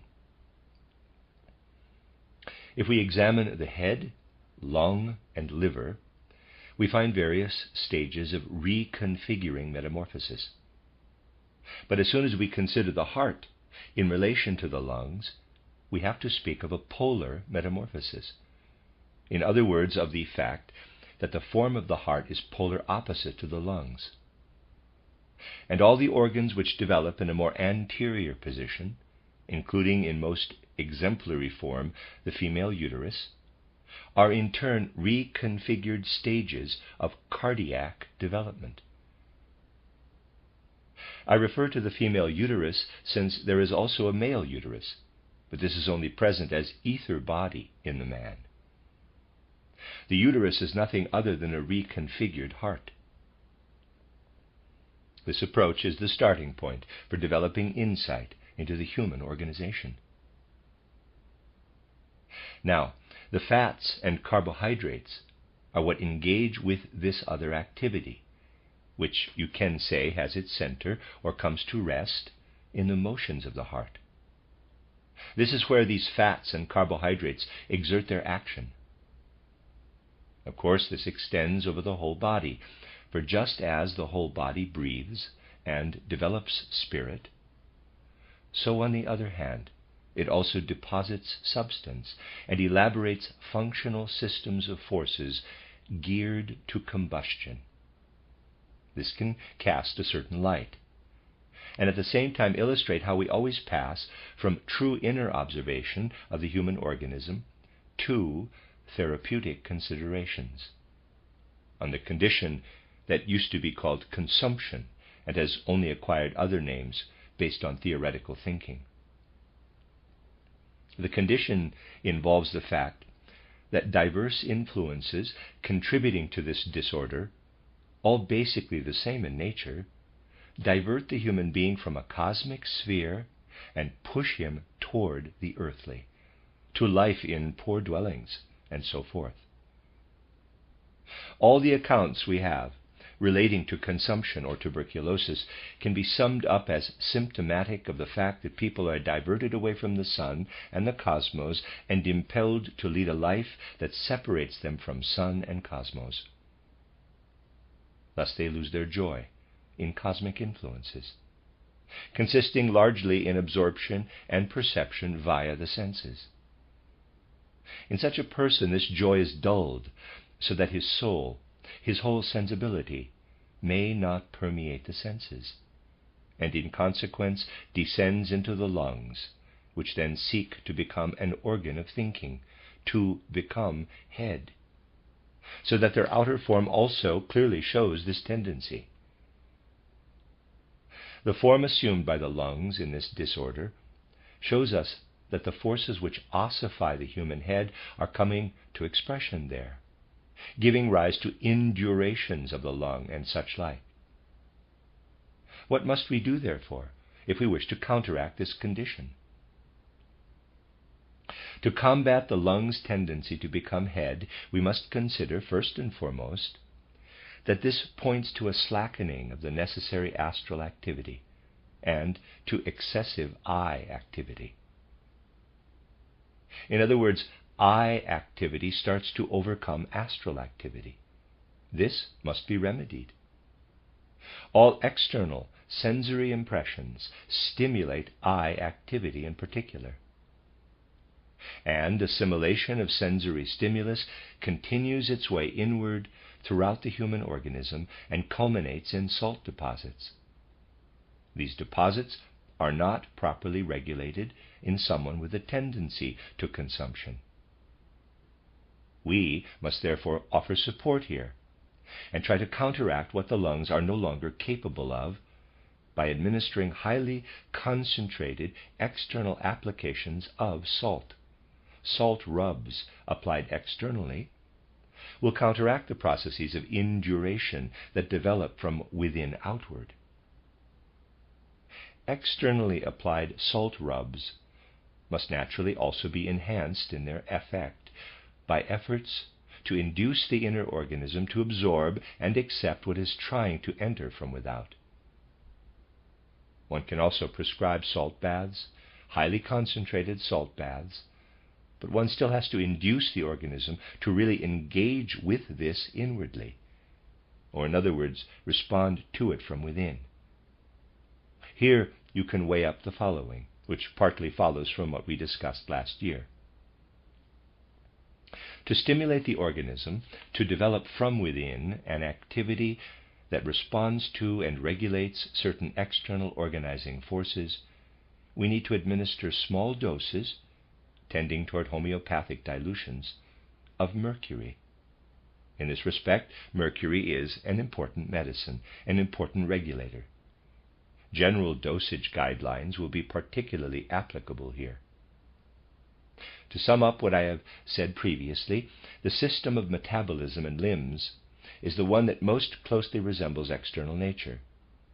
If this system lacks something, and we need to intervene here, we have to use the low potencies. As soon as we come to the middle system, medium potencies are needed. And when we wish to work from the head, or as soon as we wish to work from what is connected with the activity of the spirit in the head, we need the higher potencies. In this case, since we are concerned with the activity of the lungs, this is part of our middle system, and the mercury potency must be a medium one. Wherever we count particularly on a medicine that works on the head organization, and from there back through the whole organism, the highest potencies are required, and these will be especially beneficial wherever we decide that silicone compounds are called for. By their very nature, silicone compounds require the highest dilution because they always gravitate toward the head and the body's periphery, which also belongs to the head system. In calcium compounds, on the other hand, when use of these is called for due to other reasons, we will almost invariably be right to stop short of the highest potencies and instead use the low potencies.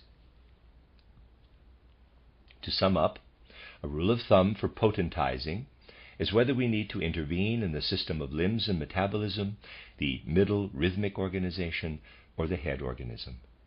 In the latter case, though, we must of course also remember that the head organism in turn sends strength through the whole organism from the other direction. One can, for example, discover that a foot complaint is really a head disorder in disguise and originates in the head. then we should not try to cure it by addressing the metabolism, but rather the head. Here we can use high potencies of a substance which might be good in low potencies if it were a matter of inducing a curative effect originating in the metabolism. These things all certainly have a rationale, which must gradually be discovered. We will only proceed properly here if we engage in careful and precise observations of the outcome of our research, but the ways we should proceed must be sought as outlined here. It is also important to remember that no one is entitled to speak about specific cures unless he really, carefully compiles and remembers what his experiences have taught him. For every single such experience is of course also instructive and bears fruit for subsequent cases. Now, if you take account of what I have said here, you will find that it no longer seems nearly so mysterious if a disorder affects both brain and liver simultaneously. The liver is just a metamorphosed brain. If we find simultaneous liver degeneration and deterioration of the brain ganglia, these two conditions lie in precisely the same direction. Here we find, in fact, a form of disease intensified in comparison to what causes tuberculosis. It is merely an intensified metamorphosis of tuberculosis. In this case, therefore, we need to administer mercury in a less dilute form and as external application rather than external applications and baths using ordinary sodium salt, common salt. We will need to resort to calcium salts. You will gather that possible sources of error lie in wait everywhere, and that we can really only discover the right course of action by observing the human organism from within outward. Someone, for instance, might easily come along and say that a particular disorder can be cured with mercury, and this treatment will achieve some effect or other. But the disorder in question is by no means inevitably connected with syphilis. And if the person in question imagines that anything cured with mercury must be connected with syphilis, he may well be mistaken. In the same way, you will now understand the things a bit better which I said when talking about, quote, mental disorders, close quote, last year. When I spoke of softening of the brain several days ago, I was of course referring to paralytic disorders, but the term paralysis is somewhat vague. There is always a sense that one is referring to an externally manifesting syndrome.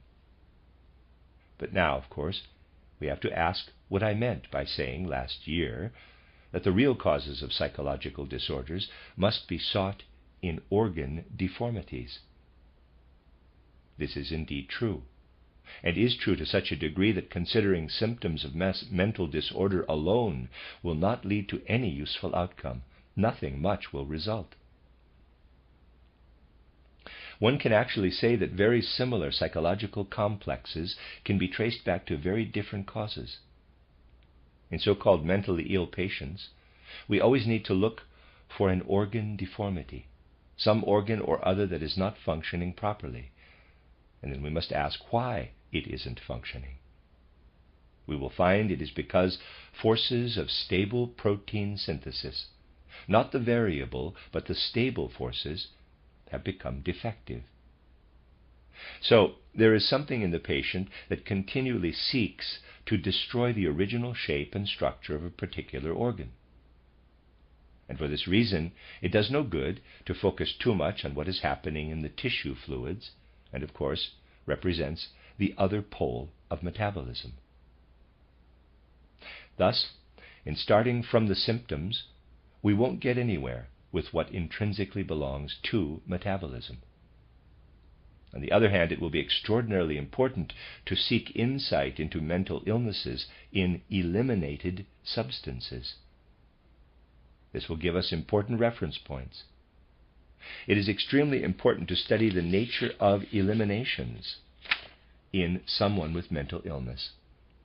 Last year I said that certain types of mental illness present as a compulsion to form imaginations and inspirations, and this is indeed what inner release of spirit signifies. If this kind of compulsion is present, this is basically because the organ has become damaged. If the organ is not defective but normally constituted, it does indeed develop imaginative capacity, but this remains unconscious. Once it has been damaged, it is no longer able to develop imagination properly. On the one hand, the organ is defective, and in consequence a compulsion to develop imagination arises. And on the other, the imagination remains unsecured by the organ, and therefore appears as hallucination, and so forth. We can see it like this. If we have an organ and the imaginations developing within it, see figure 14 below, which then radiate into the rest of the human organism and are perceived. Then if the organ is deformed, the developing imagination cannot unfold properly in its plasticity, and thus being abnormal, it impresses itself on conscious awareness. Then we find the patient has hallucinations and visions. On the other hand, the organ is not functioning properly, and this gives rise to the urgent desire for real imaginations. Such things become clear simply by gaining an insight in this way into their inner nature. We will end here and listen to Dr. Scheidegger's lecture. When we reconvene, we will address the questions that have been asked and also explain more about our medicines. The end of Lecture 6. You are listening to RudolfSteinerAudio.com. If you are listening to the podcast of this, it is located at rudolfsteiner.podbean.com. Please consider becoming a patron. As well, there are two publishing houses, steinerbooks.org in America and rudolfsteinerpress.com in England, who are the sole publishers of Steiner into English and have given me permission to do these recordings. Please consider patronizing them as well. This is a reading of Collected Works, volume 313 by Rudolf Steiner, entitled Illness and Therapy, Spiritual Scientific Aspects of Healing, translated by Matthew Barton. This is Lecture 7, given in Dornach on the 17th of April, 1921. I will turn now to pharmacology, which we will discuss also in relation to medicines we have already tried to develop. Let me note specifically that I have no interest in giving an account of my train of thought in arriving at a potential medicine. My concern instead is for you to understand how a certain substance can be used medicinally. The insight we need into a substance is one I would like to see unfolding in each physician's soul, giving it value as a medicine. Today, therefore, I would like to use our discussions to probe into ways in which we might come to see that a particular substance could be a medicine. A foundation for this, as I must of course first mention, is familiarity with the major principles of anthroposophical insight into the human being. A proper interpretation of a medicine can only arise if we are, as it were, energized from below to shed an anthroposophical light upon our whole inquiry. You will also see, therefore, that what I have said in preceding days will flow into our deliberations today. Let us assume that the plant, in particular, allows us to study the reciprocal action between our surroundings and ourselves as human beings. By first versing ourselves in processes at work in the plant, we can gain the right view of how mineralization processes work their way through into our interior. If we embark on this kind of inquiry, and this is of course based on everything we have considered in the past few days, we must be clear that in the whole plant development process, the process whereby roots, leaves, blossoms, seeds, and so forth are shaped, lies something configured out of the whole cosmos.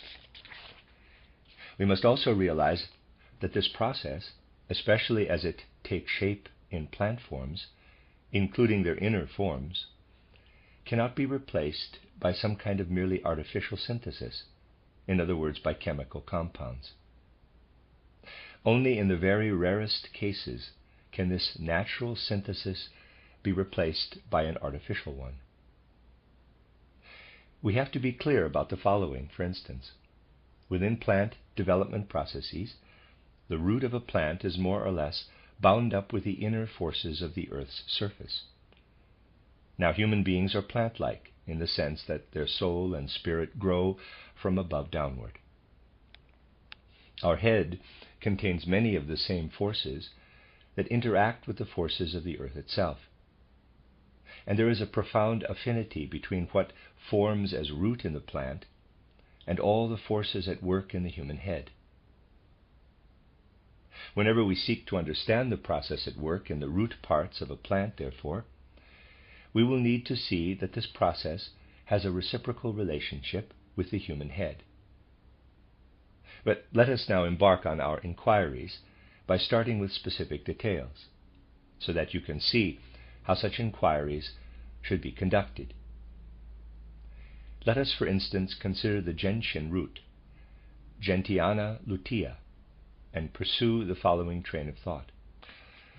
The gentian is a plant which expresses itself outwardly in strong flowers. In the root, therefore, we will have forces that are drawn strongly toward the floral aspect. In other words, these root forces are somewhat weak. The gentian plant expends itself a great deal in flowers and leaves. Nevertheless, the whole form of the flower shows that the plant's root aspect is still strongly present. Therefore, we cannot necessarily count on the gentian having a strong effect on what proceeds directly from the human head organization and is intrinsic to it, that is, as external physical effect. But instead, we can expect it to work primarily on the respiration-promoting activity emanating from the head. And since we always find a polar action in the organism, we must imagine that the digestive organs themselves can be induced to breathe more strongly, in the sense described yesterday, if we use the gentian's roots. In other words, we stimulate the stomach and intestines to respire more actively, and must then consider what we have learned during these lectures, that to stimulate this respiratory activity, plant substance must be processed, in this case by making a decoction of the roots. We must use a root decoction. You see, we can really penetrate all this with understanding. Here we first look at external aspects, discovering that the gentian root has a bitter taste and a strong smell, and so this is something that works very strongly on the astral. We therefore have here an action exerted on the astral nature of our digestive parts. But the gentian root also contains sugar. I have repeatedly pointed out, as you will recall, that when we assimilate sugar in the human organism, this process greatly stimulates eye activity. You can even confirm this statistically, as I have said, by studying how nations with little eye activity, such as those in Eastern Europe, the Russian peoples, in whom the eye is less predominant, have very low national annual sugar consumption, whereas the English, in whom the eye develops extremely brisk activity, and this is true in general the further west we go, have a proportionately higher sugar intake, as statistics demonstrate. Such things must certainly be taken into account if we wish to develop understanding of the world. A further characteristic of the gentian root is that it is rich in fatty oils. Fatty oil works strongly on the lower respiration when it passes into the digestion, since it strengthens motility, the inner mobility of stomach and intestines. You can see, therefore, how one can describe in detail what occurs here within the human organism. Immediately one notices that astral activity is stimulated, thus stimulating respiratory mobility of the stomach and intestine. And then one sees that the intestines develop a brisker activity and that the stomach is strengthened. The whole thing takes effect to create a condition that always arises when the astral body is strengthened. Mineralization processes then only occur in us insofar as this consolidates the organs themselves, hence making them stronger. What occurs here is the gentle influence of the eye through sugar. So we could say that by using a decoction of the gentian root, we induce brisk activity in the astral body, while the root's sugar content enables the eye to support this. However, the fact that the eye boosts the effect signifies a danger. If the eye whips things up from below, a polar reaction arises in turn in the head. And we can find that such patients get headaches as a side effect. Yet what I have described does indeed take effect in all these directions. Basically, we have an activating and stimulating of intestinal activity, and we will therefore use such a medicine either on its own or in some combination. Whenever we notice that symptoms and signs are related to loss of appetite, dyspepsia, for instance, and especially various forms of abdominal congestion. We can also see how this gastric and intestinal activity stimulates metabolism in general, inwardly enlivening and activating it. And by this means we can also counteract tendencies to gout and rheumatism. In the gentian root, we will also be drawing on something which combats fever, if only to a mild degree. When intestinal function is undermined, this calls forth a febrile reaction in our upper system. If we strengthen the lower system, therefore, we create a counterweight to our upper pole, and have thus administered something that counteracts fever. These are the kinds of exploration we need to pursue to arrive at the specific ways in which the external world relates to our inner processes. It is quite correct to state that external influences stream in on us.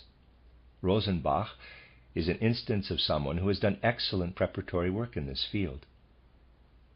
But to speak abstractly of influences fails to grasp that what works upon us from without derives from tangible realities. There is a real relationship between the root nature of plants, the forces active in roots, and what these do when they enter us. Things we otherwise only characterize in the abstract as influences can really be grasped by such insights. And spiritual science is concerned to elaborate really specific aspects, the actual processes at work. With this in mind, let us turn to an extraordinarily instructive plant, herb bennet, or wood avens, Geum urbanum, and once again make use of its root as a decoction.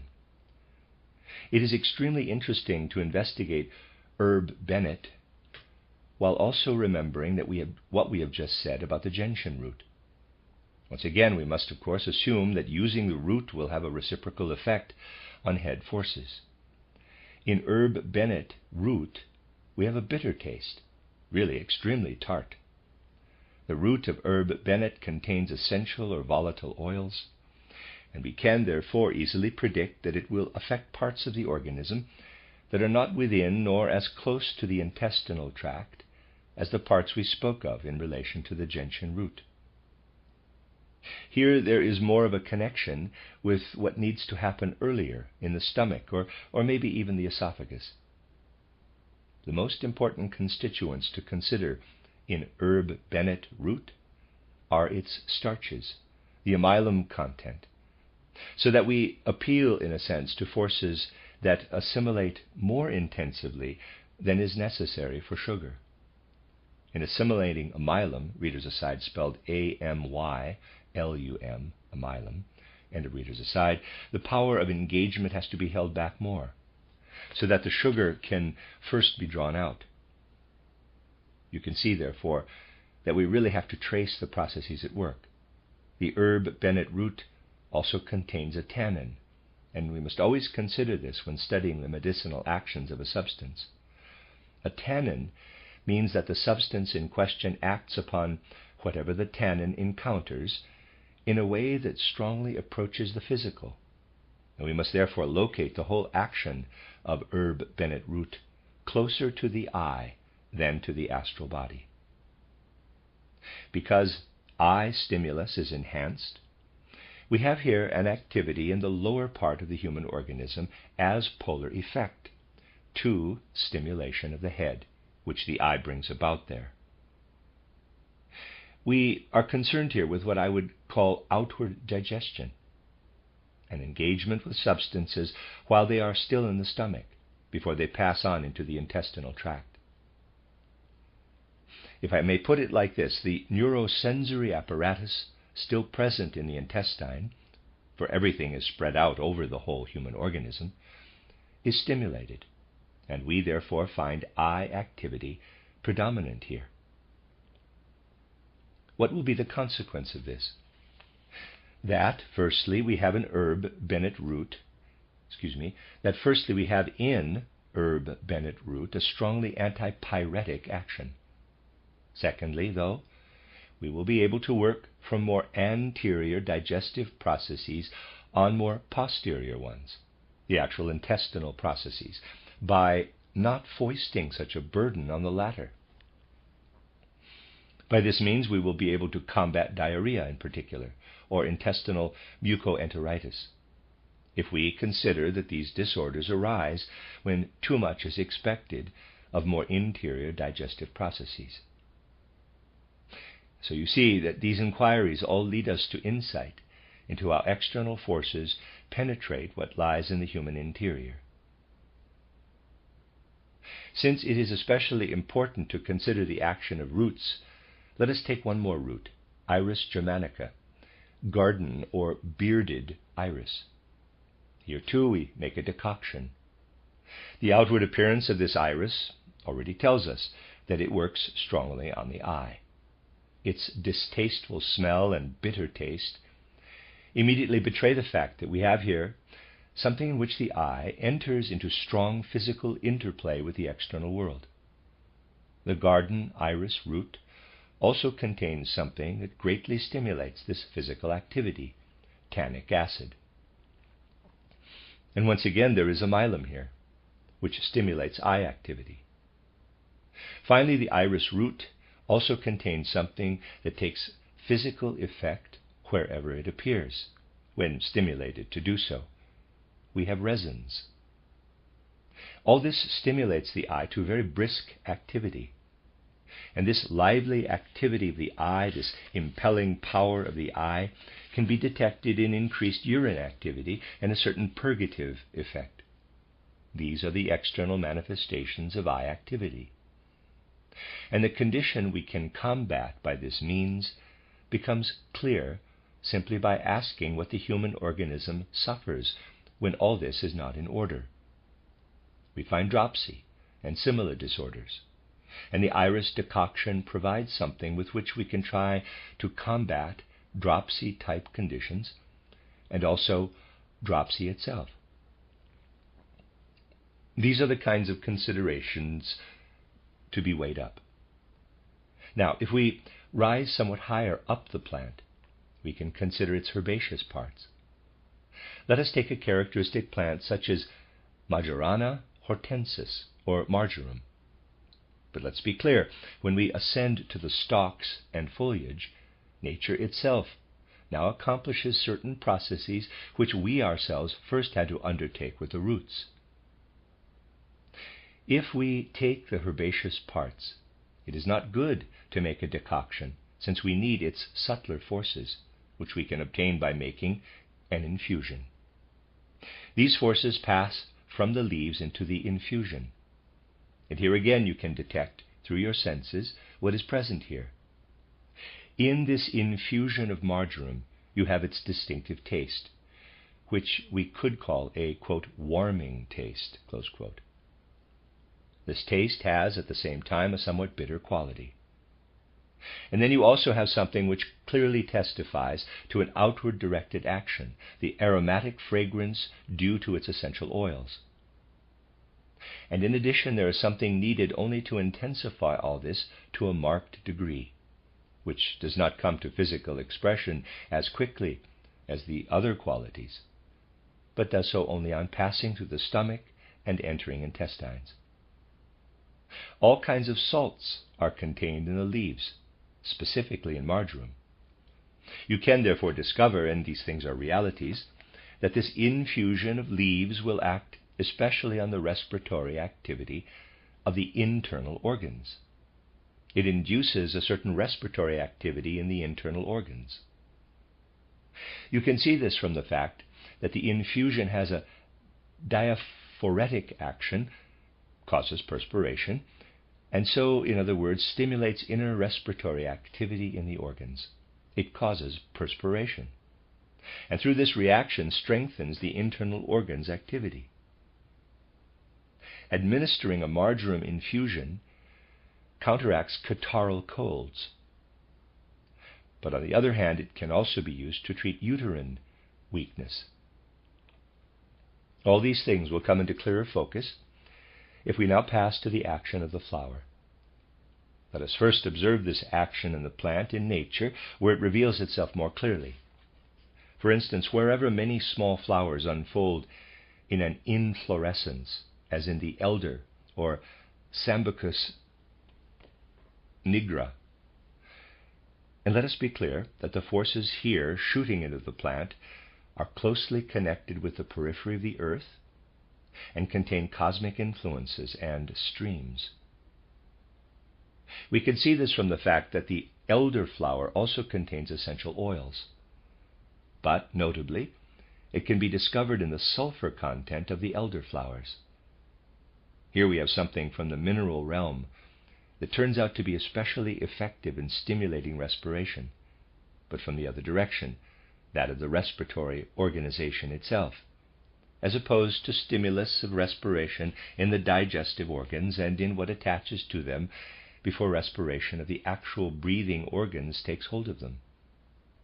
The elder flower, when used, this is fairly obvious, as an infusion, especially stimulates the human organism's ether activity.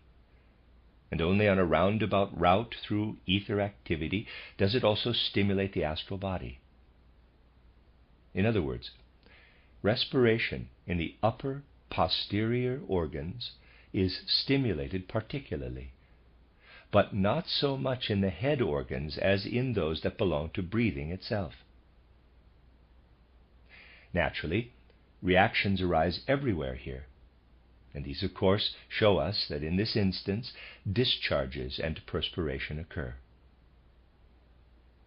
And now it is the respiratory organs which are stimulated. Otherwise, normal respiratory function is given an impetus, and since this inevitably has an effect on the blood too, this in turn stimulates blood circulation from within. From all this we can detect that such a medicine can act against catarrh, can combat perspiration retention, and is useful in cases of hoarseness and coughing. Also, since the direct action that previously arose now appears in polar effect, it can be used in rheumatoid conditions. You see, it is important always to anticipate the medicinal powers of an agent by considering its mode of action. Now let us consider that it may be necessary to act on the head organization in particular. What is dependent on the head organization? Digestion is dependent on it as the head organization's polar counterpart.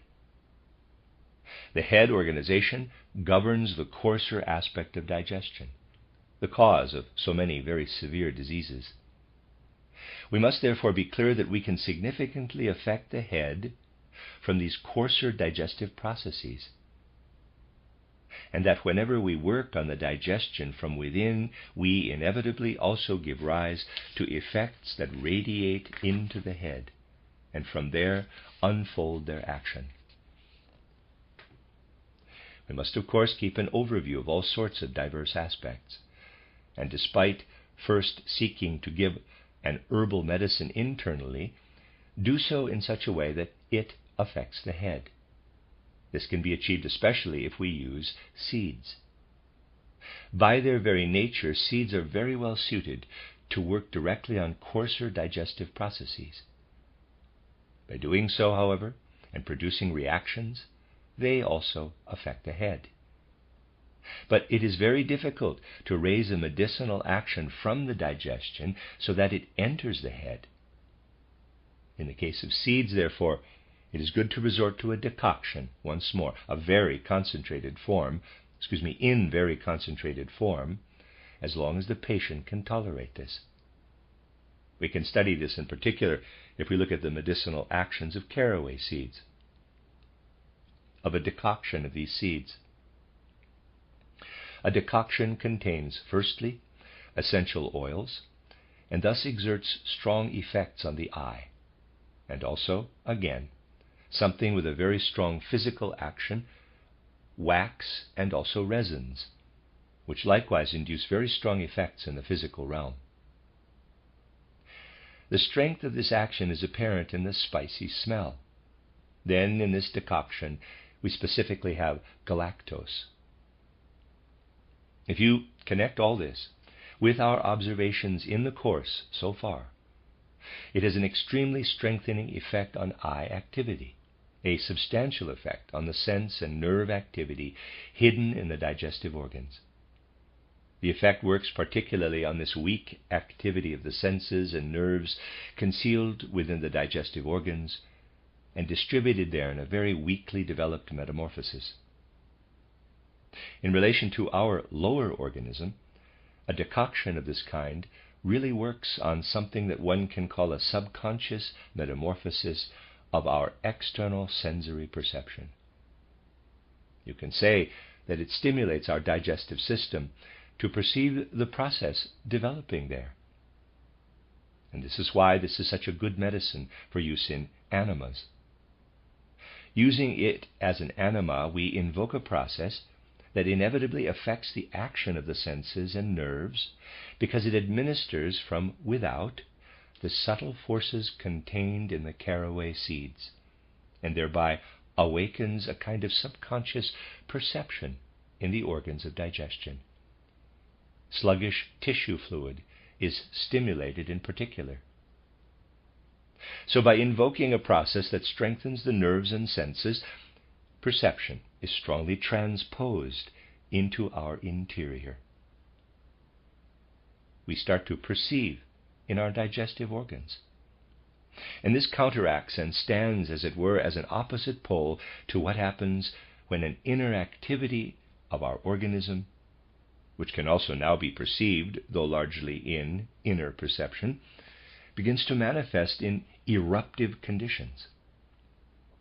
By perceiving our own organism very strongly, when it develops organic activity of this kind, so that in fact we perceive ourselves, we exert a dampening and thus curative effect on such an activity, which is an outward directed perception from within, by developing an opposing activity of senses and nerves, resembling a metamorphosis of external perception. This medicine can be beneficial in treating stomach cramps, colic-type conditions, and flatulence. The following further process is really very interesting to observe. Imagine very vividly the kind of subconscious activity that develops here. This subconscious activity very closely resembles that of external perception, but has in a sense been transposed into our interior. Consider that external perception and reflex activity have a certain mutual connection. When subconscious perceptions arise, they can immediately trigger defensive reactions. So let us consider this interaction between perception and defensive reaction. And now, transpose this onto the inner activity of tissue fluid. You carry out this activity of external perception by floating, as it were, in the air. If I draw this schematically, we can here picture the air around us permeated by light, and so on. See figure 15. See also plate 6. And here we have external perception unfolding in this direction, the inner response unfolding in this direction. In every sense organ, we do indeed have an interplay of external action and inner reaction.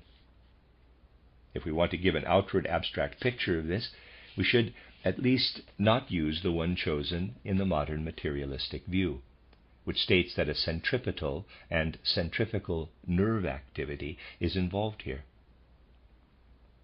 This interpretation is no cleverer than saying that when one exerts pressure on a rubber ball, it recreates its original shape through a different force than the opposite counter pressure. It is no cleverer to speak of motor nerves than to explain the elasticity of a ball by saying that after pressing on it one posits some kind of center to its interior, which then pushes out again. What happens, in fact, is merely that the original shape is reestablished. The effect does not require any special nerves, since the whole process of action and counteraction is embedded in astrality and I nature. But now, picture this whole process as occurring by a roundabout route through ether activity in the tissue fluid. See the figure 16 and plate 6. A sensory process does not, of course, occur in the tissue fluid under normal circumstances, but it can be induced by what I just described. Then a kind of contracting tendency arises, an approach toward the organism, which I wish to indicate here in the same way as action in perception.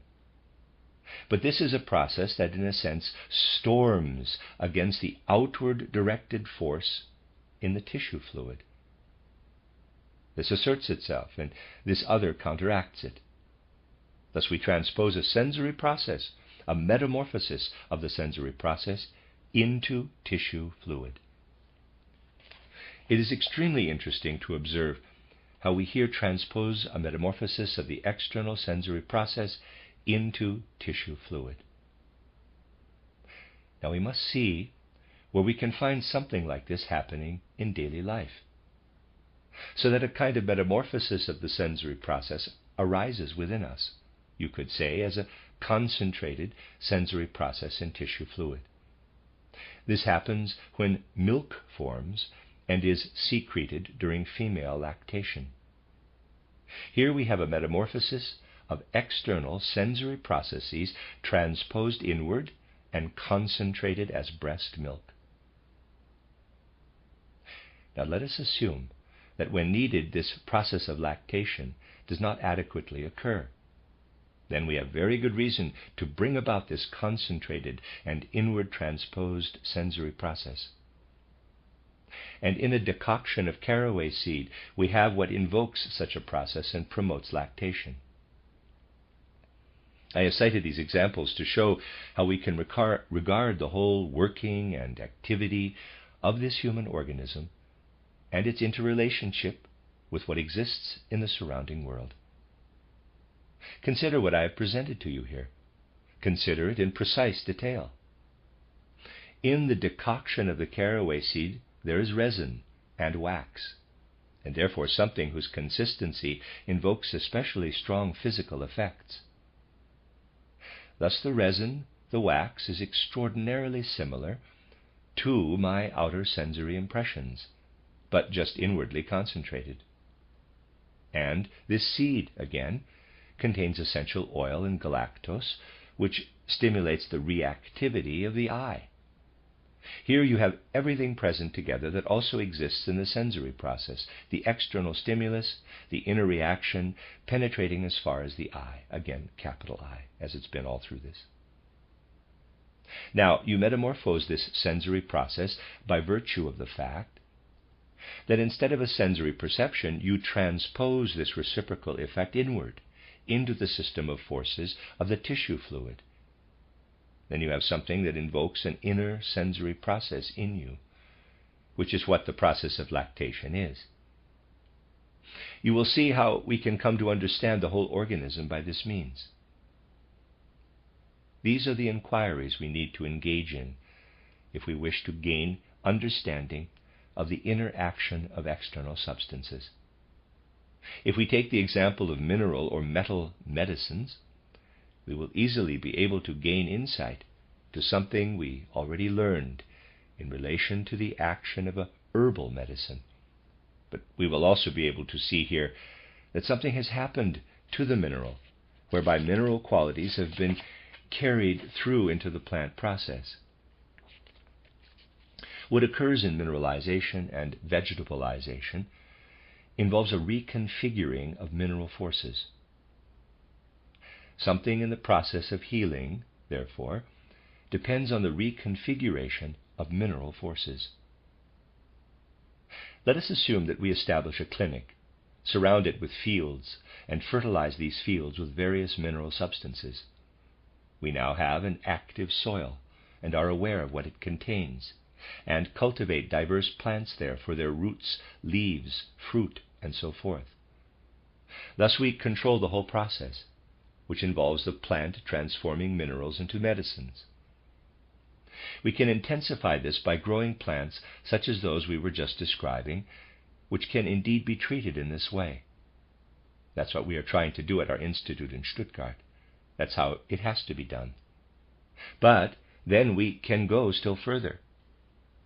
The medicine we have obtained in this way, through the plant, can in turn be used as a kind of fertilizer, which will intensify its action. We will obtain something which renders normal physical trituration substantially more effective. In other words, transforms it into something extremely active. Readers aside, trituration, I'm hoping I'm spelling that right, or pronouncing that right. It's Trituration, trituration or trituration, and readers aside. We read that again. We will obtain something which renders normal physical trituration substantially more effective. In other words, transforms it into something extremely active by asking nature itself, the forces active in nature, to prepare it for us. We must also then, of course, be clear about the following. For instance, we can ask how a mineral or metal preparation is to be effective, how it should act. The salts, which by the way are also mineral medicines, engender more of an interior effect. The most peripheral activities, however, are influenced precisely by mineral or metal substances, which one can say are the most inherently consistent. Here we will have to weigh up the best course of action, but always, as I said, drawing on the foundation of spiritual scientific insights. For otherwise one's thoughts fragment and shoot off down all sorts of mistaken paths. Spiritual scientific ideas give the proper direction to such thinking. For instance, we can have a particular metal and know that the interior of the human organism can only engage with it very weakly. So here the activity of the eye needs greatly stimulating. For the eye is what reaches down, as it were, into the inner nature of substance, arranges this inner nature according to its purposes, and then invokes eye activity within the organism. Since the eye can be strengthened in this activity by the astral body, if we use metals, use minerals, we must always ensure that we also stimulate eye activity or astral activity, which then works back upon the eye, or the interaction between astral activity and eye activity. We can, for example, do this as follows. We prepare a metal ointment and apply it. We apply it, let us say, to treat a skin rash. In doing so, we activate eye activity peripherally. This eye activity is likewise stimulated through the person's inner reaction, within him initially intensified nerve and sense activity develops in a particular organ, and from there intensified respiratory activity by passing over into the astral realm. And then we obtain an action emanating from within of forces that counteract the skin rash. In this way we call upon the whole body to combat the skin rash. We can, of course, generally study the effects of different metals and minerals. In lead, for instance, you have something that exerts an extremely powerful effect on the activity of nerves and senses, and then in turn on associated internal respiration, but also on the internal respiratory activity which occurs, for instance, in the outer peripheral organs. So, if we use lead when we need to induce an effect, as has just been described, we can find it to be very beneficial, used as ointment or also given by mouth. Administered internally, we must of course be clear that we are calling forth a reaction in the upper organism by stimulating the activity of the digestive organs. If we use carefully prepared ointments on the upper organism, we are working directly on this upper system itself. And if a patient has some kind of debility in the head, only poorly developed activity of the nerves and senses, and likewise deficient respiration, such lead treatments can achieve a great deal, as long as we stop short of a toxic dose. In all such things, construed from what we have learned in recent days and also from our previous course, the following is important to remember. A very important contrast exists here. Metals that tend more towards silver are in a sense polar to all those which tend toward lead. In relation to these things, of course, our mineral classification systems are really very inadequate indeed. In a system of mineral classification more in accord with nature, such affinities and relationships between metals would have to be considered. And then we would see that lead compounds and lead itself are at one end of the scale, while silver is at the other, and aurum, gold for instance, in the middle. The other metals would all be ranged somewhere along this scale. Silver and lead are polar opposite to each other because silver acts directly on the limbs and metabolism, doing so in a very peripheral way, acting to a large degree on the outward-oriented aspect of the organism of limbs and metabolism. Lead, by contrast, works on the outward-oriented aspect of the head organism. In other words, silver stimulates nerve and sense activity in the system of metabolism and limbs. From there, promoting an activity that permeates the whole body and stimulates respiration in all I referred to yesterday as a metamorphosis of the central heart organ. By contrast, all that issues from lead acts on the nerve and sense activity of the head and on the activity of breathing stimulated from there. Thus it has a stimulating effect on all that is embodied in the other metamorphosis, the configuration of the head, of the lungs, of the liver, and therefore those organs which in a sense enclose and encompass our other organization in the same way that the lungs encompass the heart. This organization really reveals the archetypal form of what we are in our entirety as circulatory organism. We have the lungs that enclose the heart, so that the breathing system in a sense encompasses and embraces the circulatory system. But we likewise have a broader kind of respiration if we consider the human being in the configuration of brain, lungs, and liver. In other words, the whole upper posterior system. And this respiration encompasses all blood vessels together with the heart.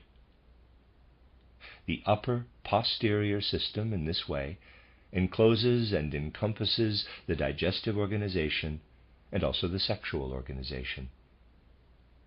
The organization is such that the upper posterior system in us really encloses the lower anterior part of us. these two aspects interpenetrate, so that the upper posterior parts are superimposed upon the lower and anterior parts. And this mutuality chiefly manifests in the reciprocal relation between heart and lungs. If we carefully observe this and study the rhythmic aspect within this interaction, and then also the activity of nerves and senses above and behind, which naturally has its other pole in the forward and lower system, and if we consider the processes at work in the metabolism and limbs in the anterior and lower parts, and in turn in their other elaboration in the upper and posterior parts, then the whole human being stands before us. And then, accordingly, we can understand the other processes at work in us. From this point of departure, we will proceed tomorrow to a specific discussion of our own medicines, during which some questions that have been raised will find their natural answers. The end of Lecture 7. You are listening to RudolfSteinerAudio.com. If you are listening to the podcast of this, it is located at RudolfSteiner.podbean.com.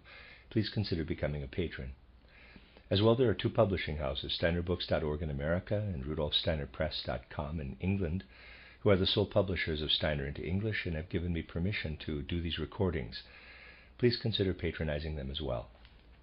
This is a reading of a Collected Works, volume 313 by Rudolf Steiner, entitled Illness and Therapy, Spiritual Scientific Aspects of Healing. This is Lecture 8 of 9 lectures, translated by Matthew Barton, given in Dornach on the 18th of April, 1921. Today's lecture will be a colorful potpourri of further wide-ranging comments to extend what has already been said about our medicines. Initially, in a way similar to yesterday's efforts to consider the world of plants, I would like to focus on interpreting mineral-related processes that affect us.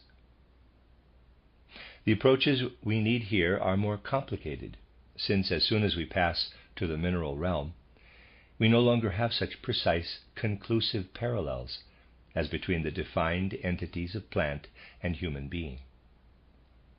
Instead, the one passes more directly into the other, and distinctions are therefore difficult. When producing medicines, and this is something you must especially consider in relation to our own medicines, it is not merely a matter of using a particular substance, but rather of incorporating one process within whose living context the substance exists into another. Thus, when the action of a certain medicine becomes known, we must frequently consider how this action, induced in a sense in one direction, can be checked and curtailed in another. For instance, in relation to the medicine we make with lead and honey, the latter processed in a certain way, as you can find documented, it becomes possible to see how the action of lead is, in a sense, meant to be kept in check by the action of honey. The action of lead on all the capital I governed developmental processes within us is in fact enormously powerful. You recall how we described a physical activity within, or rather emanating from, the human head, then an etheric impression, an astral impression, an eye impression. The eye, primarily, as we said, impresses itself in the movement system. The action of lead works with particular force on this eye impression, in association with the astral impression. Lead's action very much involves an extremely hidden force of nature, and for esoteric observation, there is extraordinarily profound significance in witnessing the effects of lead. These effects are of very great importance for our being before it ever embarks on its descent into physical life. It is here that the actions of lead are especially significant. Lead, you see, not only exerts the effects familiar to us, but, also, very largely, the polar opposite effects. And these polar opposite effects stream in from the cosmos, whereas the effects we are familiar with radiate out into the cosmos from the Earth. One could draw a diagram of this as follows. If this is the Earth's surface, the familiar actions of lead radiate outward. And there's a drawing, see also plate 7. Whereas the polar opposite actions stream in from all sides. They have no center from which their radiations emanate, are not centralized forces, but are forces that work in from the periphery. These peripheral forces are particularly connected with the development of spirit and soul in us, and their realm is one we must really depart from, largely depart from, when we embark on our descent into the earthly sphere. This is why lead's opposite forces are invoked in the earthly sphere, and why these are then toxic. This is, in fact, a general, universal secret we should be fully aware of. That everything spatially connected with the human being's soul and spirit nature, which we can therefore generally speak of as a spatial relationship, is toxic within our organism. So that really the very meaning of poison must be derived from this. What we find here, therefore, is a strong spur or stimulus, a kind of whipping up of these eye-reflecting forces within human nature. And everything that occurs in cases of lead poisoning, primarily, tends toward thorough destruction and dehumanization of the human being's form and image, insofar as he is an eye. All possible symptoms that signify a gradual transition into bodily non-existence, though of course we die before we reach this point, right down to voice loss and so forth, through to states of unconsciousness and stupor, testify to the fact that our innate developmental forces are being thoroughly destroyed. You see, the principle of human development is destroyed, with the destruction coming from our upper organism. And this upper organism is polar opposite to the lower. Something which is a destructive element in the upper organism in large quantities acts constructively in small quantities, in dilution, from our lower organism. In passing, I would like to say here that in my view the never-ending dispute between homeopathy and allopathy will only be resolved once people can study constituent aspects of the human being as spiritual science describes them. Whereas the principle of homeopathy cannot be in doubt, or ought not to be, at least, given the wealth of empirical findings it offers, those who take the opposite stance and are not in the habit of basing conclusions just on the evidence, for homeopaths always take a more phenomenalist approach than allopaths, who invariably taint their medical rationale with all sorts of prejudices, all kinds of extraneous deliberations and tendentious views about the human organism, will find it difficult to understand the principle that a substance with a morbid effect in large quantities can have a therapeutic effect in small ones. This principle does not actually entirely accord with the facts, but only does so if we extend it by saying that what causes a morbid effect in our lower organism exerts a medicinal action in small quantities, where its effect proceeds from our upper organism, and vice versa. This reformulation of the homeopathic principle would be the only suitable way of resolving the dispute. If we turn back from this little parenthesis to a medicament in which we seek to achieve an effect through a particular way of processing lead and honey, you can see how from below we counteract by means of very dilute lead the forces that destroy the human form. This is contained in the action of lead. Now we try to build up this eye-configuring power in a patient. You see, Here we transpose I activity into the physical organism. And by making a person physically well, we render him mentally weak in respect of everything that should work up, also organically, from below. On the one hand, we bring a person back to his proper course of development, since developmental forces are defective, by using the action of lead in response to certain processes of disease. But weakening, which runs parallel with inducing a person to develop his self-configuring powers once again, can easily reach a stage where we undermine the forces proceeding from his eye and astral body, and particularly those issuing from the eye. So we can say that we cure what a person acquired, or rather acquired as a deficiency when he entered earthly life. But we weaken him in relation to what he needs to develop organically while he lives this life.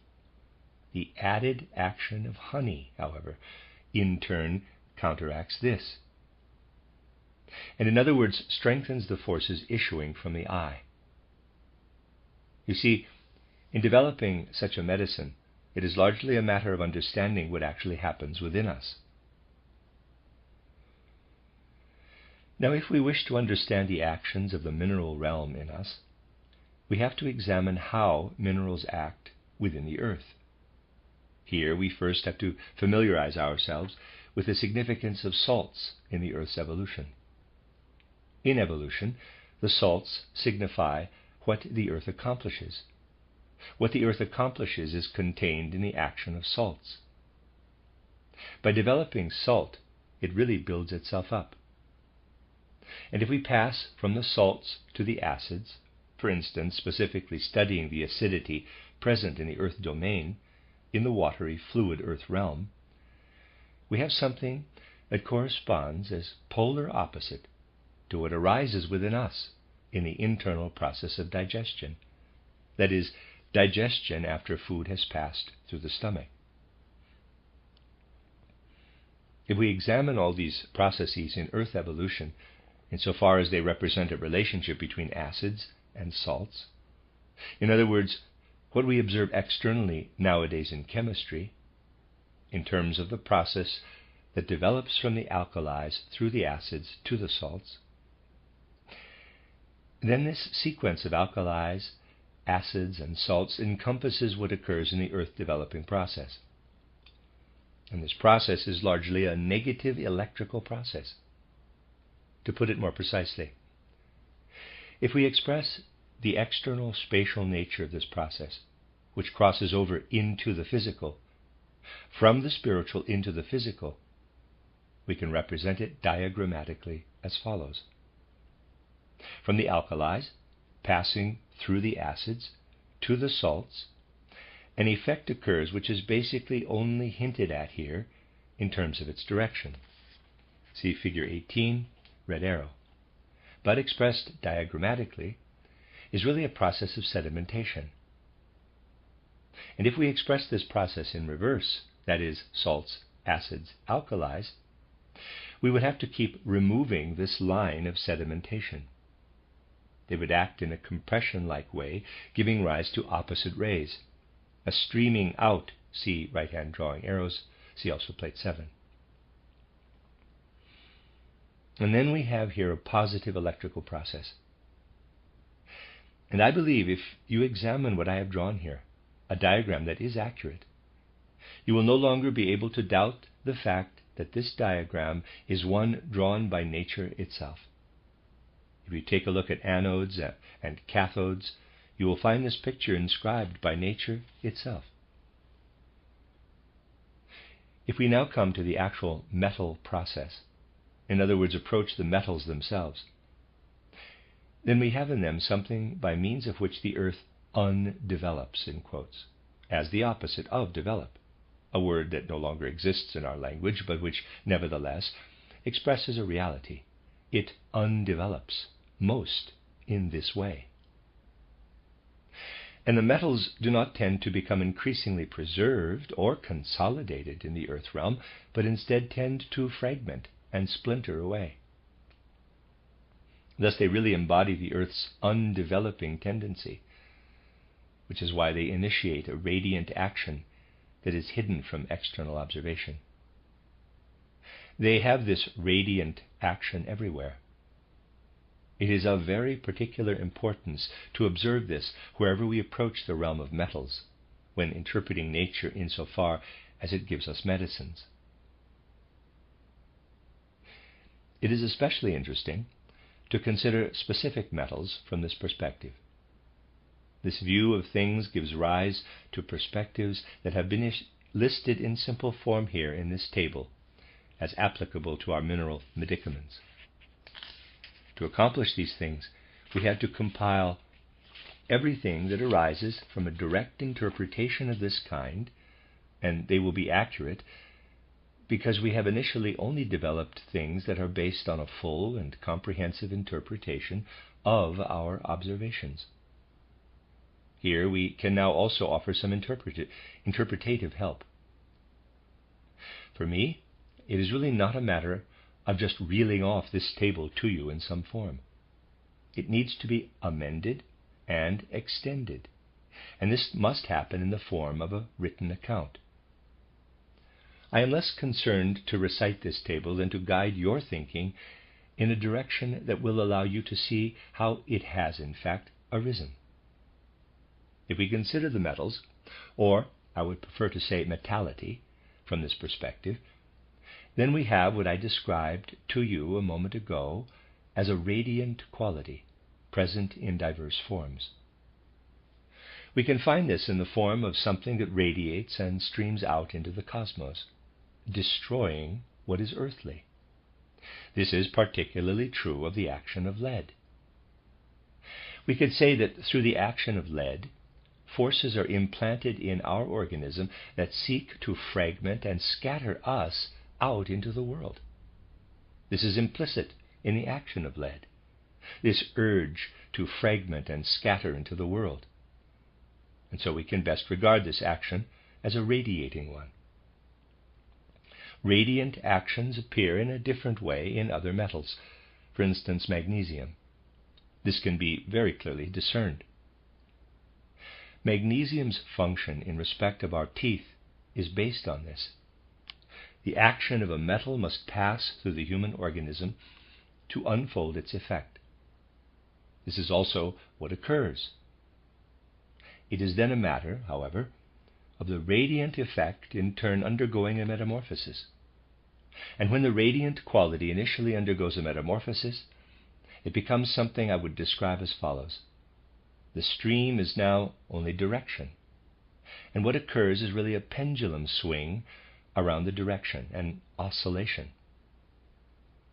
Such actions are ones we must observe in states of both sickness and health. In a healthy person, these radiant actions are present as, if you like, the residues of pre-birth existence, of pre-existent life, in the sense organs' radiant streams. They are always present.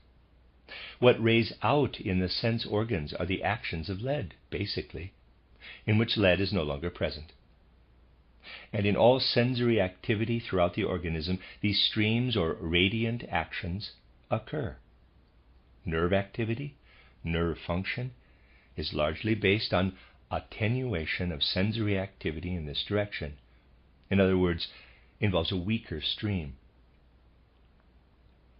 From this you can see why I said in my book titled Riddles of the Soul that neurosensory activity is hard to describe, since it would be necessary to preface such an account with all I have now presented here.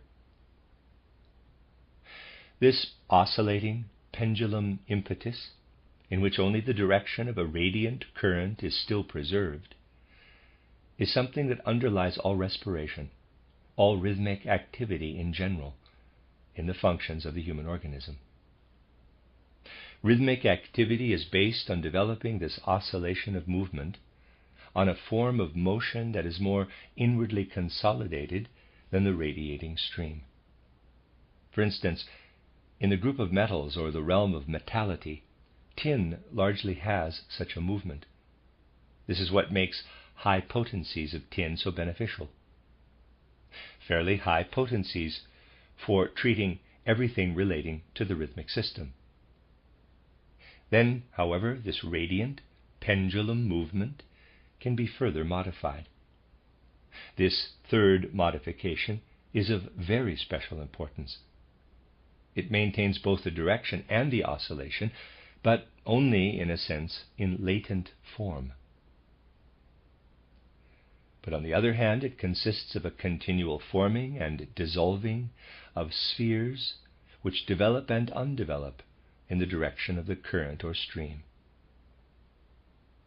What acts in our metabolism is based on these forces, and amongst the metals, iron is what unfolds these forces to a particular degree. This is why iron in the blood counteracts metabolic action as a third metamorphosis of the radiant action. In the case of the first metamorphosis, the action is directed particularly to all that relates organically to the eye. With the second metamorphosis, the action is organically directed to all that is connected with the astral body. And the third metamorphosis exerts its organic effect on all that relates to the ether body. See figure 19, see also plate 7. But now, let us go further. What develops there as this ongoing stream of spheres, if I can put it like that, must, since in a sense it works down from the upper to the lower organism, continually be received. It only goes as far as the etheric, only as far as the etheric. But now the physical body must receive it through a force that works in polar opposition. For this forming of spheres must be met from without by something that enfolds and envelops them. Something must envelop these spheres. See figure 20, see also plate 7. This enveloping action can be such that it is more or less in equilibrium with the sphere forming action. Under normal conditions, this is of course due to the fact that everything working from above downward is balanced by what works from below upward. And this state of balance occurs particularly in the movement of the heart. But if this particular balance is upset, then aurum is the balancing metal to use. Readers aside, gold, end of readers aside. This reestablishes balance between the encompassing action and what is present there in the middle. Aurum can be used in circulatory and respiratory disorders, for which there are no other concomitant symptoms that present follow-on effects.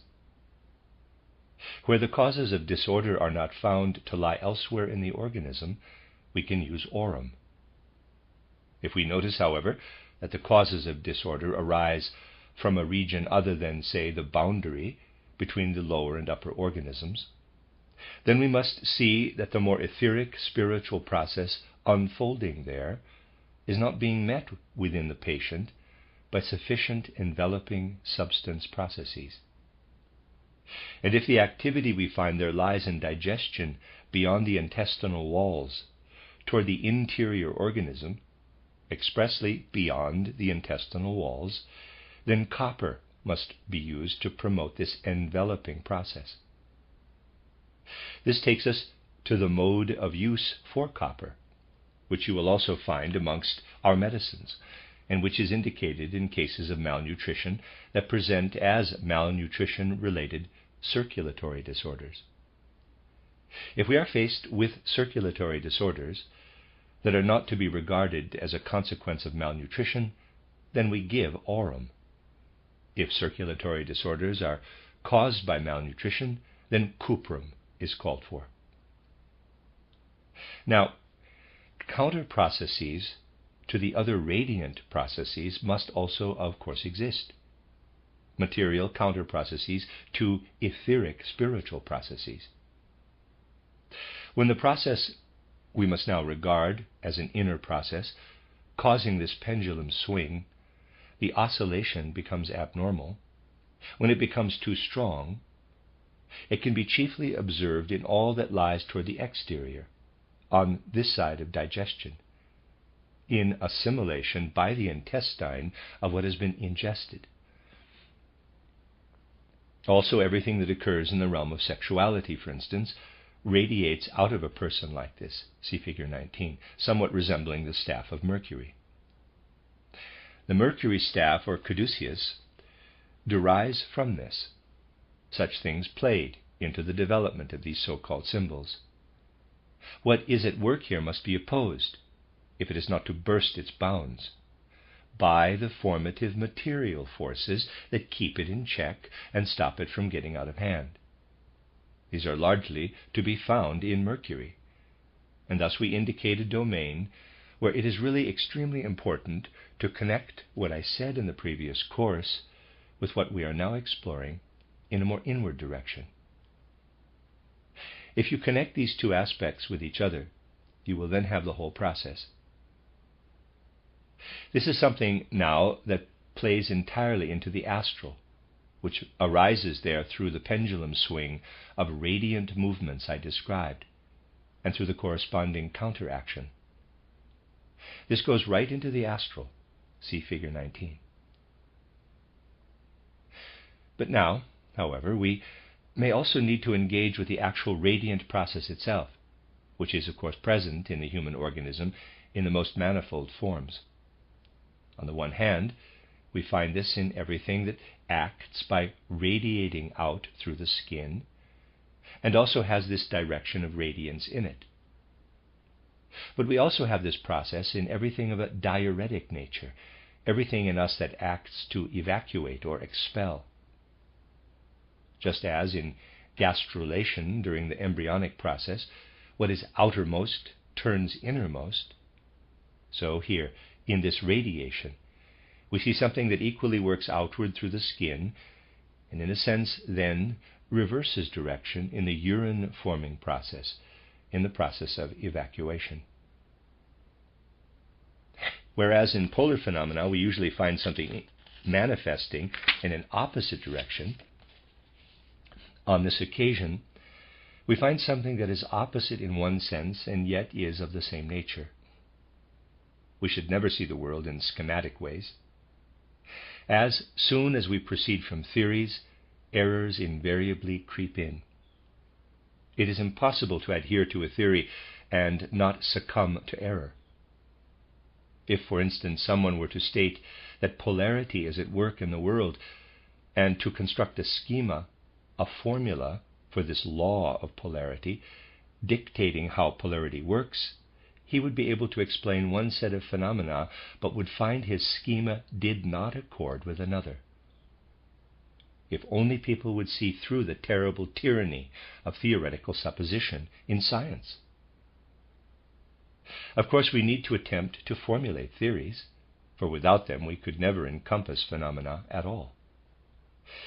But we must also be willing to depart from our theories again wherever this is called for, and to penetrate into the domain where our theory no longer holds true. This must also be taken into account in conventional science. If we wish to propound evolutionary theory in an external exoteric sense, we should follow external evolutionary theory and simply reshape it accordingly, and so forth. If we wish to understand the human being from within, we have to take our guideline from what anthroposophy offers. Neither an anthroposophical nor an anthropological theory can be handled other than by departing from it when necessary and entering a different domain. But in what we call anthroposophy here, of course, we must enter the sphere of soul and spirit, and from there return again to external sensory phenomena. This path, you can observe, is one I pursued in an entirely independent way in my early books and in subsequent works. And now I try to include the other aspect as well. Fools will, of course, find these books to be riddled with contradictions, and on this basis they mount their idiotic attacks. There are German periodicals, of course, run by people devoid of any judgment, which engage in idiotic combative campaigns as if this were a serious discussion of anthroposophy. I don't know if you're aware that the name of one of these people who mounted a thumping half-wit attack in Diederik's magazine, Die Tat, actually translates as Mr. Thumper. But now, we must consider what can be described, and what I have described, as a form of radiation. And we must also counter this action. We do so by invoking everything that radiates in a contrary direction, for instance in silver. Here, though, we must be clear that silver has to be used as an ointment if it is to meet and engage with the direction of radiance that issues through the skin in some form, whereas it must be given parenterally, readers aside, P-A-R-E-N-T-E-R-A-L-L-Y, parenterally, in some form if the other activity is involved, corresponding in some way to the direction of evacuation. Let me read that whole sentence again.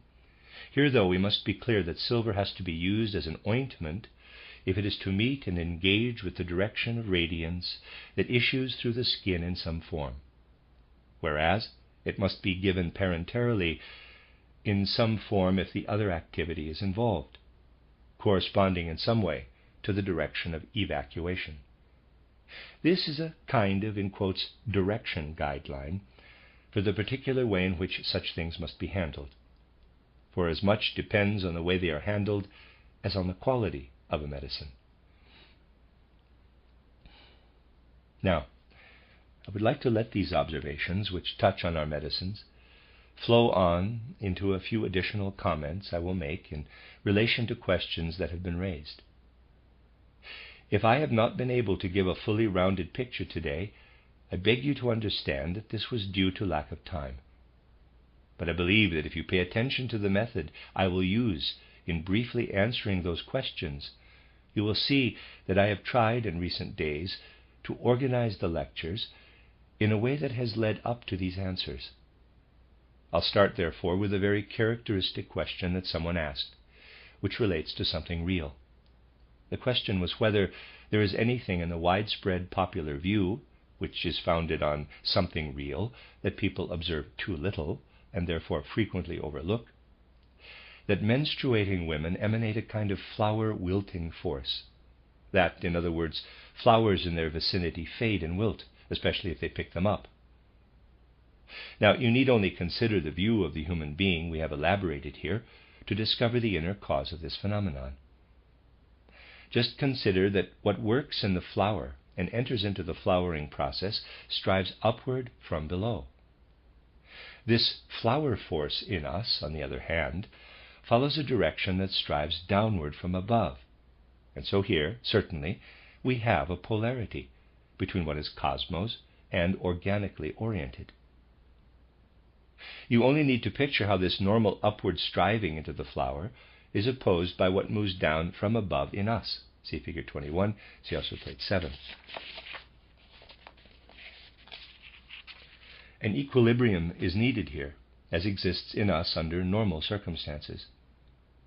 Now, imagine that the descending forces are intensified as this comes to expression in menstruation. These intensified forces work in opposition to the plant's flowering forces. Thus you can grasp this real connection, this strange connection, preserved in instinctive modes of perception and traditional lore, and can discern it by seeing things in this way. Now, there is another question I have been asked. Quote, what treatment can be offered in cases of asthma, which is caused by spasms, and presenting as a syndrome involving blood congestion above and ischemia or exsanguination below? Close quote. What does this condition tell us? This form of asthma means that the neurosensory process has slipped down into the breathing process. Excessive activity in the breathing process causes the sensory process to slip down into it. We must counteract this in a polar way. We have to work against it from the opposite side. In other words, what nature has allowed to pass from outside in must be counteracted with forces that have the proper direction. You will achieve this if you introduce the acid process through the skin. In other words, if you use carbon dioxide baths or other acid baths. This will have an extremely beneficial effect for patients with this type of asthma. In this context, various further things can be used, which you will discover if you consider the other aspect I have mentioned. Now, I was also asked about the rationale for something which, and this also was part of the question, has caused such astonishment and joy in our clinics. That is, milk injections to treat blennorrhea. Readers aside, blennorrhea is spelled Blennorrhoa.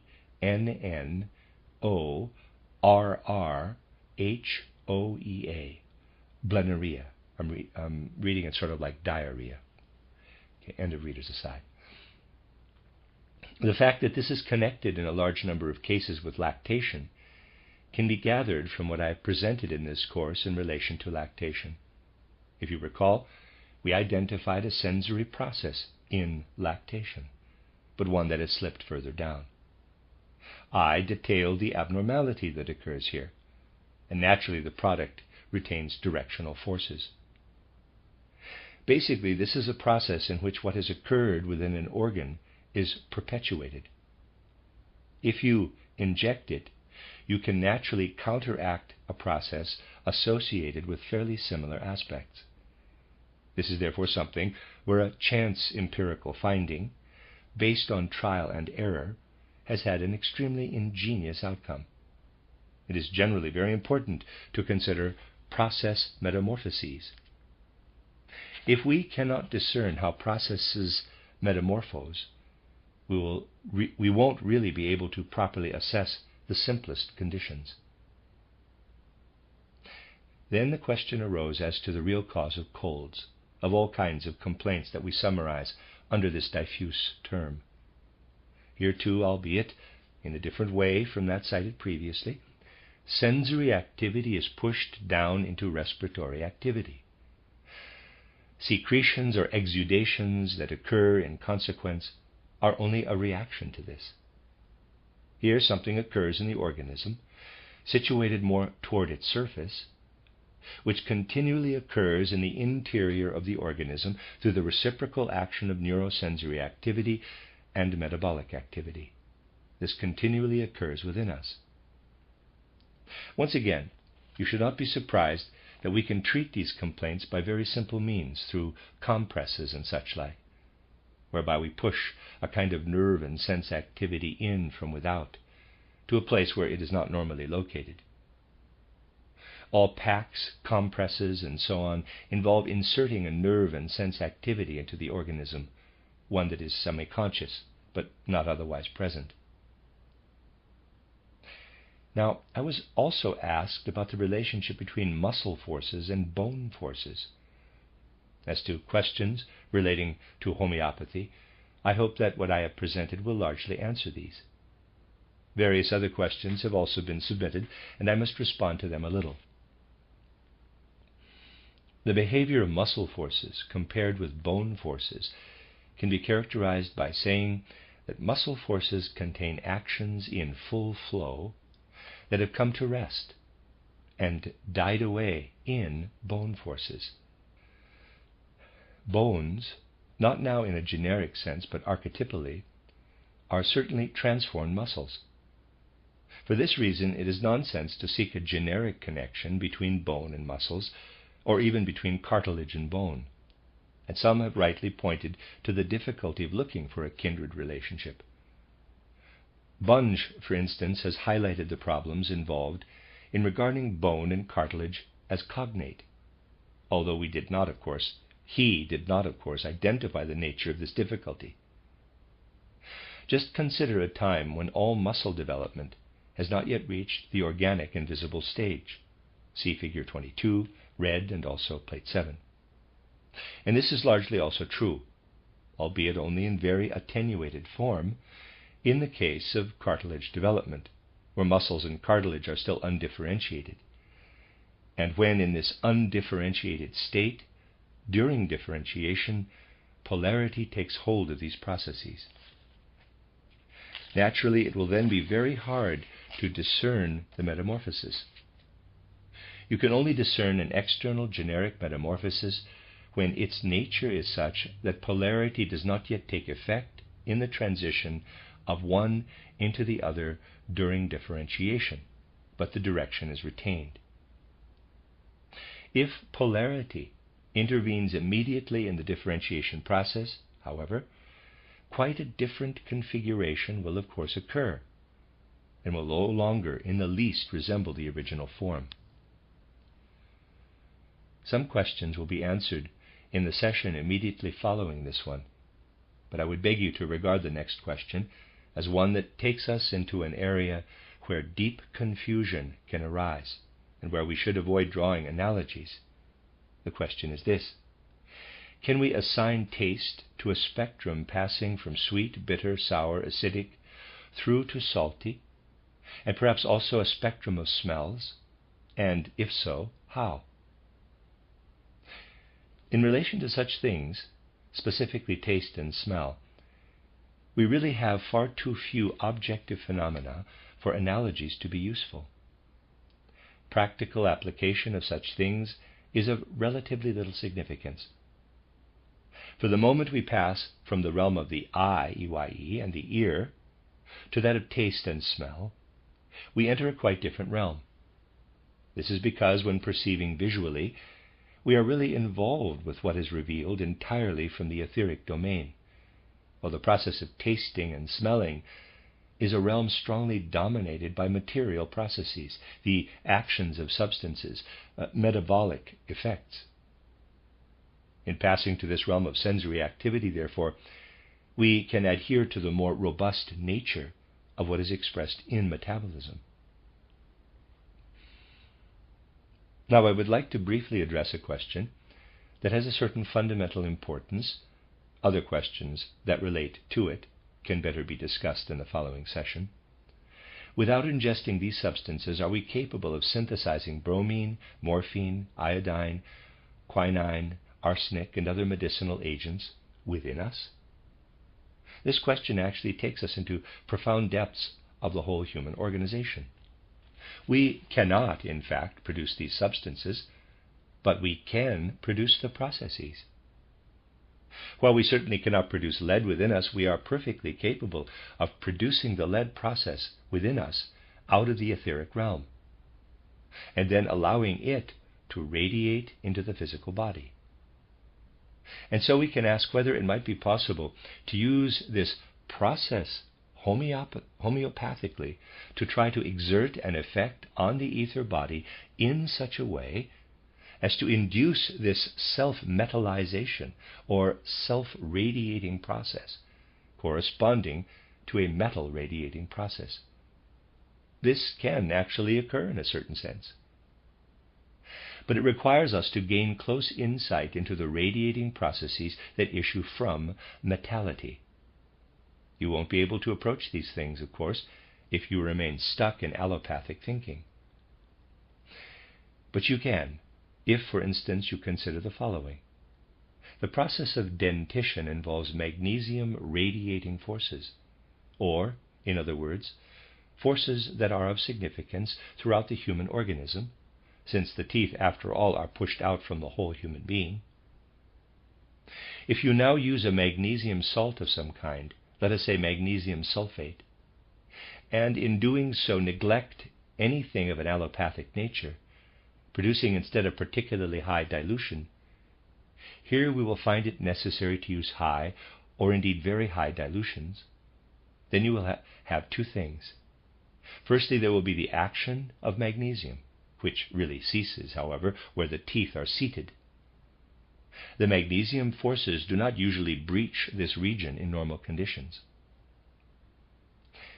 In a sense, therefore, we have to give these forces a strengthening impulse so that their action goes further and radiates through the whole human being. We can do this by using a salt, a sulfate in particular, for this conveys the magnesium radiation right through into the head forces. From here you can let them radiate back again, and this will in fact invoke a process that proceeds from the etheric realm, one that remains homeopathic right into the etheric realm and involves only forces without any substance, having started with a quite different substance. You know that magnesium sulfate has already been empirically tested here, but we will only be able to use it in a rational way if we consider this whole context. But then we will see immediately, for instance, that the sulfate property is only half the picture. The other half the picture is magnesium. And so someone who thinks that one could also use another sulfate will be mistaken. We will only mistakenly believe such a thing if we rely on methods rooted in the external world of the senses and on a rationality that only collects and combines sensory impressions. To end, in relation to everything presented today, I would just briefly like to point out that we must, firstly, try to select isolated phenomena in order to delve behind the observed effects. But having done so, we must in turn compile and interrelate all these things. In giving these lectures, I have asked you, perhaps rather a tall order, to interrelate and gain an overview of everything presented. And now I would like to suggest one way in which things can be interrelated. For instance, someone asked me about Graves' disease. Here you could even look back to what I said in the first eurythmy lecture, when I pointed out that the thyroid is something like an incomplete brain. If you see the thyroid as an incomplete brain, and become aware that the abnormal forces active in Graves' disease tend toward the thyroid, and in doing so induce all the other symptoms which appear in the Graves' disease syndrome, then you will discover how you need to counteract this condition by means of something that, as it were, combats excessive head development in the human being. And then we are led in turn to the theme of our next session. We will find that we can exert a very beneficial effect on such things through purposeful movement, notably through purposeful movement accompanied by the speaking of consonants. You will achieve a good deal in the case of incipient Graves' disease if you make radical use of what we discussed in the eurythmy lectures. So there we have a connection, an interrelationship. Now, rather than ending, we will conclude for the time being, apart from our next session, in the hope of continuing with these matters on another occasion. After a short break, we will reconvene and examine aspects that relate more to eurythmy. The end of Lecture 8. You are listening to RudolfSteinerAudio.com. If you are listening to the podcast of this, it is located at rudolfsteiner.podbean.com. Please consider becoming a patron. As well, there are two publishing houses, rudolfsteinerpress.com in England and steinerbooks.org in America, who are the sole publishers of Steiner into English and have given me permission to do these recordings. Please consider patronizing them as well. This is a reading of a Collected Works, volume 313 by Rudolf Steiner, entitled Illness and Therapy, Spiritual Scientific Aspects of Healing. 9 lectures translated by Matthew Barton. This is the last lecture in the cycle, Lecture 9, given in Dornach on the 18th of April, 1921. Your own knowledge of physiology and other fields must always inform the details of what I wish to say to you today in relation to eurythmy. This will come about quite naturally, but particularly when examining the kind of spiritual, corporeal process that occurs when we do eurythmy, it is unavoidable that I refer to deeper spiritual and physical relationships. And here I would like to draw your attention to the following. We must initially consider the world process that occurs outside us, whose isolated details we usually only study rather than what is really active within it. Just consider that the Earth develops, in fact, from a configuring tendency entering from the planetary sphere and also from what lies still further beyond this sphere. The Earth is configured from continually in-streaming cosmic forces that manifest in distinct bodies of force as they radiate toward the earth. In this context, we can regard these cosmic forces, although they can in turn include everything I have previously said about radiating currents, as acting centripetally and really forming from without what exists on and in the earth. It is actually true to say that the earth's whole metality, all its metals, are not chiefly formed by forces of some kind in the earth's interior, but rather that the cosmos implants them into the earth from without. These forces that work through the ether can be called configuring forces, generative forces, working in from without.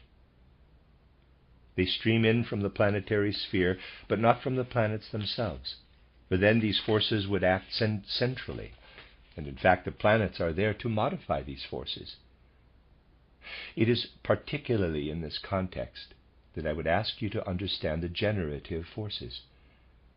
They are met by opposite forces, which in the human being and the earth absorb these generative forces and consolidate them, as it were, gathering them round a central point so that the earth can develop. These can be called the forces of consolidation. See figure 23 below and plan on page 120. Within us they are present as forces that shape and model the organs, whereas the other forces, the generative forces, are those which tend more to push the organs into the physical world from the spiritual etheric world. This is a process we can gain a tangible sense of in the contrast between the pushing forces of magnesium and the rounding, shaping nature of fluorine forces. Once again, though, this process is one that comes to expression everywhere. It appears in the teeth from below upward, rounding and shaping above, but also from front to back, and from back to front, from above downward, and rounding off below. You can gain a further tangible sense of this process, for instance, if you picture pushing a spherical shape forward from outside in, so that a form arises, and oppose this with a sphere-forming process that works from below upward. See figure 24. Inside the form, between these two processes, you will now find a mediating element in processes of secretion, and then again the absorption of what is secreted by other processes, and so forth. We can call all this secretion in the broadest sense, for ultimately absorption depends on inward-directed secretion, which is in turn reabsorbed. In between, again, there lies what one can best describe as processes of elimination.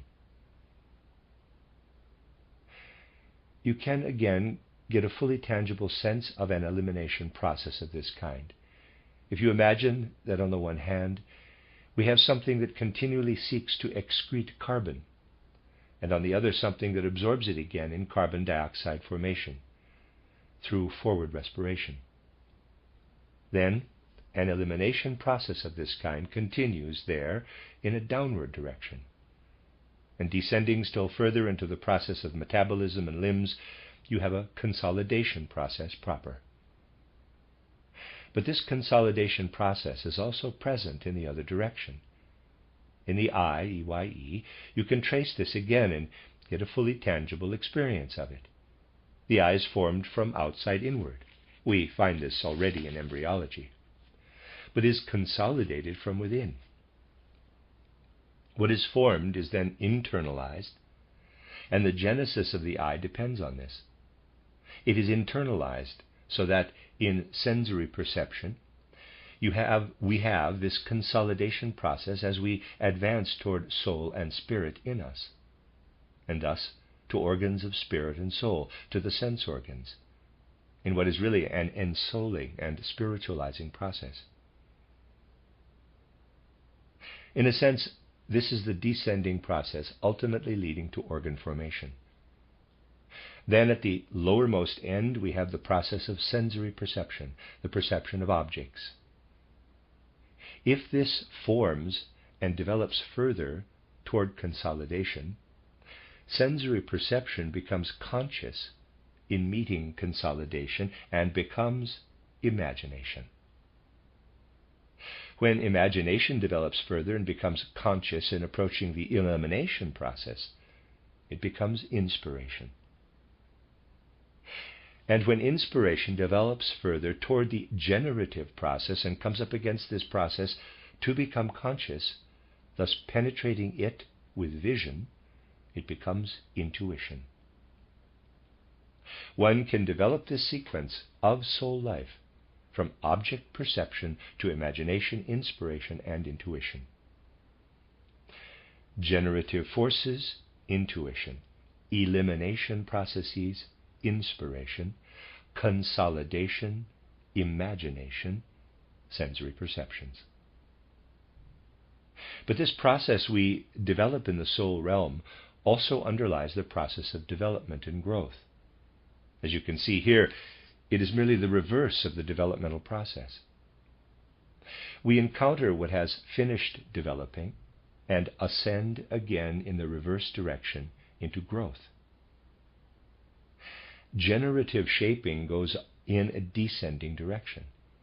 We ascend in the reverse direction, going to meet growth, so that what we develop as sensory perception and faculties of cognition in imagination, inspiration, and intuition is always counteracted by creative forces that come to expression in the generative forces, the processes of elimination and consolidation.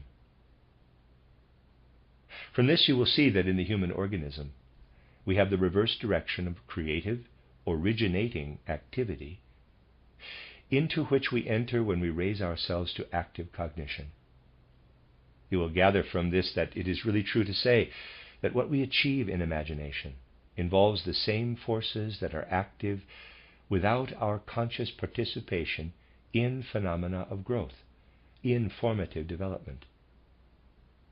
When we rise to inspiration, we approach the forces that inspire us from without in breathing, that structure us as we breathe, informing the shaping forces and in a sense permeating and configuring them.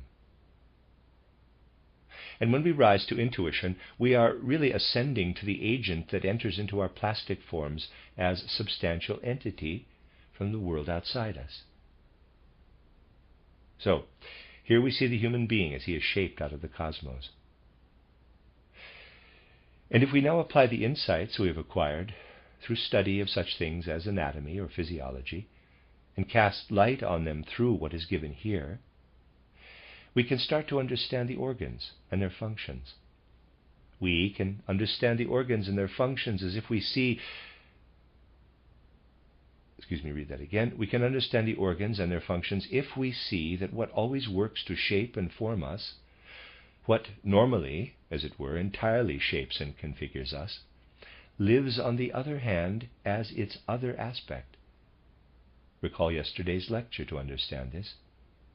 In consonant movements which invoke unconscious powers of imagination, as I said yesterday, in a kind of streaming through the organism. So here you can understand how consonantal eurythmy engages with inadequate generative forces in us, deficient shaping forces, and guides them into the right kind of plasticity.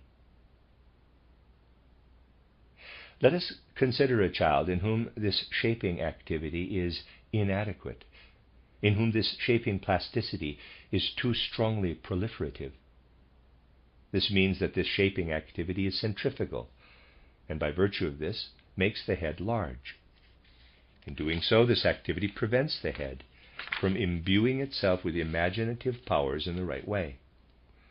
These powers must be brought to bear, and so the child should do consonantal eurythmy.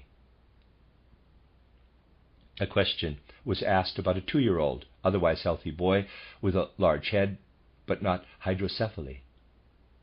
In consonantal eurythmy, when properly applied, you do indeed have a means to counteract this and remedy it. Here we come to the point where a thorough observation of morphology, the deeper aspects of morphology, shows that eurythmy treatment is indicated. Another question was this, quote, a boy aged 12 3/4 whose growth is noticeably retarded, no appreciable disease, but suffers with intestinal worms, intelligent but easily tires of mental effort, close quote. This is an extremely interesting syndrome, and all the symptoms point to a deficiency of imaginative forces and a proliferation of shaping organ forces due to insufficient inner shaping forces of the soul. These shaping forces of the soul, of soul plasticity, are also what destroy parasites. It is not surprising, therefore, that a lack of these forces manifests as worms. One should have him do consonantal eurythmy to address this condition. These syndromes will directly indicate where you should intervene with eurythmy, even if such signs and symptoms appear in a somewhat concealed form. Eurythmy can still have an extremely valuable effect, especially when we also address the condition through medicinal therapy. For instance, an interesting question has been submitted to me. Naturally, I will have to respond to it in principle only. If complications develop, special note could be taken of them in a specific instance. But even if the condition in question is associated with other symptoms, from one perspective, the characterization I will give here is accurate. Quote, I have a 5-year-old patient who sustained a bullet wound during public unrest and lost a great deal of blood. 2 years ago, a deformity of the joints set in, conditions which later led to anemia and such like in adults. How should I address this situation therapeutically? Close quote.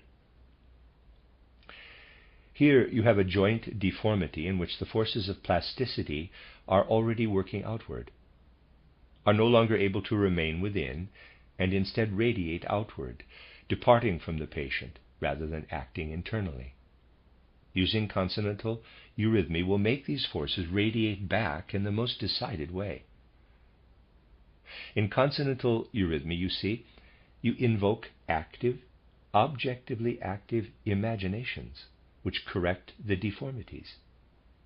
In future, as the question already correctly suggested, people will show an increasing tendency to all kinds of deformity, since they will no longer be able to form a normalizing human figure through forces that are involuntarily active.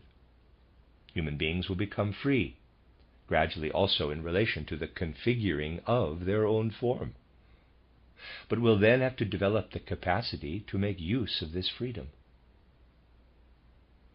In other words, they will have to learn to engender imaginations that invariably counteract deformity.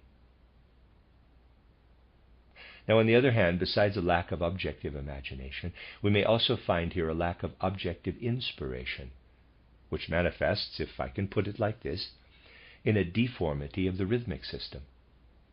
This deformity of the rhythmic system arises particularly where objective inspiration, which passes inward, fails to engage with the circulatory rhythm in the right way. We can exert a normalizing effect here if we use vowel eurythmy. This vowelizing eurythmy, you see, acts upon inner irregularities which are not accompanied by morphological changes, in the same way that consonantal eurythmy works upon deformities or a tendency to develop them. I have said previously that it can, however, be necessary to provide additional support if something like this appears in an especially radical form, as in the joint deformities we have just been discussing. Here we need to enlist therapy to aid the process of consonantalizing eurythmy, which works through imagination in particular, by stimulating the inner respiration of organs lying in an inward-oriented position from outside in, beyond the intestinal wall, that is, the lungs, kidneys, liver, and so on. When we do consonantal eurythmy, then the occiput, lungs, liver, and kidneys especially begin to sparkle and emit sparks. This really is something that shows the reaction. the soul and spiritual reaction to what is performed outwardly in the consonantal forms. In these organs we become an entirely luminous being, and the movements externally performed here are always met by movements of luminosity within us. With certain consonantal movements in particular, what I would call an entire luminous reflection of the kidney's process of elimination arises. In this luminous process, in a sense, we obtain an image of the whole elimination process of the kidney, which arises there through consonantal eurythmy. And then this works over into the unconscious imaginations, and the whole process, where this part starts shining, is the same as the one I described as subject to the influence of cuprum. It is the same process. And here we can point out to the physician that there are, of course, people with certain forms of disorder, such as those I had a glimpse of yesterday, at least from a certain perspective, when shown some drawings that had been admired. I was shown these painted designs and asked whether they testified to special esoteric qualities. In a certain sense, of course, they do show esoteric qualities, but it is very difficult indeed to talk to people about these things, for they are in fact objectively rendered kidney luminosity, objectively fixed renal elimination. In this process of renal elimination, when it becomes luminous in certain people of abnormal disposition, and when therefore a certain stasis or stoppage occurs in renal elimination, thus a pure metabolic disorder, the kidneys begin to shine. And when this special interned clairvoyance develops, people start drawing like mad. Such drawings are lovely, always lovely in an outward formal sense. The colors are always beautiful. Of course, though, people don't like it if you say, yes, that's lovely, but in fact it is your blocked renal elimination. I can assure you that blocked renal elimination and restrained sexual longings, which in a certain way also culminate in metabolic irregularities, are depicted by those with an especially mystical bent and presented as profoundly mystical drawings and paintings. We should regard many of these kinds of things as symptoms of morbid abnormalities that people are only just managing to live with. Anthroposophically oriented spiritual science, you see, is not mysticism, as many people understand it. For it does not entertain any illusions about things such as those I have just described. On the contrary, it undertakes research into these things. But people hold this against you. They hold it against me that I have gone so far in public lectures as to intimate, in this case in relation to poems rather than painting, that the beautiful poems of Mechthild of Magdeburg or Saint Teresa are images of inspired reflections of processes that arise through suppressed sexuality. Naturally, people take it amiss when I characterize someone like Mechthild of Magdeburg or Saint Teresa in this way. These are individuals with a pronounced sexuality, which they held back, suppressed, precisely because it was too strong. In consequence, certain processes of metabolism and circulation arise, which these individuals react to by capturing and fixing them in very beautiful poetry. Yes, viewed from a higher perspective, the phenomenon leads very deep indeed into the secrets of existence. But one has to raise oneself up to such a view. And therefore, we have to have some intimation at least of these singular processes which shine out as inner processes when the outward movements of eurythmy are performed. And notably when what has been mysteriously infused into poetry is performed in eurythmy, as I demonstrated yesterday, when a fine poem is first read out and then appropriately performed in eurythmy, as we saw yesterday, either in consonantal or vowel mode, then this interlaces with the other aspect, so that an inner silent speech comes to meet what is outwardly performed in eurythmy movements. And if the process is not overdone in sensual poems, but when rather it acts as accompaniment, the process of eurythmy accompaniment to beautiful poems, then what occurs in a person is no longer a mapping of pseudo-mysticism, but instead a real healing process. We can therefore say that by getting a patient to perform eurythmy movements in which he is urged to be awake, to listen and to attend fully to the speech sounds he hears, the whole phrasing of the lines, we enable him to rise to the external generative forces, the objectively intuiting forces. And it will be very good, especially with children and adolescents, to repeatedly urge the person doing eurythmy to attend very clearly to what he hears outside him. This acts on all that remains within us as residue of what materialism calls genetic inheritance, rather than what has unfolded between birth and death. A great part of this, in fact, is what we bring with us from pre-existence in soul and spirit, and by this means we can work on congenital defects, flaws, and such like. By attending carefully in this way, we can dissipate all the tendencies to fixate inwardly on what seeks to emerge in things like mystical drawing or poetry. Eurythmy of this kind responds, after all, to a beautiful externally spoken poem, and is the reverse process. A true mystic knows that an abnormality reflected in something beautiful is always partially suspect.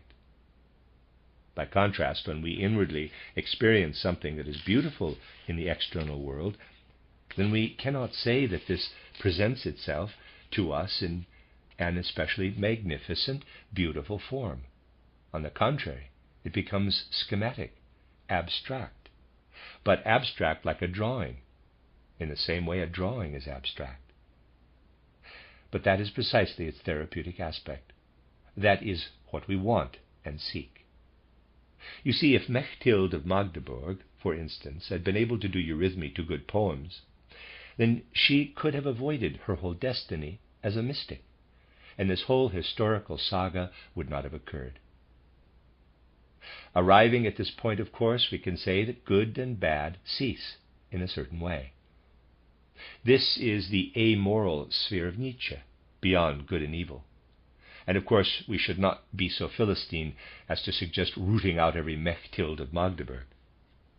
On the other hand, though, you can be quite sure that the supersensible worlds will take good care, as long as people do not let such things run riot, that appropriate relationships with the supersensible world are maintained. Now, I would like to try to clarify a few things, although we are running out of time. Firstly, I would like to respond to this question. Quote, would it not be possible to support therapeutic eurythmy exercises with rational breathing exercises? This would not have to turn into hatha yoga. Close quote. Well, I'd like to say the following here. Rational breathing exercises to support eurythmy exercises can only be handled in the following way in our era, given that human nature is proceeding ever further in a certain direction.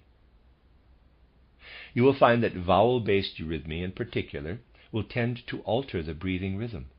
You can discern this.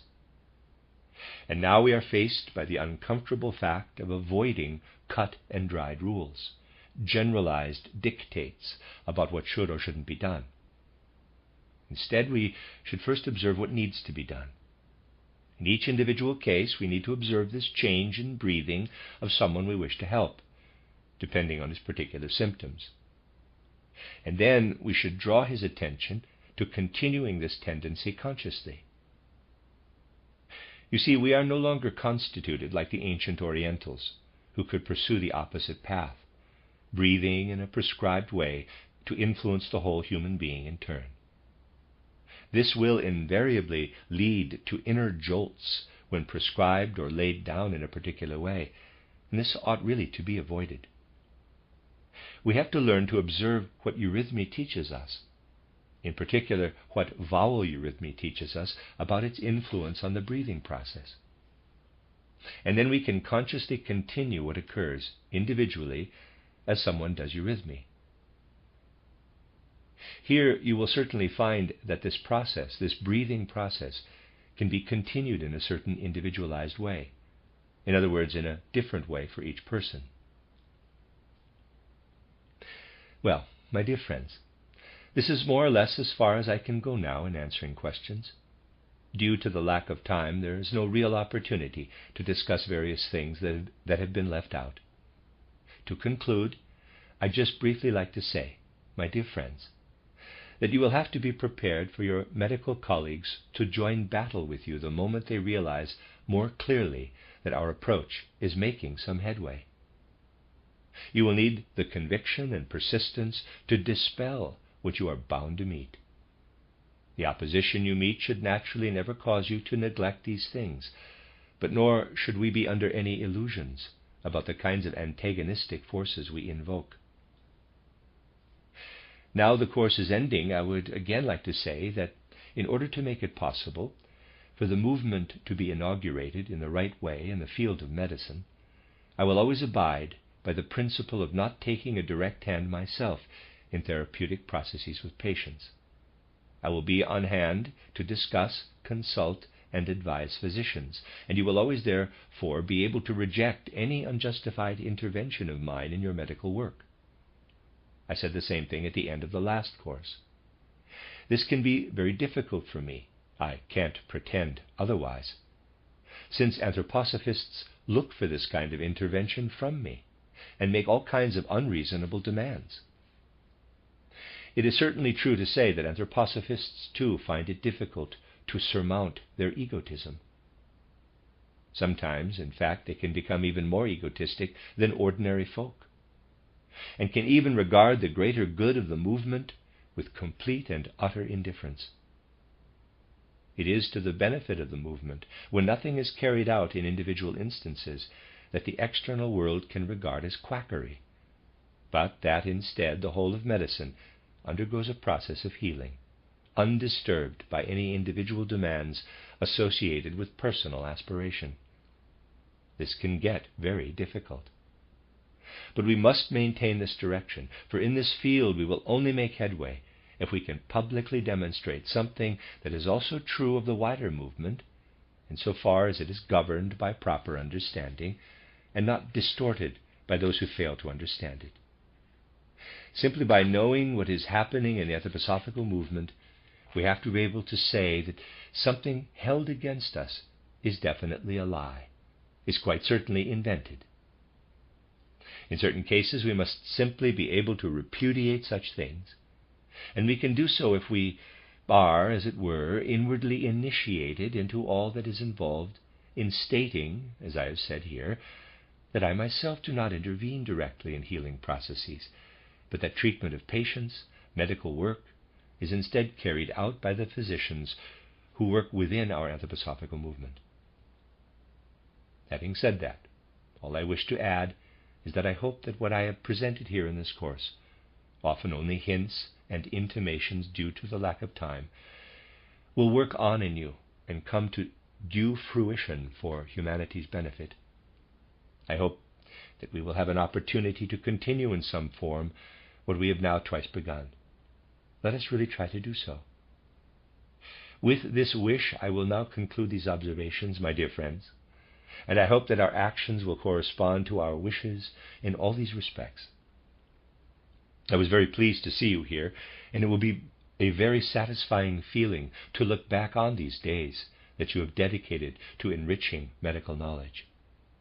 The thoughts in which we are united will accompany you on the paths that lie before you, my dear friends, as you seek to put into action what we have tried to first elaborate here in thoughts.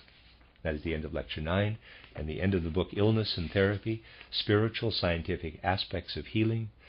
9 lectures given to physicians and medical students in Dornach between the 11th and 18th of April 1921, including Rudolf Steiner's notes for the lectures, translated by Matthew Barton, introduction by Andrew Mendel, M.D., and Matthew Barton, Rudolf Steiner Press, Collected Works, Volume 313.